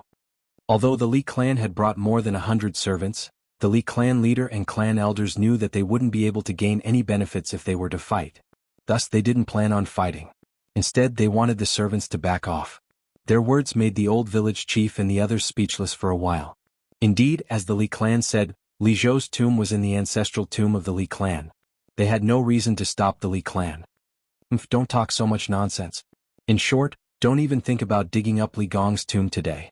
Otherwise we'll fight with you. The old village chief didn't plan on being reasonable. Good. I want to see if this world is still the world of the Li clan. Li Gui, have someone ride to the county government immediately. Have Yang Mingfu bring the bailiffs here to deal with these unruly people. The Li clan leader roared at Li Gui. After receiving the order, 2 of the Li clan servants immediately split into groups and rode their horses towards the county town. Seeing that the Li clan had gone to report to the government, the villagers of Dingzhou village, including the old village chief, were all hesitant. However, no one retreated. They all blocked the entrance of the village and were in a deadlock with the Li clan. Knowing that there was a rebellion in Dingzhou village, Yang Quan didn't dare to be negligent. He led the county magistrate and 3 groups of bailiffs to Dingzhou village. What surprised Li Wangyu was that there was a middle-aged man wearing a light red official robe accompanying Yang Quan. This meant that he was a 5th-rank official. Li Wangyu didn't know who this 5th-rank official was, so he wasn't in a hurry to speak. Yang Quan actually knew what was going on today. However, since Li Wangyu didn't use his trump card, he pretended that he didn't know anything. In any case, he was sick of the Li clan in Hu County. However, he couldn't do anything because of the Li clan's status as a clan relative. The only thing that made him feel uneasy today was the 5th-rank official beside him, Chang, and County Magistrate Chui. The capital of the Tang dynasty, Chang'an, was divided into 2 counties, East and West Chang'an and Wanyan. The county magistrates of these 2 counties were all 5th-rank officials. This was like the mayor of the imperial capital of China. Although he was still a mayor, his rank was equal to that of a provincial governor. The county that Yang Quan worked in, Hu County, was under the jurisdiction of Chang'an County. In other words, County Magistrate Chui was the boss of Yang Quan, a 7th-rank county magistrate. Today, County Magistrate Chui happened to be patrolling Hu County. When he was talking to Yang Quan, he heard that the Li clan had reported that there were troublemakers, so he hurried over. This is the Chui Ming house in Chang'an County. Li Jia Xiaolang Li Gong, quickly come and greet him. Yang Quan first introduced County Magistrate Chui to Li Wangyu and the Li clan elder. He then introduced Li Wangyu and the others to County Magistrate Chui Ming house. This is the leader of the Li clan. That Xiaolang is Li Jia Xiaolang, the son of Li Zhou's Li Gong. After hearing Yang Quan's explanation, County Magistrate Chui's eyes lit up. He cupped his hands towards the Li clan leader and said, "Are you the old leader of the Li clan in Hu County?" "That's me. Greetings to the Chui Ming house." Seeing the friendly attitude of this rank 5 official, the Li clan leader also smiled and greeted him. "Li Gong, there's no need to be so polite. The Li clan in Hu County is a relative of the Tang dynasty. There's no need to be so polite, ha." County Magistrate Chui clearly knew the background of this Li clan in Hu County, so he directly expressed his attitude. As for Li Wangyu, County Magistrate Chui didn't even bat an eyelid. He naturally knew about Li Zhou, but Li Zhou had already passed away. As the saying goes, the tea cools down when the person is gone. He had no interest in making friends with this young man, Li Wangyu. County Magistrate Chui's attitude made Li Wangyu and Yang Quan's faces darken.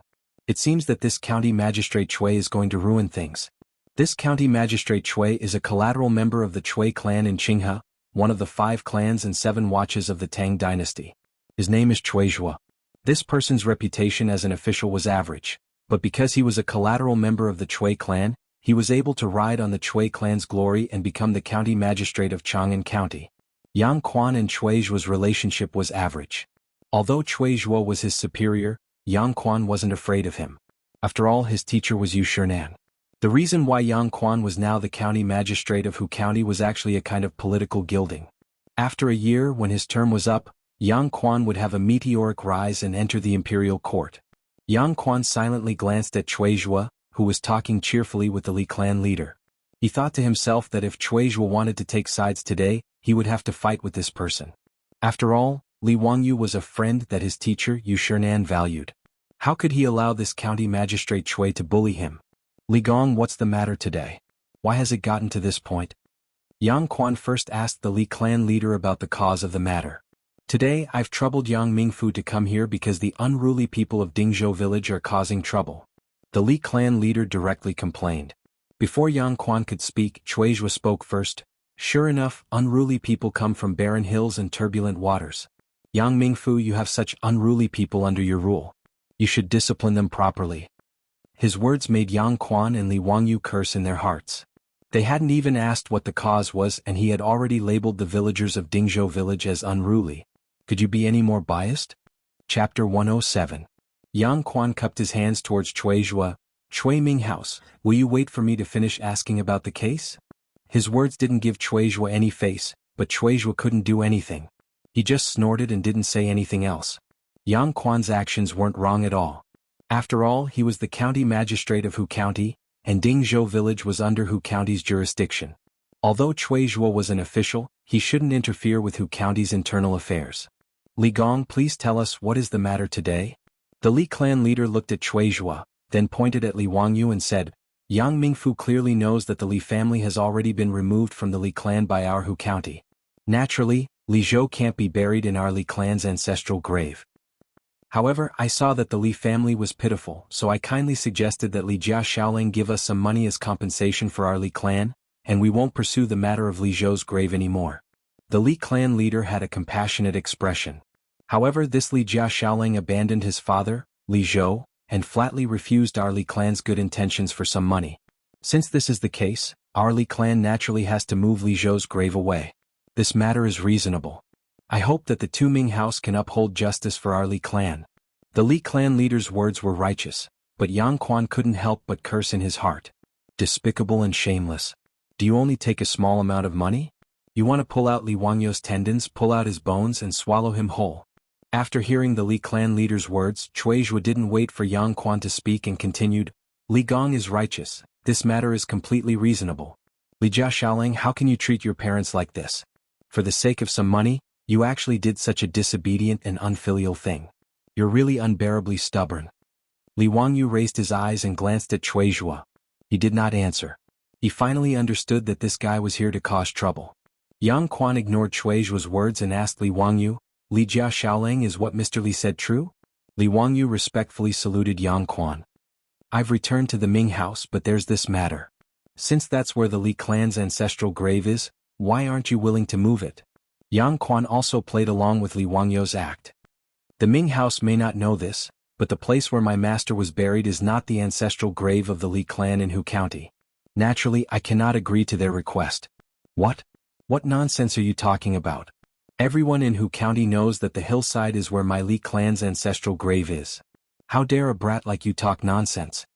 As soon as Li Wangyu finished speaking, the Li clan's clan leader and elders immediately jumped up in anger. The world is clear, how can a brat like you talk nonsense? Li Wangyu, you're lying through your teeth. Aren't you afraid that the heavens will send down lightning to strike you to death? Cui Ming house, did you hear what this brat said? Li Wangyu was not in a hurry to defend himself. He waited for them to stop causing a ruckus. Then he calmly asked, What, did I say something wrong?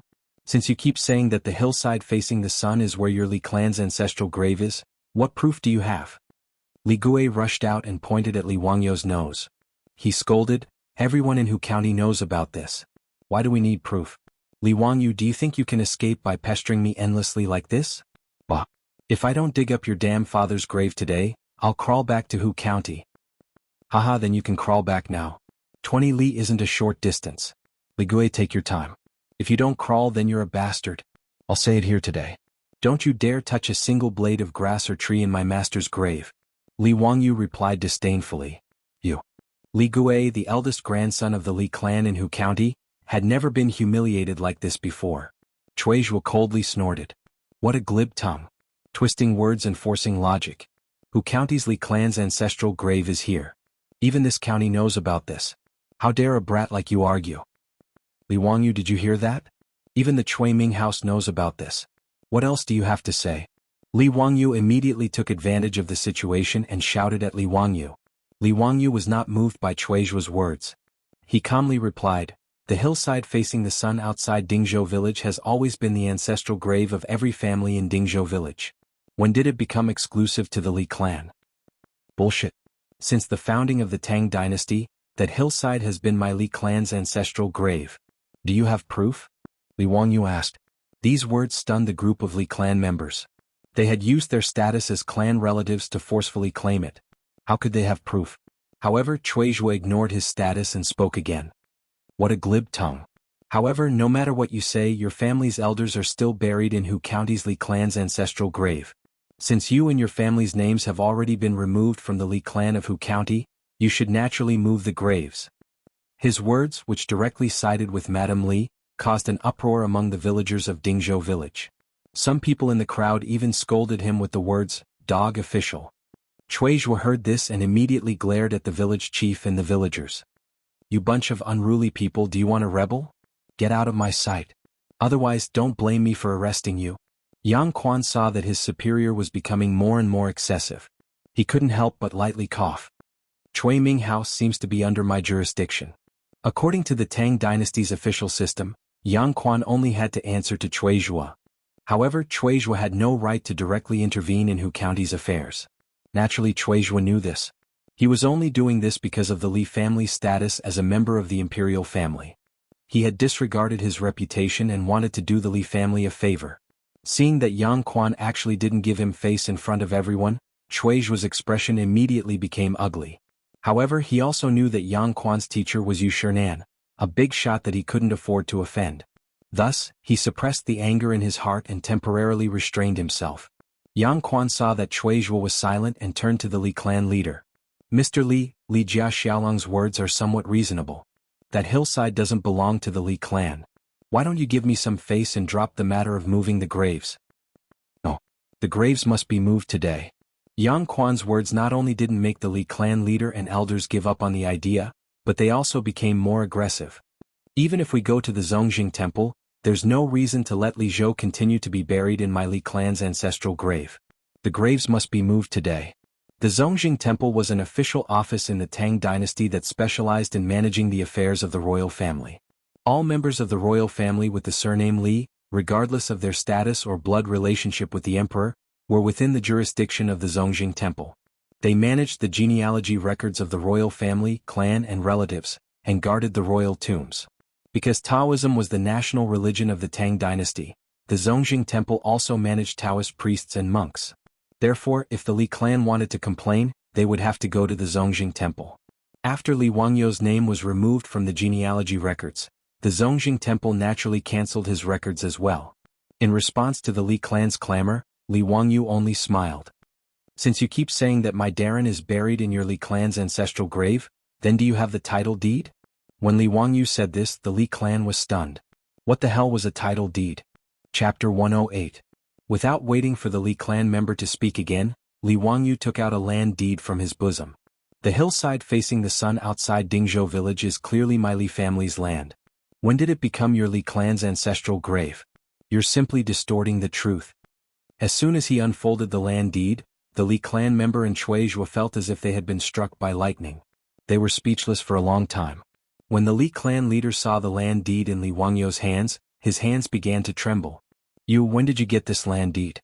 Impossible, this is absolutely impossible. Chuizhua sneered from the side. 1,000 mu of mountainous land is worth at least 1,000 strings of cash. How could a young man like you afford it? Absurd. Tell me the truth, who forged this land deed? His words were like a life-saving straw for the Li clan members, and they immediately began to echo his words. That's right, it must be a forged land deed. This boy's current net worth is at most 300 mu of paddy fields, 20 cattle, and 100 strings of cash.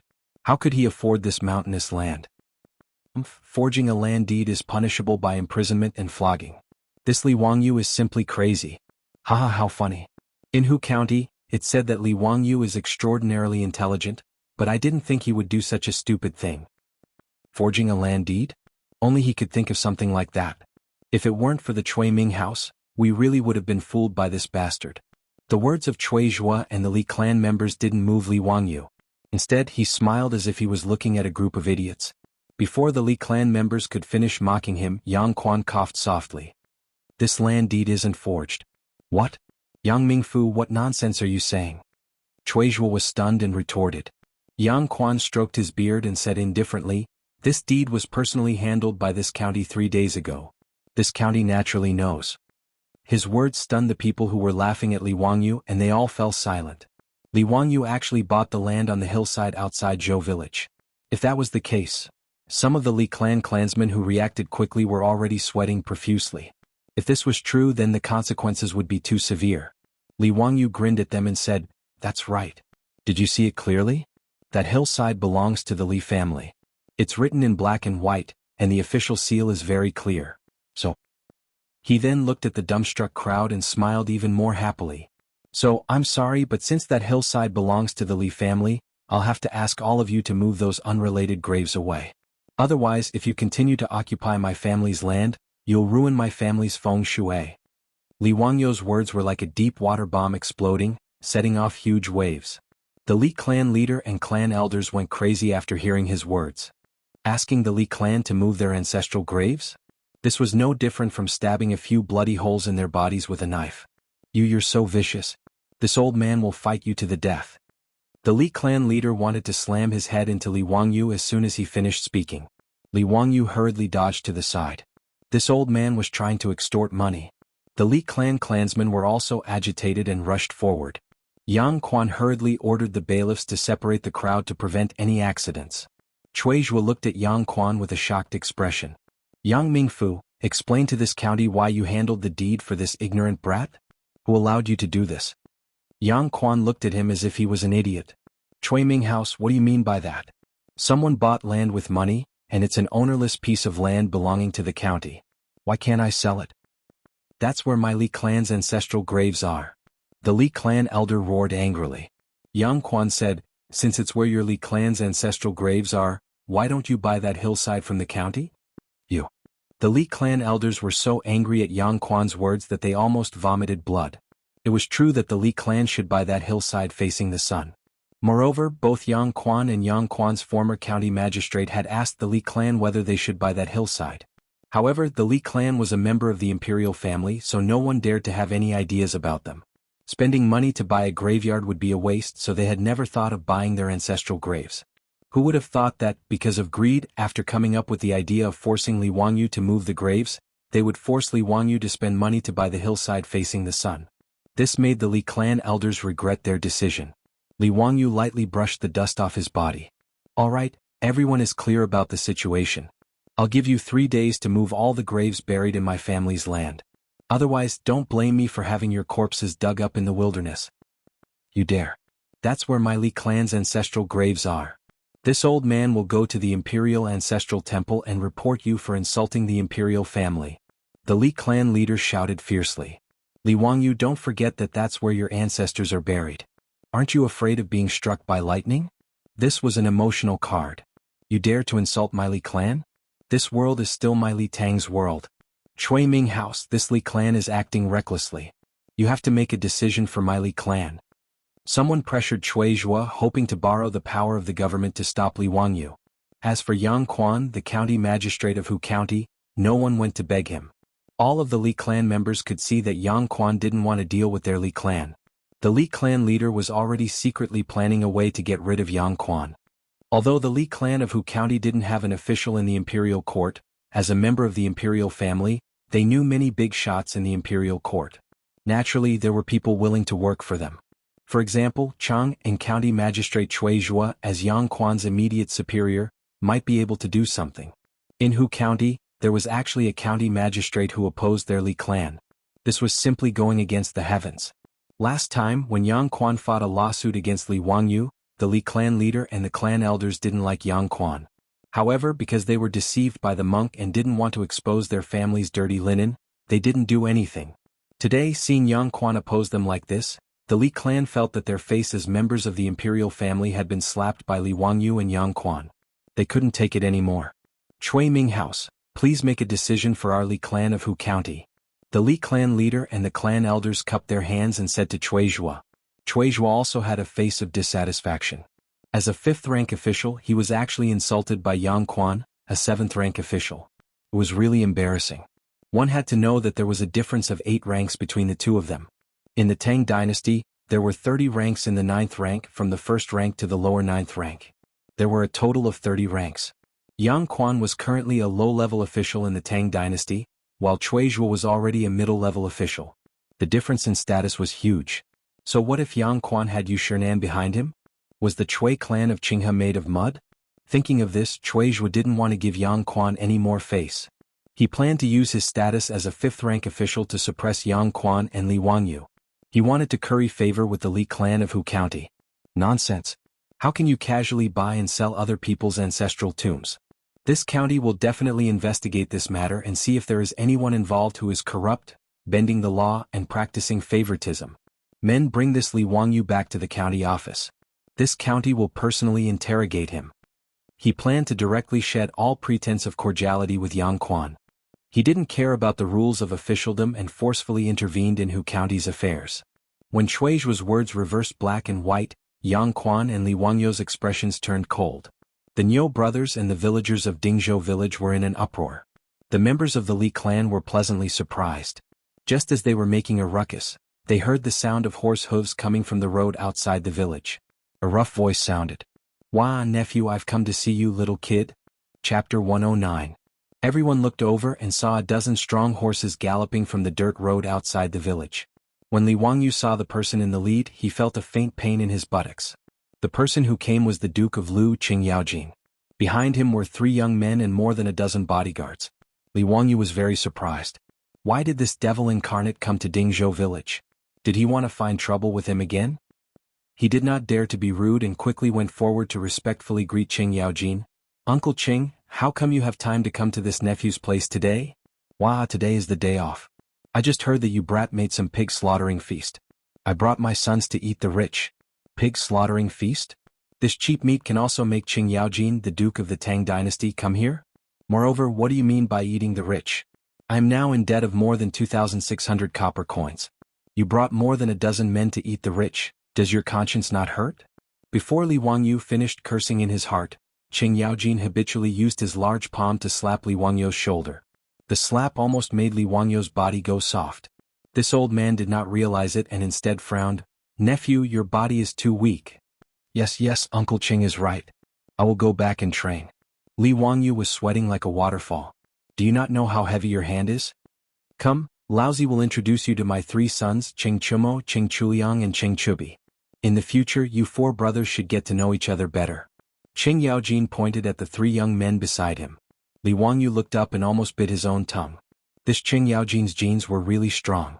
Those who did not know would think that Qingyaojin's 3 sons were triplets. They looked almost exactly the same. Except for the beard and the wrinkles on their faces, they were almost identical copies of Qingyaojin's triplets. Li Wangyu quickly greeted Qingyaojin's 3 sons. "Wangyu greets my 3 elder brothers." "Haha, what elder brother? Call me big brother." Qing Chumo, like Qingyaojin, patted Li Wangyu's shoulder. Qing Chuliang and Qing Chubi did the same. They laughed heartily as they used their big hands to rub Li Wangyu's weak shoulders. F***ck. Did this bastard Qingyaojin want to bring his 3 sons to kill me today? Li Wangyu was about to collapse. Also, why were the father and son of the Qing family so friendly? Qingyaojin asked him to call him uncle the moment they met, and these 3 younger versions of Qingyaojin asked him to call him brother. In the Tang dynasty, titles such as uncle and elder brother were not used casually. They were reserved for relatives. Rubbing his numb shoulders, Li Wangyu could only smile bitterly and greet them again. "Wangyu greets my 3 brothers." "Virtuous nephew, what are you doing? Why are hundreds of people gathered together?" After greeting, Qingyaojin pointed to the crowd at the village entrance and asked. Li Wangyu smiled and briefly told Qingyaojin what happened today. In the end, he pointed to Chui Zhua and said, "Uncle Qing, I'm afraid I can't treat you to a meal today. This county magistrate Chui is going to take me back to Chang and County for questioning." When he said this, Chui Zhua was almost scared to death. After Qing Yaojin and his party appeared, Chuizhua's heart thumped. After hearing Qing Yaojin and his son greeting Li Wangyu so warmly, he felt his legs tremble. Of course Chuizhua knew Qing Yaojin. Not only did he know him, but he was also very familiar with him. Because Qing Yaojin's second wife married the daughter of the Chui clan of Qinghe. Chuizhua was also born in the Chui clan of Qinghe, but the difference was that he was a collateral descendant of the Chui clan of Qinghe. Madame Qing Yaojin was the eldest daughter of the Chui clan of Qinghe, the eldest daughter of Chui Xin, the head of the Chui clan of Qinghe. The difference in status between the two was like clouds and mud. As one of the members of the Chui clan of Qinghe who was an official in Chang, and Chuizhua had to bring gifts to greet Madame Cheng at Duke Lu's mansion during festivals. Madame Cheng was just meeting the members of the Chui clan of Qinghe out of the family's needs. After a few words of encouragement, she sent them out and did not have much interaction with them. Qing Yaojin was at most familiar with the members of the Chui clan of Qinghe, but he could not even remember their names. "You're that Chui something? Come here and tell me what you want to do with my nephew?" Qing Yaojin glared at Chuizhua. Qing Yaojin glared at Chuizhua, and Chuizhua was so scared that he almost wet himself. He trembled as he came over and saluted Qing Yaojin. Duke Lu, it's a misunderstanding. It's all a misunderstanding. I didn't know Li Jia Xiaolang was your nephew." He was so scared that he could not speak clearly. He did not understand how Li Zhou's son became Qing Yaojin's nephew. Was he blinded by lard just now? He actually wanted to arrest Li Wangyu and take him to the county government. No, it was all this damn Li clan's fault. Thinking of this, Chuizhua shot a fierce look at the Li clan leader and the elders. It was this group of bastards who wanted to frame him. Misunderstanding my ass. Tell me what you want to do. Qing Yaojin grabbed Chuizhua's collar and pulled him to his face. "Duke Lu, please forgive me. I really didn't know. It was the Li clan of Hu County. They were greedy and wanted to humiliate your nephew." Chuizhua was completely confused. In order to get Qing Yaojin to forgive him, he did not hesitate to betray the Li clan. Compared to Qing Yaojin, the founding duke of the Tang dynasty, the Li clan of Hu County was nothing. Chuizhua naturally knew which side he should side with. Qing Yaojin threw Chuizhua away in disgust. "Go and apologize to my nephew. If he doesn't forgive you, you don't need to enter my Qing mansion anymore." Hearing his words, Chuizhua quickly got up from the ground. He did not care about the dust on his official robe and respectfully ran to Li Wangyu. "Young Master Li, it's all this county's." He wanted to put on a show of authority, but he heard Qing Yaojin's soft snort. He quickly changed his words, "It's all my fault. Please forgive me." The dignified fifth-rank county magistrate of Chang, and county even called himself, "my subordinate," in front of Li Wangyu.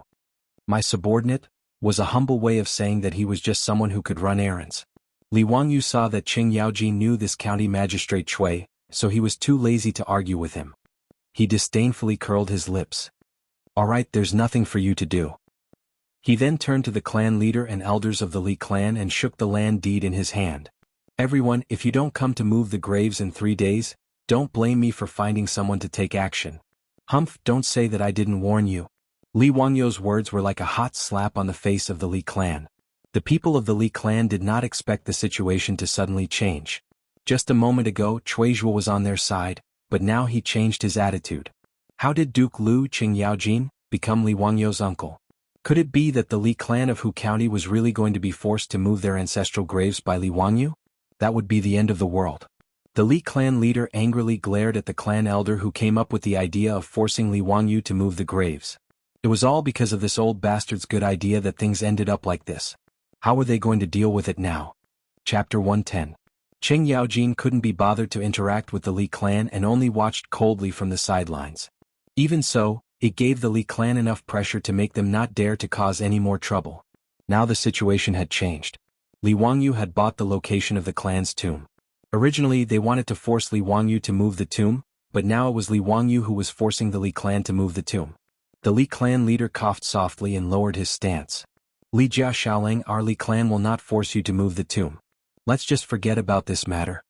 The old man's words made Li Wangyu laugh. So it was the Li clan that had let him off? With such thick skin, no wonder he could become the clan leader. "Ha, how funny. You won't let me move the tomb? Do you not know how to read? Do you not understand what is written on the title deed? Or are your ears not good? Listen carefully, I am the one who is forcing the Li clan to move the tomb. Xiaolang, where it is possible to make mistakes, one should be lenient. Don't go overboard." The Li clan leader said through gritted teeth. Overboard? Do you know how to write these 2 words? You bunch of gluttons, did you think of this when you greedily asked for money from my lord? Did you think of this when you stole the golden fields from my family? Did you think of this when so many of you came to Dingzhou village to dig up my lord's tomb? Bah! Li Wangyu's carefree and unrestrained scolding had vented the resentment in his heart, but it had also caused the faces of the Li family's people to turn pale. Now that Li Wangyu had the title deed, Yang Quan was obviously not on good terms with the Li clan. Even Cui Zhua, the county magistrate of Chang'an County, quickly changed sides after Qing Yaojin's arrival. This made the Li clan members feel a chill in their hearts. Li Jia Xiaoling, are you really going to be so heartless? The Li clan leader said in a low voice. You asked for it. Good. Since that's the case, I Li clan won't say anything more today. The Li clan's ancestral grave is on that hillside. If you really dare to dig up the grave, do as you please. The Li clan leader finished speaking with a gloomy face, then turned to his clansmen and shouted, Let's go back.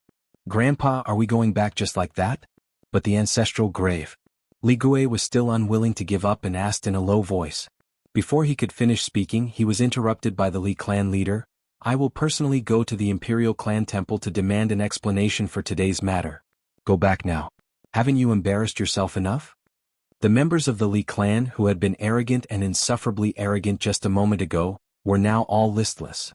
Amidst the loud taunts and mocking laughter of more than 100 men from Dingzhou village, they were ready to withdraw from the village. Li Gui, didn't you want to crawl back to the county? Li Wangyu suddenly shouted. For some shameless people, cynical men were never stingy to hit them when they were down. Li Wangyu, you wait for me. Li Gui was so irritated by his words that his face turned red. He completely forgot the boasting he had made before. Li Wangyu laughed loudly. Li Gui, get out. If you say one more word, I will dig up your family's grave today. His words were like a slap to Madame Li's face, causing Li Gui's face to turn red and green, but he didn't dare to make a sound. The Li clan leader snorted coldly and didn't say anything more. He led the members of the Li clan who were extremely disappointed and prepared to retreat. Qing Yaojin suddenly said, You are from the Li clan of Hu County, right? I will explain what happened today to His Majesty and let His Majesty discipline you. His words made the Li clan's patriarch and a group of clan elders' bodies uncontrollably sway. Some of the clan elders with poor mental fortitude even fell directly onto the ground. Hi Duke Lu, why do you say that? Our Li clan didn't offend you, did we? The Li clan leader tried to support himself. You are going to dig up my nephew's grave. How dare you say you didn't offend me? Get out. I don't want to care about your trivial matters. Qing Yaojin's words made the Li clan more depressed. He didn't say anything more and turned to leave. Today the Li clan's face was completely lost. Li Wangyu was actually threatening the Li clan. If he really wanted to dig up the grave, he wouldn't do it. First of all, the Li clan of Hu County was a relative of the royal family. If he really dug up their ancestral grave, it would be like slapping Pai Lupi's face. Second of all, although he was expelled from the clan, the people buried in the Li clan's grave were the ancestors of his previous body. He couldn't blame the Li clan's deceased ancestors for the sins of the Li clan's descendants. The Li clan leader naturally saw this point. That was why he said to Li Wangyu that it was up to him whether he dug up the grave or not. After the Li clan left, Li Wangyu repeatedly thanked the village chief and the villagers who came to help. After the crowd dispersed, Li Wangyu invited Qing Yaojin and his son to his residence as guests. Yang Quan used work as an excuse and returned to the county office after greeting Qing Yaojin. Cui Zhua didn't want to leave, but seeing that Qing Yaojin had no intention of keeping him, he could only follow Yang Quan and leave. For Cui Zhua, today was like trying to steal a chicken only to end up losing the rice used to lure it. Originally, he wanted to curry favor with the Li clan of Hu County. In the end, not only did he not achieve his goal, but he also turned against the Li clan in front of everyone. Moreover, he also had a falling out with Yang Quan. The gains didn't make up for the losses. On the way back to Hu County, Cui Zhua wanted to mend the rift between him and Yang Quan. No matter what, he didn't want to casually offend a big shot like Yu Shernan. Brother Xuqing, just now I was confused. Brother Xuqing, please don't take it to heart. Cui Ming House's words are too serious. Yang Quan calmly replied. Who is that Li Wangyu? Isn't his father Li Zhou?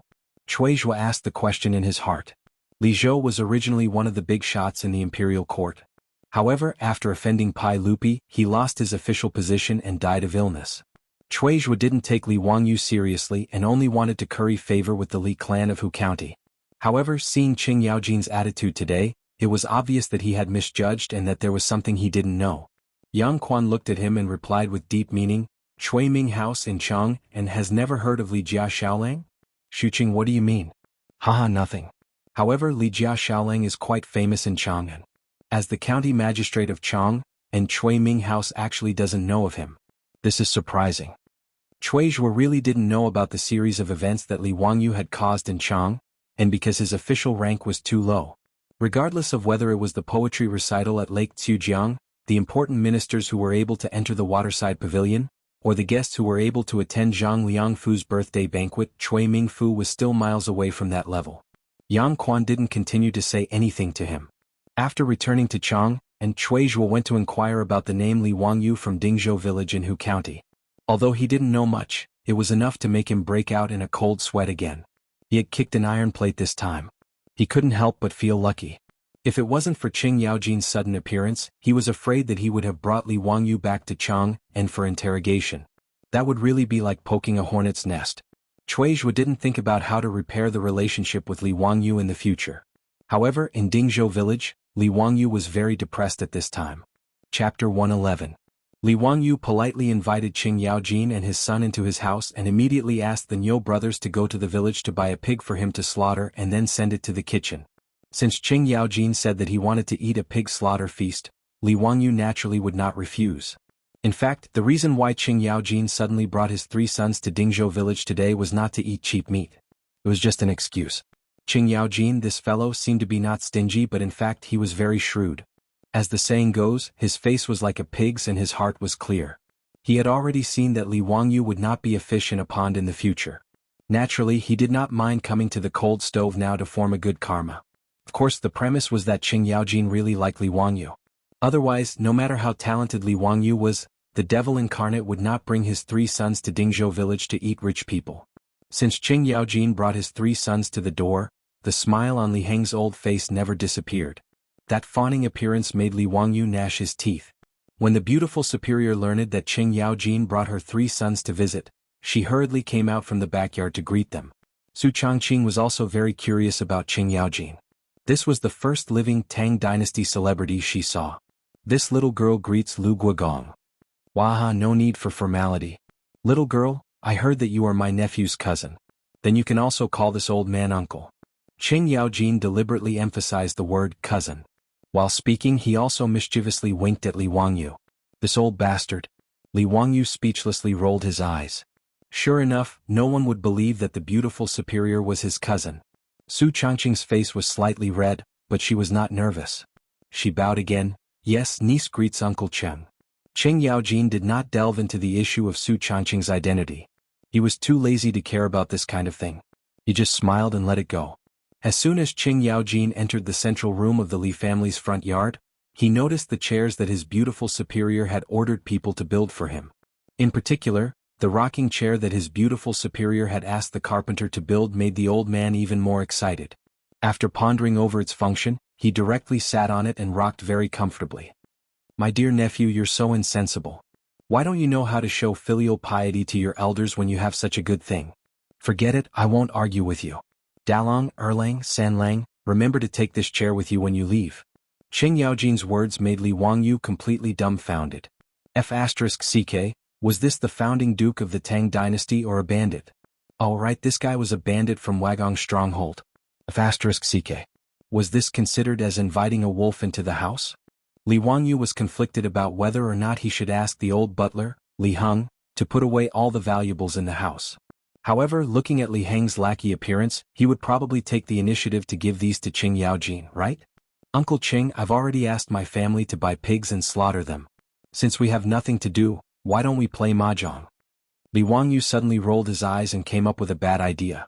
The Tang dynasty naturally did not have mahjong, a national treasure, yet. The earliest records of mahjong in China were from the Ming and Qing dynasties. Mahjong was probably invented at that time. However, because he was bored a few days ago, in order to pass the time, Li Wangyu specifically asked the carpenters in the village to help him make a wooden mahjong set. Now in the house, including the 4 maidservants, Li Heng, Perrin, and the Niu brothers had all learned to play mahjong as a recreational activity. Since they had nothing to do, Li Wangyu and Su Changqing had the people in the house accompany them to play mahjong. Li Wangyu was angry with Qing Yaojin, this old fellow who came to his house to eat and take things. He wanted to seduce Qing Yaojin to play mahjong and then win some copper coins from him. As a person from Sichuan, Li Wangyu naturally knew how to play mahjong. He dared not say that he was an expert, but he was invincible in Lai Hot. The beauty skill level was average, she only knew how to play mahjong. However, in the Tang dynasty she had nothing to do, so she was addicted to playing mahjong. What is mahjong? Qing Yaojin curiously asked. Li Wangyu led the Qing father and son to the mahjong table and poured out the mahjong tiles. He and Su Changqing explained the rules of mahjong in detail, which made Qing Yaojin and his 3 sons itch. Nephew, this mahjong game was also made by you? Yes. Li Wangyu shamelessly agreed, causing the beauty to cover her face with her hands. She was embarrassed to see this fellow's thick skin. This mahjong game is interesting. Come sit down and try it. Qing Yaojin did not hesitate and sat down at the mahjong table. Dalong, you come too. Erlang, Sanlang, you guys watch from the side. Li Wangyu looked at the beauty with a smile and pulled her to sit at the mahjong table. After teaching Qing Yaojin and his sons how to shuffle and number the tiles, the 4 of them began the game of sparrows. Li Wangyu reached out and picked up a tile from the mahjong wall. He rubbed it with his right thumb. Little chicken. He flipped the tile open. It was indeed a piece. Qing Yaojin and his 3 sons' eyes lit up when they saw this. They felt that it was really cool. In fact, Li Wangyu was just showing off. He was invincible in Lai Hot, but in his previous life he was only slightly better than a rookie. Anyway, every time he went back to his hometown in Sichuan, he would play mahjong with his friends and relatives. He would lose 9 out of 10 times. However, his skills were enough to show off in front of beginners like Qing Yaojin and Qing Chumo. When he deliberately went easy on them, Qing Yaojin won a few rounds and laughed happily. Qing Chuliang and Qing Chubi, who were watching from the side, were itching to play mahjong, but they could not sit at the table. They just wanted their brother to give up his seat. Qing Chumo, who had just tasted the sweetness of mahjong, would not give up his seat. He pretended not to hear his 2 brothers' pleas. Li Wangyu saw that the time was right. He smiled like a fox who had stolen a hen. Uncle Qing, it's boring to play like this. Why don't we put some money on the table? Wah, nephew is right. Then let's put some money on the table. How about we do it the same way? Qing Yaojin had just learned how to count and had just won a round of 4 tiles. Li Wangyu looked at his beautiful boss and immediately nodded in agreement. Everyone started to arrange their cards again and the battle started anew. It had to be said that Li Wangyu's luck was not bad today. Qing Yaojin and his sons were beginners. They were no match for him. Selfie. It's alright. A total of 8 tiles. Uncle Qing, brother Chumo, Hihi, Qinghui, a total of 8 tiles. Li Wangyu pushed down the tiles in his hand and smiled brightly. Keep the tab. We'll count them together later. Qing Yaojin shouted impatiently. Li Wangyu immediately called the old housekeeper, Li Heng, to keep the tab. Everyone started playing again. I won. Uncle Qing, I'm sorry. I won. Brother Chumo, you won. 2 rounds of mahjong were not finished. Qing Yaojin's originally black face became even more unbearable. It was as black as the Kunlun slaves in Chang'an. Qing Chumo was also depressed. He did not win a single round of mahjong. He was losing money. Li Heng, how much do Uncle Qing and brother Chumo owe me? Li Wangyu smiled proudly. Langjun, Lu Guigong owes you 56 strings of coins. Qing Gongzi owes you 43 strings of coins. Li Wangyu's eyes narrowed. When he was about to say something, his body suddenly became light. He was directly lifted up from the chair by Qing Yaojin. He said word by word, Nephew, the pig should have been slaughtered. Shouldn't you go make the pig rice? Thus, Li Wangyu was tragically kicked off the mahjong table. His beautiful boss covered her mouth and chuckled. He went to the kitchen dejectedly. As for the seat he had vacated, Qing Chuliang and Qing Chubi almost fought over the seat. Chapter 112. Li Wangyu was very depressed as he cooked all kinds of dishes in the kitchen. Not long after, his beautiful boss also appeared. Even Su Changqing could win against Qing Yaojin and his sons. Can be seen how bad they were at playing. Now that the mahjong table had become a civil war in the Qing family, Qing Huaibi finally sat down at the gambling table after Su Changqing was politely invited away by Qing Yaojin. The so-called, there is no father and son on the gambling table, was indeed a famous saying. When Li Wangyu finished cooking, he respectfully invited Qing Yaojin to eat. However, he saw that the situation on the mahjong table had changed. Qing Yaojin's 3 brothers were crying while Qing Yaojin was laughing. Obviously, this old man's luck was better as he won against his 3 sons. Because Qing Yaojin had brought more than a dozen guards with him, Su Changqing asked Li Heng to find a mat and a short table for the guards to eat in the front yard. Qing Yaojin and his sons were invited to the Li family's dining room to take a seat. Qing Yaojin and his sons were very curious about Li Wangyu's large dining table. They were also full of praise for the high back chair. This made Li Wangyu very worried. Would this old man take the dining table and chairs with him when he left? The rocking chair in the central room of the front yard had already been unceremoniously moved aside by Qing Yaojin's personal guards. Seeing this, Li Wangyu's face twitched. What made him even more worried was the washroom in the front yard of the Li family. Ever since Qing Yaojin asked Li Heng to take him to the washroom, Li Wangyu felt that this old man's eyes were constantly glancing at the washroom. This old man wouldn't want to take away his ceramic toilet, right? If Qing Yaojin didn't think it was dirty, then let him take it. Li Wangyu hurriedly stopped this nauseating association and asked the maids to serve the dishes. Qing Yaojin and his 3 sons actually didn't come to eat. The pig slaughtered rice was just an excuse. The nobles of the Tang dynasty almost only ate beef and mutton. They politely declined pork. At this time, seeing Li Wangyu really use cheap meat to make a table full of dishes, they couldn't help but look at each other, hesitating for a long time, not knowing whether to eat or not.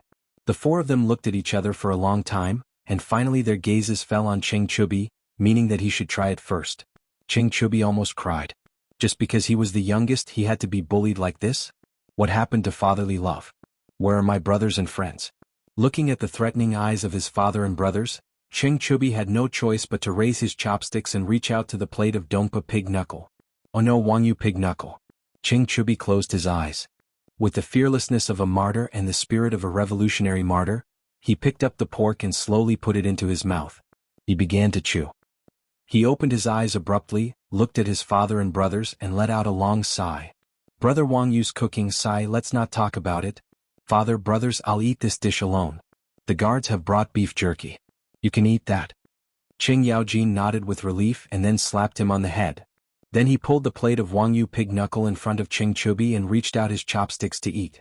Cheng Chumo and Cheng Chuliang also slapped their dear brother on the head, and then unceremoniously reached out their chopsticks to pick up the dishes on the table.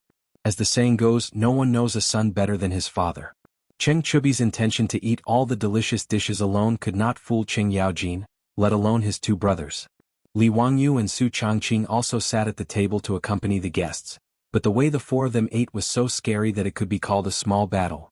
The 2 of them held their chopsticks in a daze, but did not know how to pick up the food. Notice table was filled with more than a dozen dishes, but the plates and bowls were flying everywhere, and even Qing Yaojin directly grabbed the pig knuckle and began to eat. Li Wangyu stiffly turned his neck to look at Su Changqing, and the 2 of them communicated silently with their eyes. Are you sure it's Duke Lu, Qing Yaojin? Are you a refugee or a beggar? Maybe it's Qing Yaojin?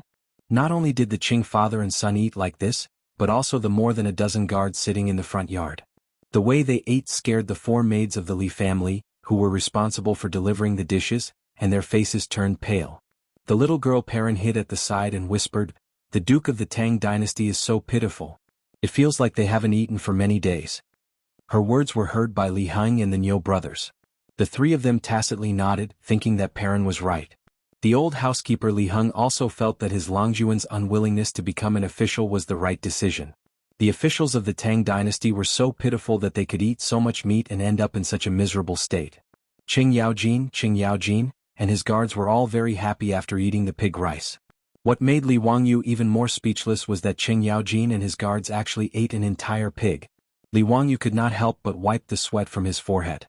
Last time he invited more than 500 people in the village to eat the pig rice, but only 2 pigs were slaughtered.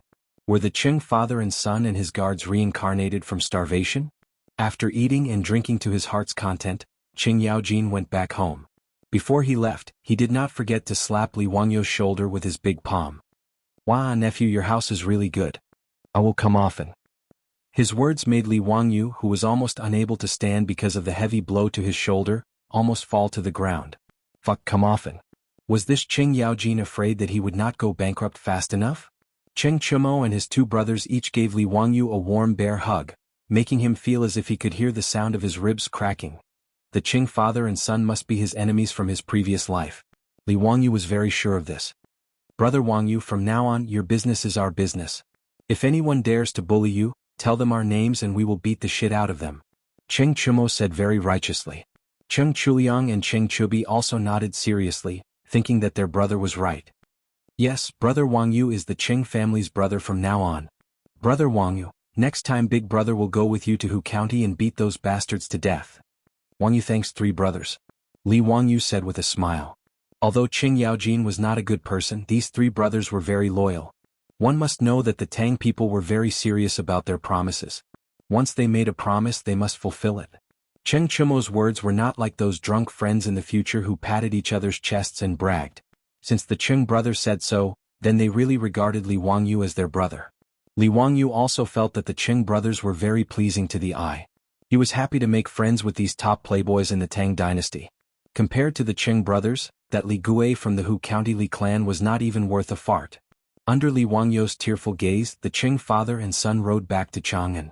Li Wang Yu's tearful gaze was not because he was reluctant to part with Cheng Chumo and his brothers, but because that old bastard Qing Yaojin not only took away his rocking chair, but also the mahjong table and the most precious mahjong set in the history of the Tang dynasty. What made him cry even more silently was that Qing Yaojin, that old bastard, actually went back on his word. The Cheng father and son acted as if they did not know that he had lost 100 or 200 strings of copper coins on the mahjong table, patted their butts and ran away. This was like a ghost raiding a village. Shameless. Despicable. Chapter 113. Li Wang Yu didn't know that when his family was being raided by the Japanese. Oh no, the Qing father and son, the Li clan of Hu County, ran to Chang'an to complain. After the Li clan leader led several clan elders to retreat in defeat from Dingzhou village, the more he thought about it, the more sullen he felt. He felt that he had lost face and his face was burning with pain. They didn't think that they did anything wrong today. It was all the fault of that damned Li Wang Yu and the county magistrate Yang Quan. Even the farm workers in Dingzhou village dared to go against the Li clan. They deserved to die. As for Lu Guogong, the Li family of Hu County knew their place.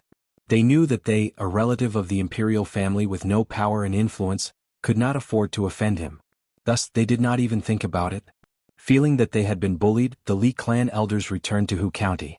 After a brief discussion, they had people set up carriages and went straight to Chang and Zongjing Temple to complain. The Zongjing Temple was an official that managed the imperial family's affairs. There was a lower third-rank official in the Zongjing Temple. There were also two junior officials who helped the official manage the Zongjing Temple. Because they were mainly responsible for managing the imperial family's affairs, during the Jingguan era, the position of official was often held by members of the imperial family. Zhao County Prince Li Xiaogong's father was Li Yuan's cousin. After Li Yuan started the war, he was in charge of managing Bashu. With Li Jing's help, he killed Xiao Xian and Fu Gongyu. The south of the Yangtze River was under his command. His military achievements were almost on par with Pai Lupi's. After Pai Lupi ascended to the throne at Xuanwu Gate, Li Xiaogong withdrew from the center of power in the Tang dynasty and was appointed by Pai Lupi to be the official of the Zongjing Temple. In order to prevent Li heir from being suspicious, Li Xiaogong was even more disinclined to manage the nonsensical affairs of the imperial family. Although he held the position of a temple official, he was infatuated with singing, dancing, and beauties to entertain himself. He threw all the affairs of the Zongjing Temple to two junior officials to manage. Su Jingzong, one of the 18 scholars of the Duke of Qin's manor, was one of the vice ministers of the Zongjing Temple. Although the position of vice minister of the Zongjing Temple was an upper fourth-rank official, it did not have much real power. This made Su Jingzong, who yearned for power, feel very depressed. Although Pai Lupi often called for these 18 scholars to accompany him, for example, at the Chu River Lake Poetry Gathering last time.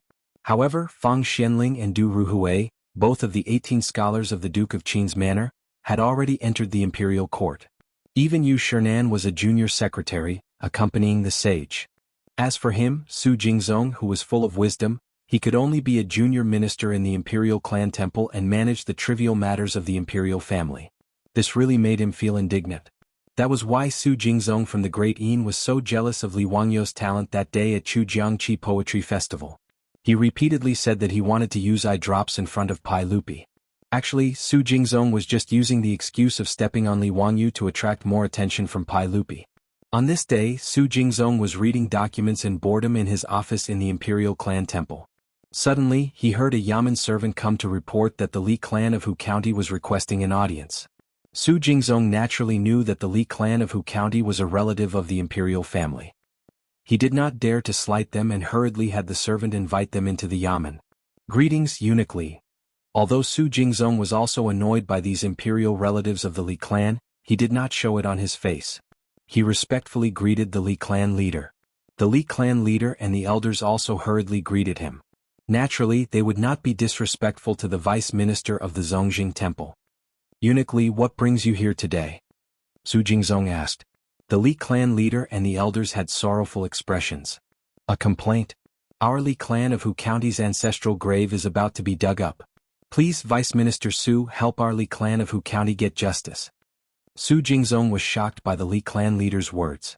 There were still people in the Tang dynasty who dared to dig up the ancestral grave of the imperial family? Wasn't this like an old man eating arsenic and tired of living? He hurriedly asked for the details. The Li clan leader and the elders added fuel to the fire and told him how Li Wangyu and the county magistrate of Hu County Yang Quan had bullied them today. Vice Minister Su, this Li Wangyu and Yang Quan, as well as those farmers from Dingzhou village, are truly despicable. They actually ignored the saints and wanted to dig up our Li clan's ancestral grave. How can this be? They are simply rebelling against the emperor. The Li clan leader said angrily. Su Jingzong was from the Great Yin, so he immediately knew what was going on. It was obvious that the Li clan of Hu County had tried to dig up Li Zhou's grave, but Li Wangyu had bought the area where the Li clan's ancestral grave was located. This was clearly the result of the Li clan of Hu County not only failing to show off, but also being pushed to the ground.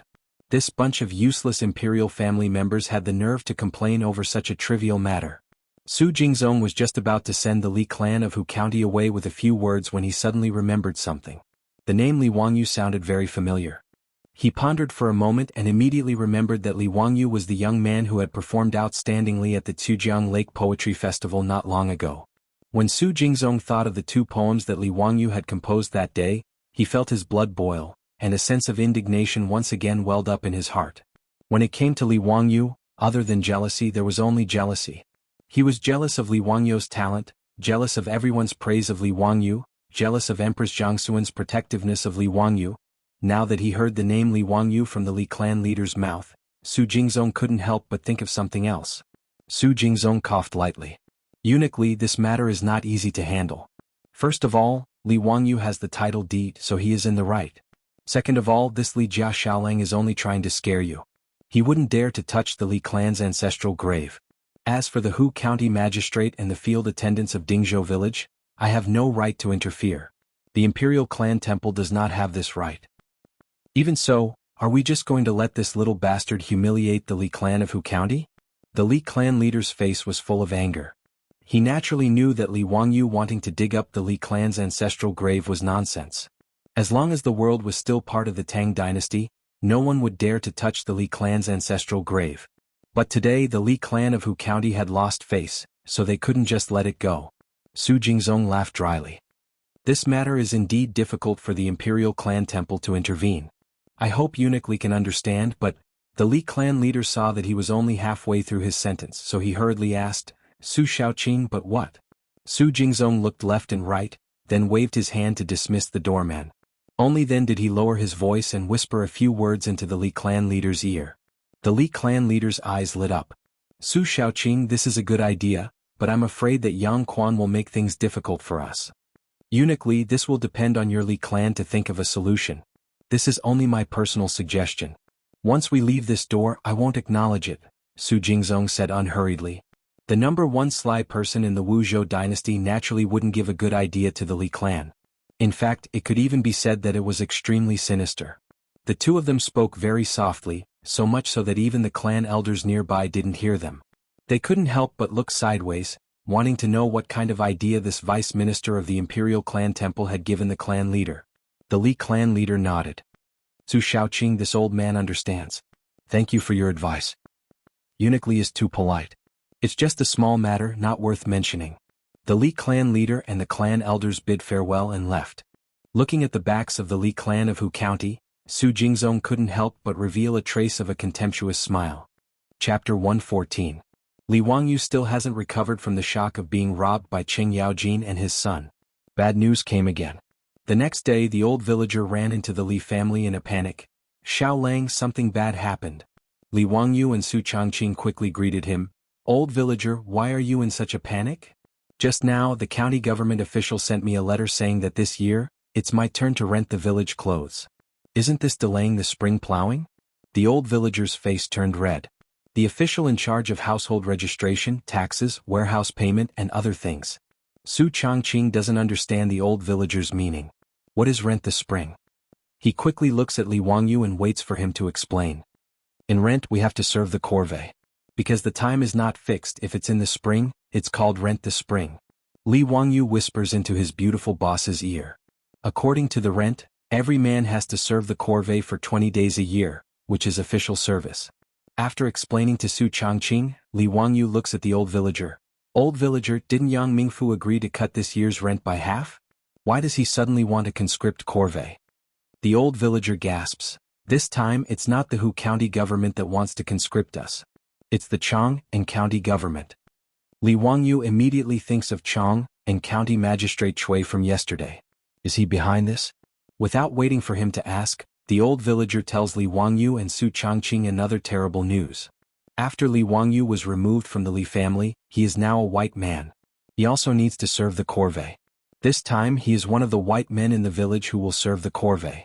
Li Wangyu is dumbfounded, but I'm not a middle-aged man. In the early Tang dynasty, men above the age of 16 were middle-aged men, and above the age of 21 were adult men. Li Wangyu had just turned 16, so he was not considered a middle-aged man, so he should not serve the corvée. The old villager shook his head. I don't know why, but your name, Xiao Lang, is on the list of people who need to serve in the corvée this spring. Li Wangyu was stunned for a moment before he shook his head helplessly. Then I'll use Na Xian as a substitute. The payment of silk for labor was the payment of money. Every ding had to pay 3 feet of silk per day for a total of 20 days. Li Wangyu didn't lack this bit of money now. Even if he converted it into copper coins, it would be less than the usual amount of money. The old villager shook his head again. The county secretary of the army said that this time, everyone in our village must serve in the army. We can't take silk as substitutes. These words made Su Changqing's beautiful face turn pale. Li Wangyu's body was only 16 years old. How could he serve the corvée? In the mind of the beautiful boss, serving the corvée was hard work, similar to the time when Qin Shi Huang built the Great Wall.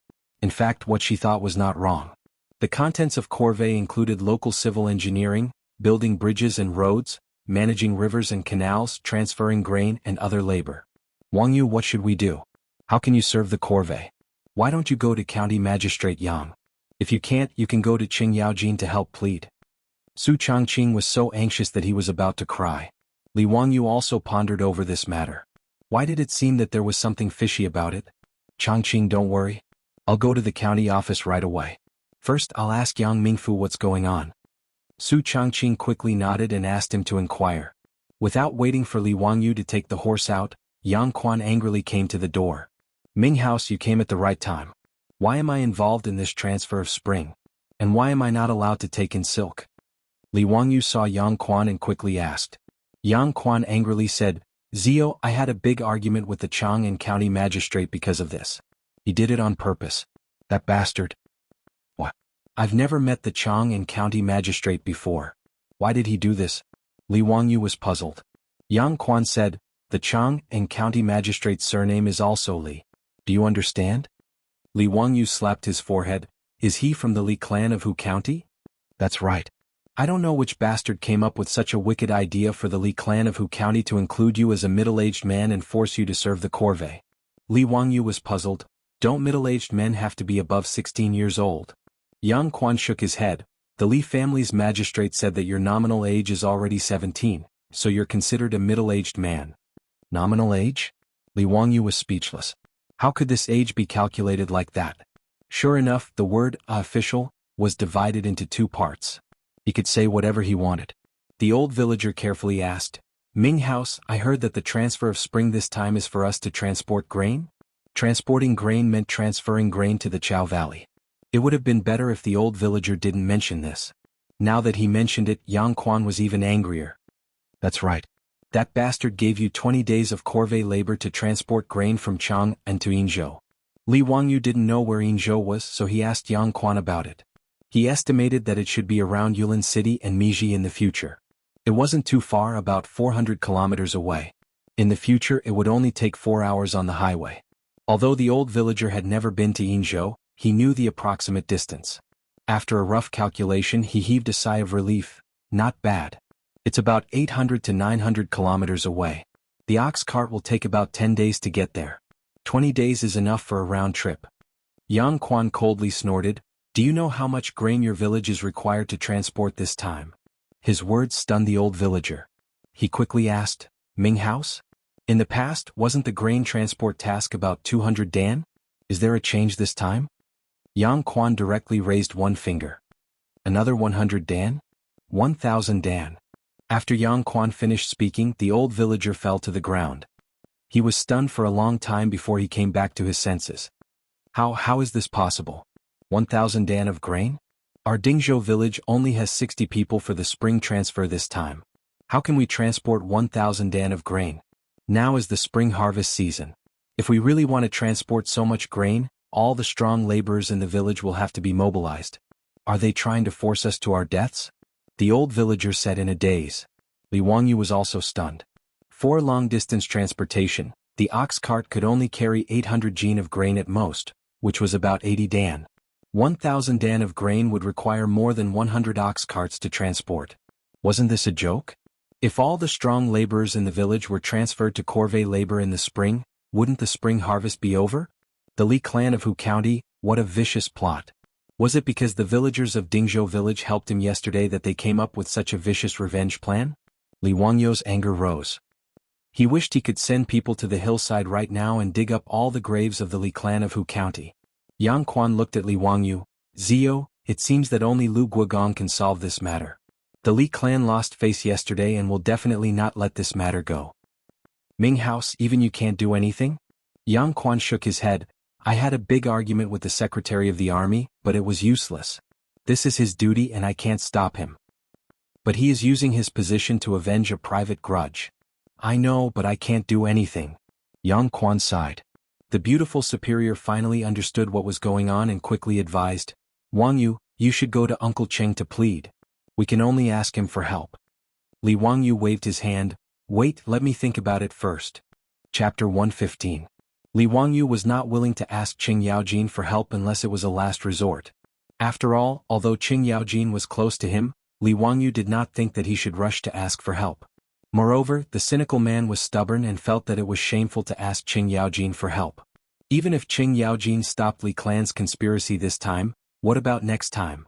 Did he have to ask Qing Yaojin for help every time? Li Wangyu paced back and forth in the central room, wondering how he should face this matter.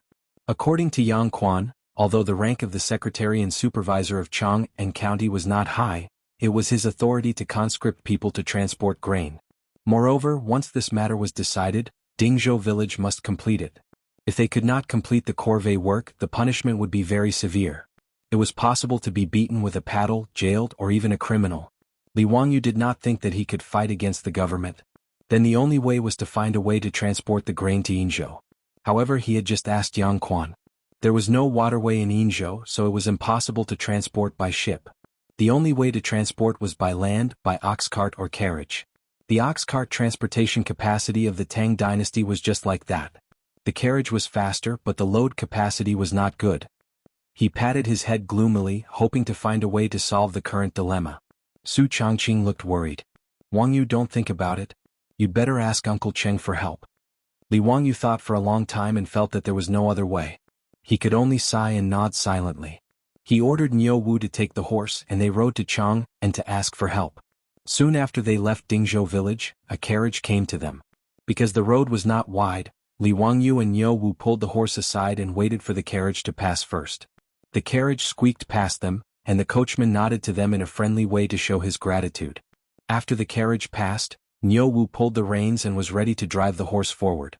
However, he saw Li Wangyu sitting still on the horse, staring at the carriage that was gradually going away and thinking about something. "Langjun, what are you thinking about? Let's go," Niu Wu urged. Li Wangyu didn't say anything. He just stood there in a daze.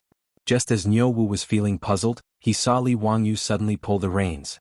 "Niu Wu, let's go back. I have an idea." "Ah, I am indeed a genius." Li Wangyu did not wait for Niu Wu. He whipped his horse and galloped toward the village. Niu Wu was baffled, he could only turn his horse around and follow. When the beautiful boss saw Li Wangyu return, she couldn't help but wonder, "Wangyu, why did you come back?" The old village chief and Yang Quan were still in the central room of the Li family. They were surprised to see him return so suddenly. "Haha, Changqing, I have an idea. Four-wheeled carriages. As long as we can build a four-wheeled carriage, 1,000 dan of grain won't be a problem." Li Wangyu jumped off his horse and shouted, "Four-wheeled carriage?" Su Changqing didn't understand what he meant. The old village chief and Yang Quan were also confused by Li Wangyu's words. What is a four-wheeled carriage? Four-wheeled carriages were rarely seen in China since ancient times. However, in the Song dynasty, there were four-wheeled carriages along the river during the Qingming festival. However, that kind of four-wheeled carriage was different from the Western ones. Its four wheels were installed on a fixed frame so it couldn't be turned. The problem of turning was solved by the strength of the four oxen. That's right. This was the reason why Chinese carriages and oxen carriages had two wheels since ancient times. They didn't invent bogies. Since the Roman era, four-wheeled carriages with bogies appeared in the West. However, in the East there was a detour in this regard. When Li Wangyu saw the Tang dynasty carriage, he felt that something was wrong. After thinking for a long time, he suddenly realized that it was because the carriage and oxen carriage of the Tang dynasty only had two wheels. In terms of load, four-wheeled carriages were much heavier than two-wheeled carriages. Li Wangyu remembered that the Napoleon army in Europe relied on four-wheeled carriages to solve the problem of transporting military supplies. At that time, each carriage with 4 horses could carry up to 1.5 tons. It was equivalent to a four-wheeled carriage carrying 30 dan of grain. 1,000 dan of grain could be easily carried away by more than 30 four-wheeled carriages. Moreover, the speed of a four-wheeled carriage was much faster than an oxen carriage. An oxen carriage could only go 7 to 8 kilometers per hour, while a carriage could go up to 20 kilometers per hour. If the carriage traveled for 8 hours a day, it would be 160 kilometers. From Chang'an City to Yingzhou City, it would only take about 3 days. "Ming House, when does the secretary in the army want us to set off?" Li Wangyu asked. He needed time to gather people to test the carriage. 5 days later we will set off from Chang'an City. Can the oxen used to transport grain be replaced by horses? I need more than 100 horses. Li Wangyu asked again. Yang Quan frowned. Of course you can. After all, oxen are more precious than horses. Could it be that you want to use carriages to transport grain? Horses are not as strong as oxen. That's right, Xiaolang. You can't joke about this. A carriage can only carry 5 to 6 dan of grain, while an oxen carriage can carry 10 dan. If we use carriages, the village will need to mobilize more people. This is absolutely not acceptable. The old villager hurriedly advised. Don't worry. I can build a carriage that can carry 30 dan of grain. I will go find Carpenter Lu now. Li Wangyu finished speaking, turned around and ran out. His words made Yang Zhua and the old village chief look at each other in dismay. Could it be that this Li family's young man had lost his mind? A carriage carrying 30 dan of grain? How is this possible? Even an oxen carriage pulled by 4 oxen could not carry so much grain, let alone horses. Ming House, you see. The old villager looked at Yang Quan, hoping that he could persuade Li Wangyu. This matter was related to the survival of Dingzhou village. Li Jia Xiaolong's temper could not be allowed to act recklessly. However, the beautiful boss on the side understood Li Wangyu's words. Her eyes could not help but brighten. Although she did not know how much grain a four-wheeled carriage could carry, she knew that four-wheeled carriages would replace two-horse carriages. Moreover, when she traveled abroad in the future, she also rode a four-wheeled carriage that pulled tourists for sightseeing. 2 strong horses could carry more than a dozen tourists around. It was much more powerful than the oxen carriages of the Tang dynasty. Yang Quan and the old villager naturally did not know about this. After Li Wangyu ran out, the two of them were restless. They did not know what Li Wangyu wanted to do. The old villager led the way, and the two of them walked to Carpenter Lu's house. They wanted to see what Li Wangyu's four-wheeled carriage was with their own eyes. In Carpenter Lu's house, Li Wangyu was holding a charcoal pencil and was busy writing and drawing on a piece of paper. As he wrote, he was talking to Carpenter Lu. Carpenter Lu's 3 sons were watching by the side. Yang Quan and the old villager did not know what was going on, so they could only stand aside and watch. After a long time, Li Wangyu finally put down the charcoal pencil. Carpenter Lu and his 3 sons listened with excitement. Xiaolang, you are really a literary star that came down from the heavens. You even know about this magical item. I will try it with my sons immediately. If we succeed, Xiaolang, you will have made a great contribution to the people. Carpenter Lu sighed. Chapter 116. In fact, the four-wheeled carriage was not complicated. The key was the steering mechanism. The steering mechanism was not difficult either. It was just a thin layer of paper. Once it was exposed, it would no longer be mysterious. The front axle of the four-wheeled carriage was connected to the chassis through a rotating pivot. This way the front wheels could turn. The front wheels of the carriage were smaller than the rear wheels. The front wheels were responsible for steering while the rear wheels carried the weight. Since it was a four-wheeled carriage, the load capacity of the carriage would be higher than that of two wheels. This was without a doubt. As for the shock absorbers and springs of the carriages of the future, Li Wangyu did not have any extravagant hopes. After all, it was a carriage used to transport goods. There was no need to consider comfort. It was not strange that he knew the structure of this carriage. When he was young, the village had a cooperative carriage to transport goods. The few naughty children loved to ride in the carriage. That carriage had broken down several times. Every time it was repaired, Li Wangyu would look at it from the side. After a while, he figured out what was going on with this carriage. Carpenter Lu and his three sons' craftsmanship was really good. In addition, the family just happened to help people build ox carriages. The wheels and other things were ready-made. He took his three sons and used 2 hours to process a set of steering mechanism for the carriage. He found the chassis of the ox carriage and installed it. Not long after, the first four-wheeled carriage of the Tang dynasty was built. Because it was temporarily modified from the chassis and wheels of the ox carriage, it looked a little strange. The old villager walked around the four-wheeled carriage a few times. He had a look of disbelief. Xiaolang, is this what you said? A carriage that can pull 30 pickles? Don't joke around. This is impossible. Li Wangyu laughed. Try it and you will know. Everyone pushed this extremely simple four-wheeled carriage back to Li Wangyu's house. It attracted a lot of attention from the villagers. What kind of carriage is this? It looks strange. Why does it have 4 wheels? How can these 4 wheels be used? Maybe it's Li Jia Xiaolang's new toy. We'll know when we see it. The four-wheeled carriage was pushed to the entrance of Li Wangyu's residence. Li Wangyu didn't have time to feel sorry for his 2 horses. He even brought the 2 horses that Yang Quan and his entourage rode over and had Carpenter Lu harness them. Following which, he called for the Ox brothers to help move the grain. There were more than 300 dan of grain stored at home, and he asked them to move 30 dan of grain out for the experiment. These grains were all packed in gunny sacks and each sack was worth 1 stone. The villagers who were watching the excitement also came over to help. Soon, a total of 30 dan of grain was piled on top of the carriage, forming a small mountain. This made the villagers who were watching the show burst into discussions. What is Li Jia Xiaolang trying to do? You're not thinking of using these 4 horses to pull the carriage, are you? Impossible, that's 30 dan of grain. Even 4 oxen wouldn't be able to move it. Isn't it? Who has ever seen so many things made of horse? What's more, this carriage looks strange. It has 4 wheels. Tsk, it's really strange. I bet that the horses won't be able to move it. It's more likely that the gods will appear. Yang Quan and the old villager also didn't believe it. Even though they had seen Li Wangyu's drawing of the carriage and saw Carpenter Lu and his son build the carriage with their own eyes, they still didn't think that 4 horses could move so much grain. Li Wangyu pulled Niu Wu. Erlang, do you know how to drive a carriage? Yes. Then you sit on it and try to drive the carriage. Li Wangyu pushed Niu Wu onto the carriage. Niu Wu's face was strange. Langjun, are we really going? I'm afraid that these 4 horses will be tired to death. I can't bear to do that. The old housekeeper Li Heng's face was full of heartache. The 2 horses at home were his treasures.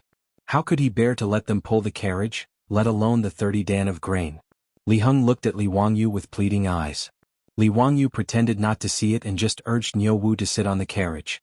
Niu Wu had no choice but to climb onto the carriage. The 4-wheeled carriage that had been hastily made was basically a chassis with 4 wheels and nothing else. He could only sit on the sack of grain and hold the reins with both hands. He turned his head and looked at Li Wangyu. Langjun, I'm really going to drive it? Yes, hurry up. Why are you dilly-dallying? Li Wangyu urged again. Niu Wu had no choice but to shake the reins and make a jia sound to urge the horses to move.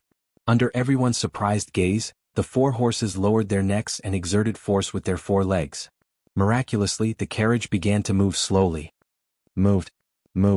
This carriage actually moved. My God. For horses can actually carry 30 dan of grain? My child's mother, am I not awake? Li Jia Xiaolang, I'm afraid he's really an immortal, right? Did he cast an immortal spell on the carriage? Hurry up, this carriage is really moving. Niu Wu drove the carriage full of grain and actually started to jog on the village road. The surrounding villagers all followed, wanting to see why this carriage was so miraculous.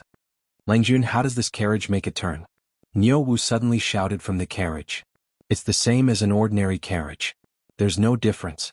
Niu Wu drove the carriage around the village and then turned under the elm tree at the entrance of the village and ran back. Langjun, this carriage is too miraculous. It can really move 30 dan of grain. Moreover, it's no different from an ordinary two-wheeled carriage. Oh no, it should be easier to drive. Just now, it made a turn even easier than a two-wheeled carriage. Niu Wu stopped the carriage and excitedly jumped down from the carriage and shouted loudly.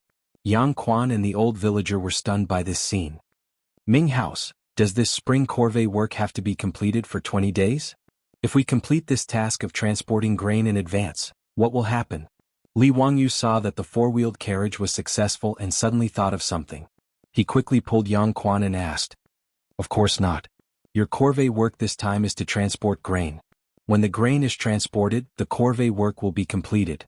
Yang Quan casually replied, his eyes never leaving the four-wheeled carriage.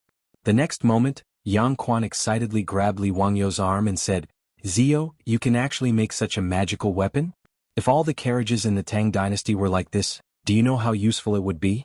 Quickly give the carriage blueprint to me, I want to submit it to the imperial court. Li Wangyu helplessly rolled his eyes. F***CK, you want to take away all the good things I have. Do you have any shame? Why are all the officials of the Tang dynasty like this? Ming House, I can't give you the blueprint of the four-wheeled carriage. Why is that? Yang Quan was puzzled. Li Wangyu smiled and said, wait until we finish this spring corvée work. Yang Quan was stunned. Thinking of his question just now, he suddenly understood.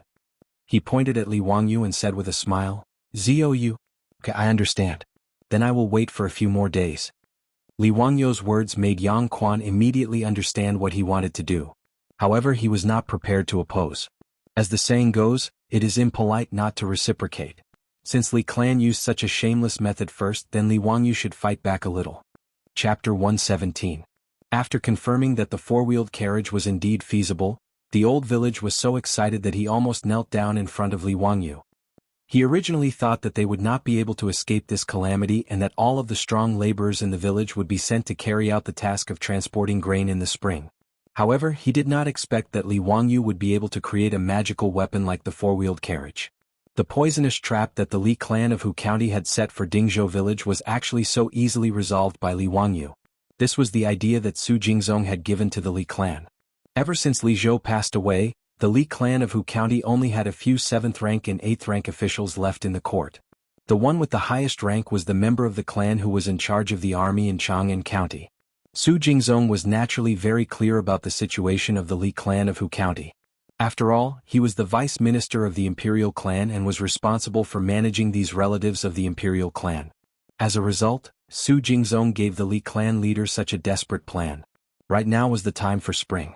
He had the Li clan secretary of the Li clan conscript corvée labor in Dingzhou village and pushed the task of transporting grain to Dingzhou village. Even if Dingzhou village wanted to report this matter, they could not say a single word. Transporting 1,000 dan of grain and a distance of 800 li was completely in line with the regulations of corvée labor in the spring. However, due to the busy farming season, the county yamen would not do this under normal circumstances as it would delay the farming season. If the corvée labor of a village was conscripted once a year, if it was a task of transporting grain, 200 dan or 1,000 dan were all in line with the regulations. However, if the Dingzhou village's corvée wanted to complete the task of transporting grain, they would have to use all of the strong laborers in the village. If the Li clan thought of a way to do something else, such as changing the ones pulling the carriage to old cows or sick cows, then the Dingzhou village's corvée labor would be even more difficult. At that time, even if the entire village was mobilized, they might not be able to transport 1,000 dan of grain to Yingzhou in 20 days. If they couldn't complete the task within 20 days, they would be sent to jail by the county magistrate and would be punished with a paddle. This group of villagers, including Li Wangyu who had offended the Li clan of Hu County, would not be able to escape. Even if they did not die, they would be skinned alive. At this time, the old villager didn't have time to say more. There were only 5 days left before they set off. Now they must hurry up and start making the four-wheeled carriage. He loudly informed the villagers of the spring transfer of corvée labor, which immediately caused an uproar in the village. What? Muramesa, are you sure? Asking us to transport 1,000 dan of grain per village, are you trying to force us to our deaths? Dog officials of Chang'an County. They will die a horrible death. Someone ignored Yang Quan's presence and directly scolded the two words dog official, which made Yang Quan speechless and could only pretend that he didn't hear it. Old village chief, this is the spring plowing season. How can we transfer so many strong laborers? If the spring plowing is delayed, it will all be over. Chang'an County cannot be so unreasonable. Yang Mingfu, you have to make a decision for us. Isn't this spring transfer going to force more than 100 families of Dingzhou village to their deaths? There were even villagers who immediately knelt down to plead for Yang Quan. The village was in a mess. The old villager quickly jumped onto the four-wheeled carriage piled with grain and shouted with all his strength, "Quiet, quiet, listen to me." With great difficulty, the villagers finally quieted down. The old villager pointed at the carriage under him and shouted, "You cowards, what are you making a fuss about? Do you see what this is? With this four-wheeled carriage made by Li Jia Xiaoleng, are you afraid that we won't be able to complete the task? Let me tell you, the grain transport this time is very easy. It will take less than 10 days to go back and forth. Not only will it not delay the harvest, but it will also give us a lot of time." With his shout, the villagers of Dingzhou village abruptly reacted. Wasn't it true? Everyone had seen the four-wheeled carriage just now. 4 horses were pulling 30 dan of grain along the way. A quick-witted villager immediately calculated, 1 carriage is 30 dan of grain. 1,000 dan of grain is only 30 carriages.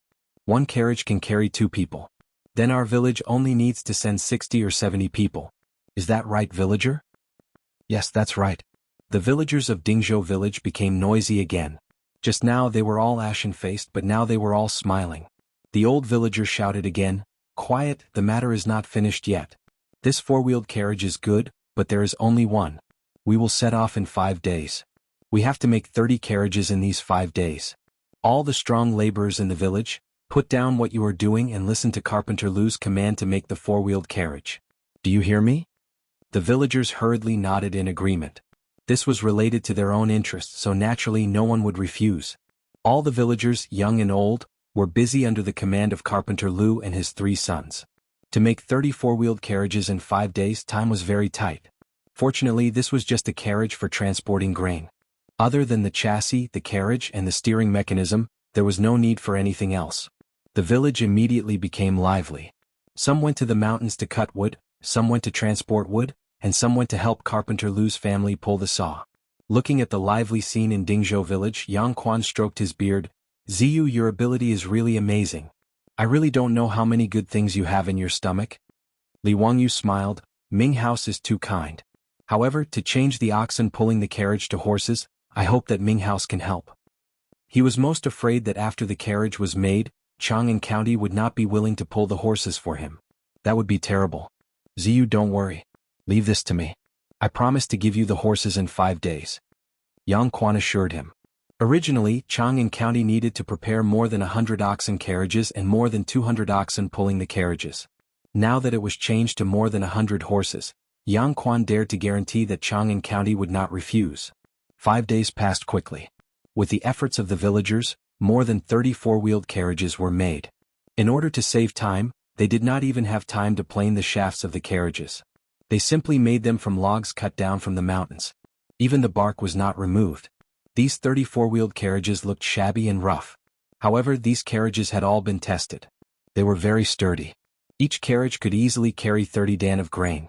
There was no problem at all. Yang Quan did not go back on his words.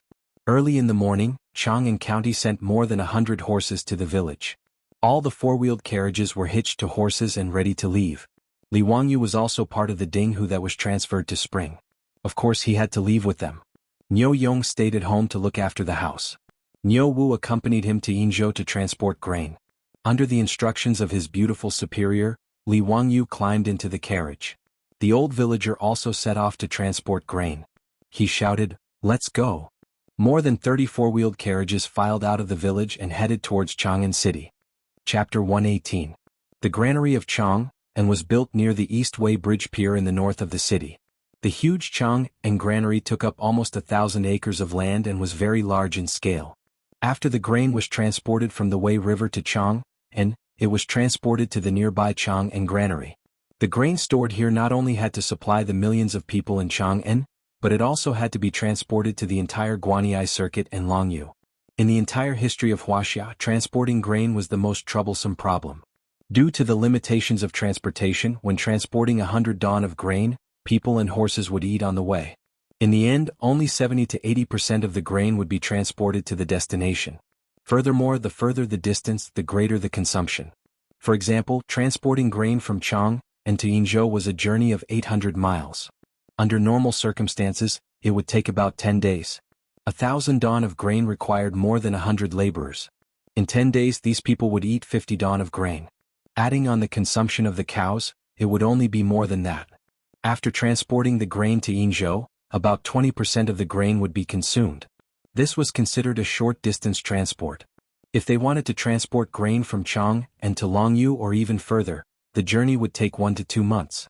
The consumption would be even more terrifying. This time, Dingzhou village was recruiting laborers to transport grain to Yingzhou. As long as they could pay 800 don of grain at the granary in Yingzhou, they would have completed the task. The extra 100 don of grain would be their rations for the return journey. More than 30 four-wheeled carriages formed a long line and arrived at the Chang and granary on Eastway Bridge under the surprised gazes of the pedestrians. The old villager took out a receipt from Chang and then handed it to the granary's Su Li. After confirming that they were the laborers, he began to arrange for them to release the grain. The receipt had to be stamped by the granary. After the grain was delivered to Yingzhou, the granary also had to be stamped to confirm the receipt of the grain. Finally, they would take the receipt to Chang, and to prove that they had completed this year's labor task. When the granary's Su Li saw that Li Wangyu only brought 30-odd four-wheeled carriages, he was puzzled. "Villager Qian, you are transporting 1,000 don of grain this time. Why did you only bring these carriages? And they are all carriages? Didn't the county prepare ox carts for you?" The old villager's face was full of smiles. It doesn't matter. Our carriage is big enough." Su Li had a strange expression on his face, but this matter was not under his control. He only needed to provide enough food according to the voucher. As for how Dingzhou village would be transported away, it had nothing to do with him. After checking that there were no mistakes in the receipt, the stitches, the secret plan, and the stamp were all correct, Su Li called the laborers in Chang'an's warehouse to begin moving the grain and loading it onto the cart. Everyone in the Chang'an warehouse was taken aback. Each of these carriages was loaded with 30 don of grain, and the carriages were piled up to the brim. With so much food, won't the horses tire to death? This horse belongs to the county. If it dies, you will have to pay for it. Su Li kindly reminded. He had been working in this Chang'an warehouse for many years, but he had never seen a cart that could carry so much grain at one time. Even an ox cart could only transport 10 don of grain at most. 30 don of grain for a cart, this was simply crazy.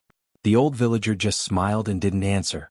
After more than 30 four-wheeled carriages were completely loaded, he checked around to make sure that the grain was securely tied. He stepped onto the carriage and waved his hand in high spirits. "Let's go."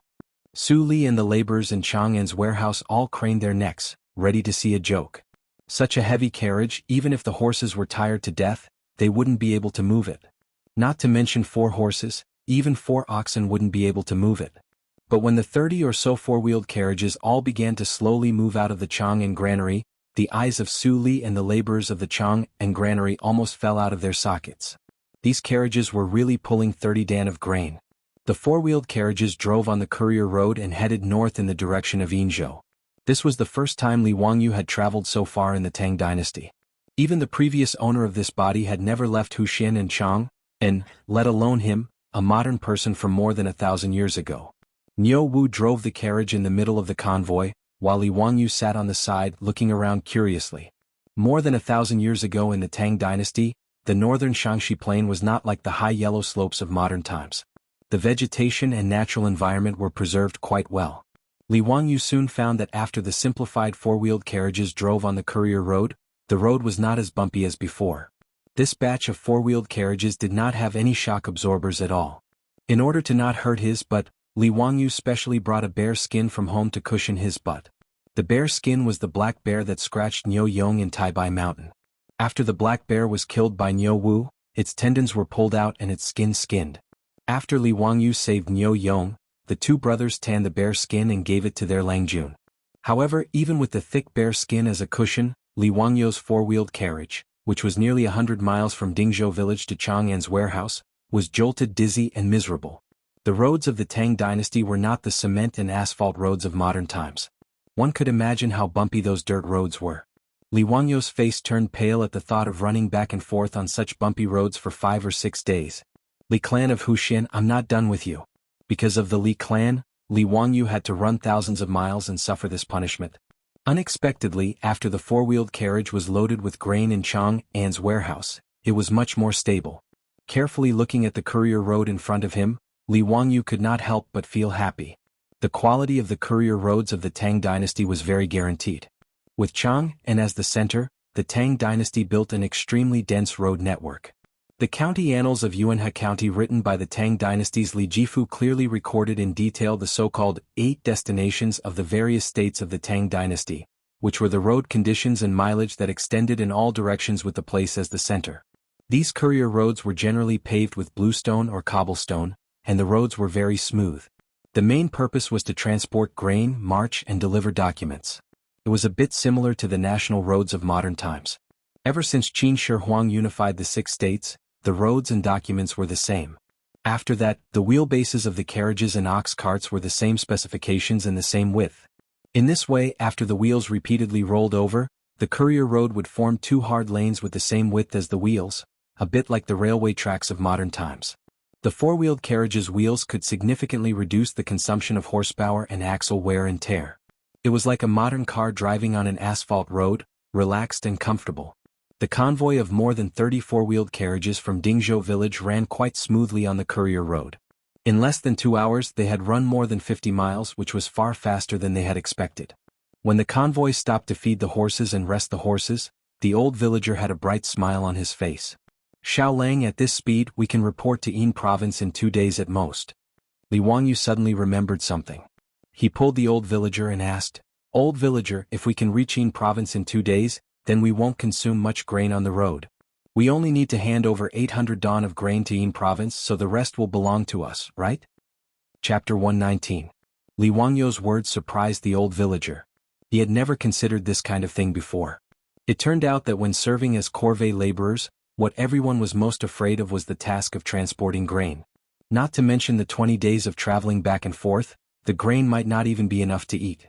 If there was a rainstorm on the road and they couldn't arrive on time, the people and horses would chew. In the end, they would have to pay for the extra grain from their own pockets. With the speed of the four-wheeled carriage and the small number of people, the 200 dan of grain would only be eaten on the road. The old villager wasn't sure how to deal with the remaining 100 dan of grain. "The extra grain should belong to us, right?" The old villager replied. After all, they only needed to pay 800 dan of grain when they reached Yin province. The government didn't care about the remaining grain. "That's good. When we reach Yin province, we can sell the extra grain for money to subsidize everyone's hard work," Li Wangyu said with a smile. When the Dingzhou villagers heard this, their eyes couldn't help but light up. Li Jia Xiaolang's words were reasonable.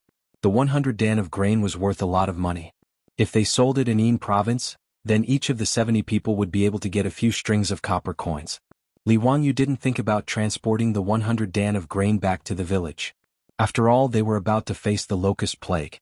No matter how good the copper coins were, it was not as good as the grain.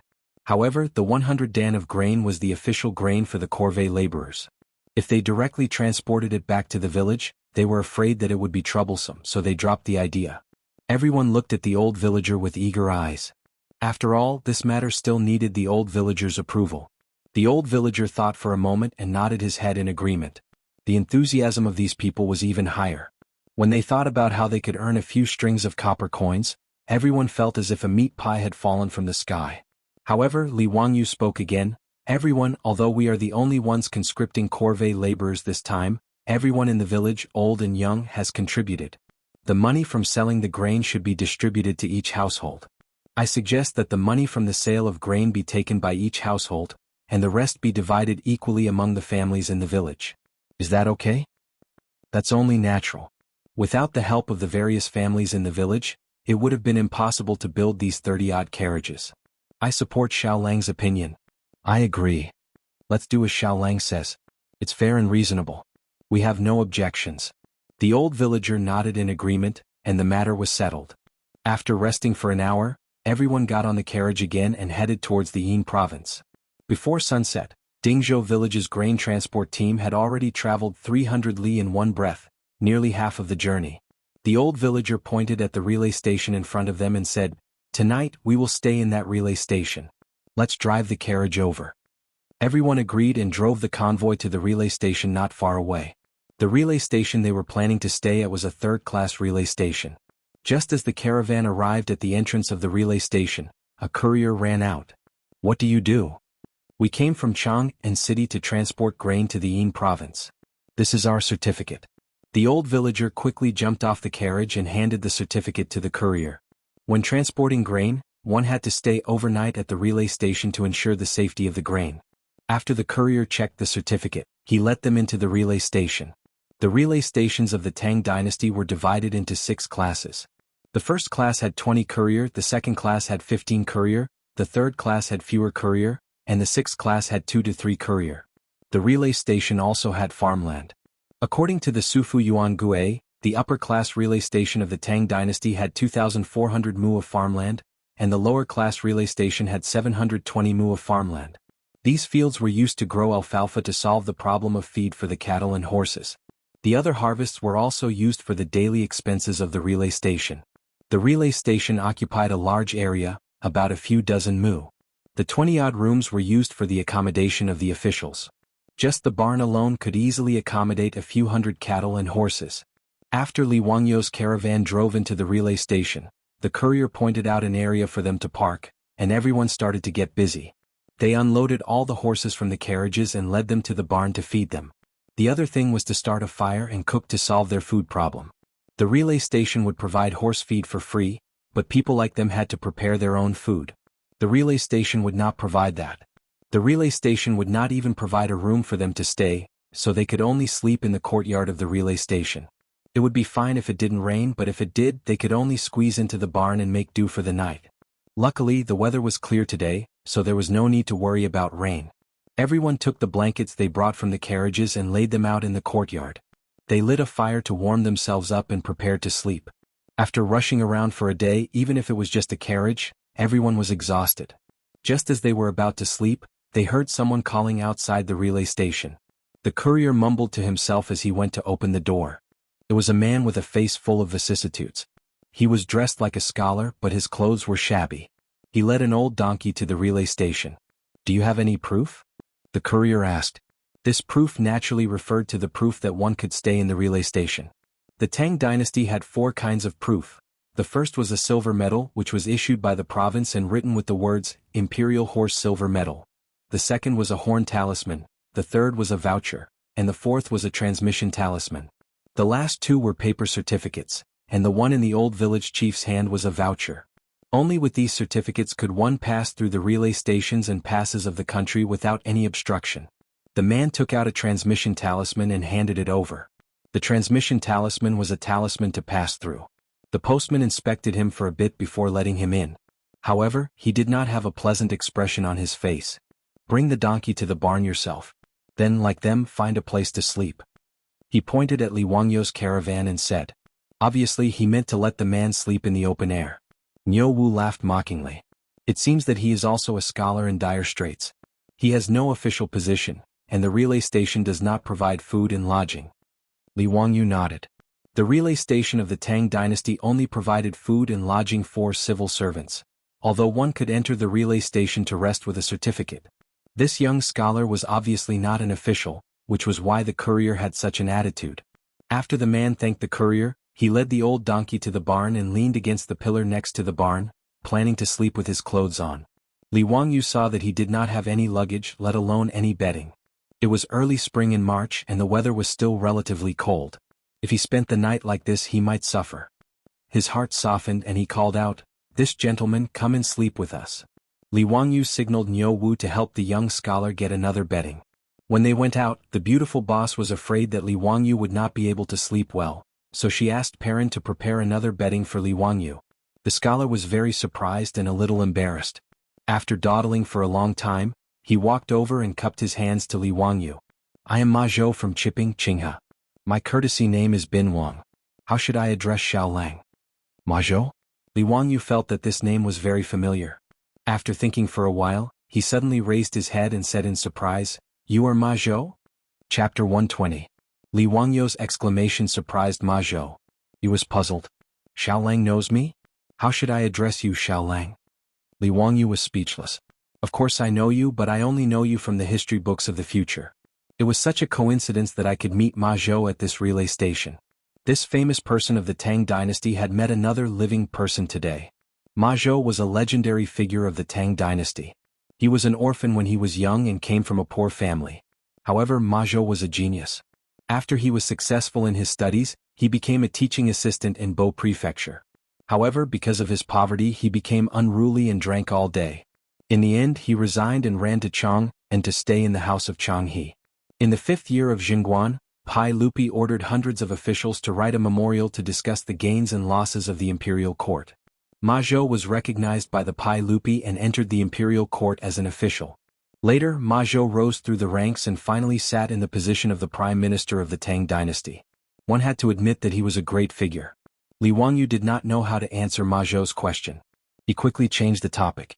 "Brother Bin Wang, you haven't eaten dinner yet, right? Niu Wu, bring our dry rations over and let Brother Bin Wang fill his stomach." Niu Wu agreed and went to fetch the dry rations. He also helped Ma Zhou get a bowl of water for dinner. Ma Zhou smiled embarrassedly. He was about to decline when he heard his stomach growling. This made him even more embarrassed. Li Wangyu smiled and stuffed the dry rations into his hands. He sat beside him and started chatting. "Brother Bin Wang, I am Li Wangyu from Hu County. My courtesy name is Ziyou. This time I am transferring the official rations to Yinzhou." Li Wangyu introduced himself first. "Brother Ziyou, thank you." Ma Zhou also bowed again. "Brother Bin Wang, where are you going?" Li Wangyu calculated the time. At this time, Ma Zhou should still be staying at Lieutenant General Chang He's house. Why did he come to this relay station? Ma Zhou smiled. "I went to Yinzhou to visit a friend. I was in a hurry and almost missed the relay station." Yinzhou was the Yan'an of the future. On the way from Chang and to Yinzhou, they were heading in the same direction as Li Wangyu and the others. Li Wangyu looked at the old donkey tied to Ma Zhou's barn and couldn't help but laugh. "Brother Bin Wang, this old donkey of yours isn't even as fast as a person walking. There are still over 200 li to Yinzhou. How much time would it take for you to ride it?" When Ma Zhou heard this, his face turned red. Ever since he resigned from his teaching assistant position in Bozhou, he had been living in Chang He's house. Although he didn't have to worry about food and clothing, he was still living under someone else's roof. As a hanger-on, he didn't have much money. This old donkey was even borrowed by him. Although it was slow, it was still better than walking by himself. "I've made a fool of myself in front of Brother Ziyou." Ma Zhou smiled. Li Wangyu looked at the downtrodden Ma Zhou in front of him and started to make some calculations in his heart. His luck was so good to be able to meet Ma Zhou at this time. Naturally, he had to build a good relationship with him. If he could make friends with the future prime minister of the Tang dynasty, why not? Li Wangyu even pondered in his heart. Looking at Ma Zhou's current state, it was obvious that he wasn't in an important position in Chang He's residence. Was it possible for him to kidnap him to Dingzhou village first? After the locust plague, he and Su Changqing had planned many properties in their minds. However, there were only so many people in his house. He didn't have enough manpower. Whether it was the two brothers Niu Yong and Niu Wu, or the old housekeeper Li Heng and Perrin, none of them were talents who could hold their own. As for the 4 maidservants sent by the enemy, there was no need to mention them. If he could kidnap Ma Zhou, the future prime minister of the Tang dynasty, to his place, that would be wonderful. Whether it was the Tang dynasty or the 21st century, what was the most precious thing? Talent. Ma Zhou was such a talent. The more he thought about it, the more Li Wangyu felt that it was feasible. However, Li Wangyu didn't feel that he was exuding the aura of a king that could make Ma Zhou bow down to him. Even the Niu brothers only wanted to repay him because he saved Niu Yong's life. Li Wangyu revealed 8 white teeth and a bright smile appeared on his face. "Brother Bin Wang, since you and I are fated to meet, why don't we leave this old donkey at the relay station and you can take our carriage and leave? Our carriage is fast. We can send you to Yinzhou tomorrow." Ma Zhou was a little hesitant. His old donkey was very slow. From Chang'an to this relay station, it had been a journey of about 300 miles. However, he had already spent 3 to 4 days eating and sleeping in the open. If he could really hitch a ride, Ma Zhou would naturally be happy. However, he and Li Wangyu had never met before. At this moment, they were just strangers who had met by chance. How could he be so shameless as to hitch a ride? Brother Bin Wang, along the way I can also ask you for advice on poems and songs. Please don't decline. Li Wangyu added fuel to the fire. These words surprised Ma Zhou. He thought that Xiao Lang was just an ordinary farmer. How could he know poetry? Li Wangyu of Hu County? Only then did Ma Zhou realize that this name was very familiar. After thinking carefully, he suddenly stood up and bowed. May I ask if you are the Li Ziyo who wrote, On Yang Quan, and Journey to the Gallant? Li Wangyu's plagiarized poems had already spread throughout Chang'an. There wasn't a single Confucian scholar who didn't know how to recite them. Ma Zhou liked them even more. He copied these poems down and recited them all day long. He always regretted that he didn't have the opportunity to meet Li Ziyo. He often sighed at how talented he was to be able to write such famous works. When he heard Li Wangyu's self-introduction, he didn't realize that this young farmer who was conscripted to serve the corvée was the author of these poems. Li Wangyu also stood up and bowed. This is my humble work. I hope Brother Bin Wang can give me some pointers. After confirming that the young man in front of him was really the Li Ziyo that he had been thinking about day and night, Ma Zhou was somewhat at a loss. He never thought that the person who could write such famous poems would be such a young man. I don't dare. Ziyo's poems are majestic and exquisite. I should be the one asking Ziyo for advice. Li Wangyu laughed in his heart and prepared to use his deception. If he didn't trick Ma Zhou into going to Dingzhou village, it wouldn't be considered a success. Last time he failed to trick the medicine king's son Simiao. No matter what, he couldn't let Ma Zhou go. Li Wangyu pulled Ma Zhou and didn't care about sleeping. The two sat by the bonfire and began to talk. As a modern transmigrator, although Li Wangyu was just an ordinary university student, after experiencing the explosion of information in the future, the amount of knowledge in his mind could be said to be astronomical and geographical in the Tang dynasty. After a long conversation with Ma Zhou, Li Wangyu fully displayed the eloquence that he had honed in his university dormitory. His eloquence flowed like a torrential river. He had successfully hoodwinked Ma Zhou with his lies. Ma Zhou thought of Li Wangyu as a celestial being. Ziyo, you have such great talent. Why don't you become an official? Haha, I only want to give my love to mountains and rivers. I have no interest in officialdom. But Brother Bin Wang, I see that you have the talent to be a minister. In the future you will definitely be able to become a minister. Ziyo has overpraised me. But what do you mean by becoming a minister? Ma Zhou didn't understand and asked. Li Wangyu was at a loss for words. He forgot that there were only great scholars in the Ming dynasty. In the Tang dynasty, there was no such thing as becoming a minister. The next morning, Ma Zhou didn't hesitate to leave the old donkey at the relay station. He nimbly climbed into Li Wangyu's carriage, afraid that he would miss the opportunity to talk to Li Wangyu. The four-wheeled carriages filed out of the relay station and sped towards Yinzhou.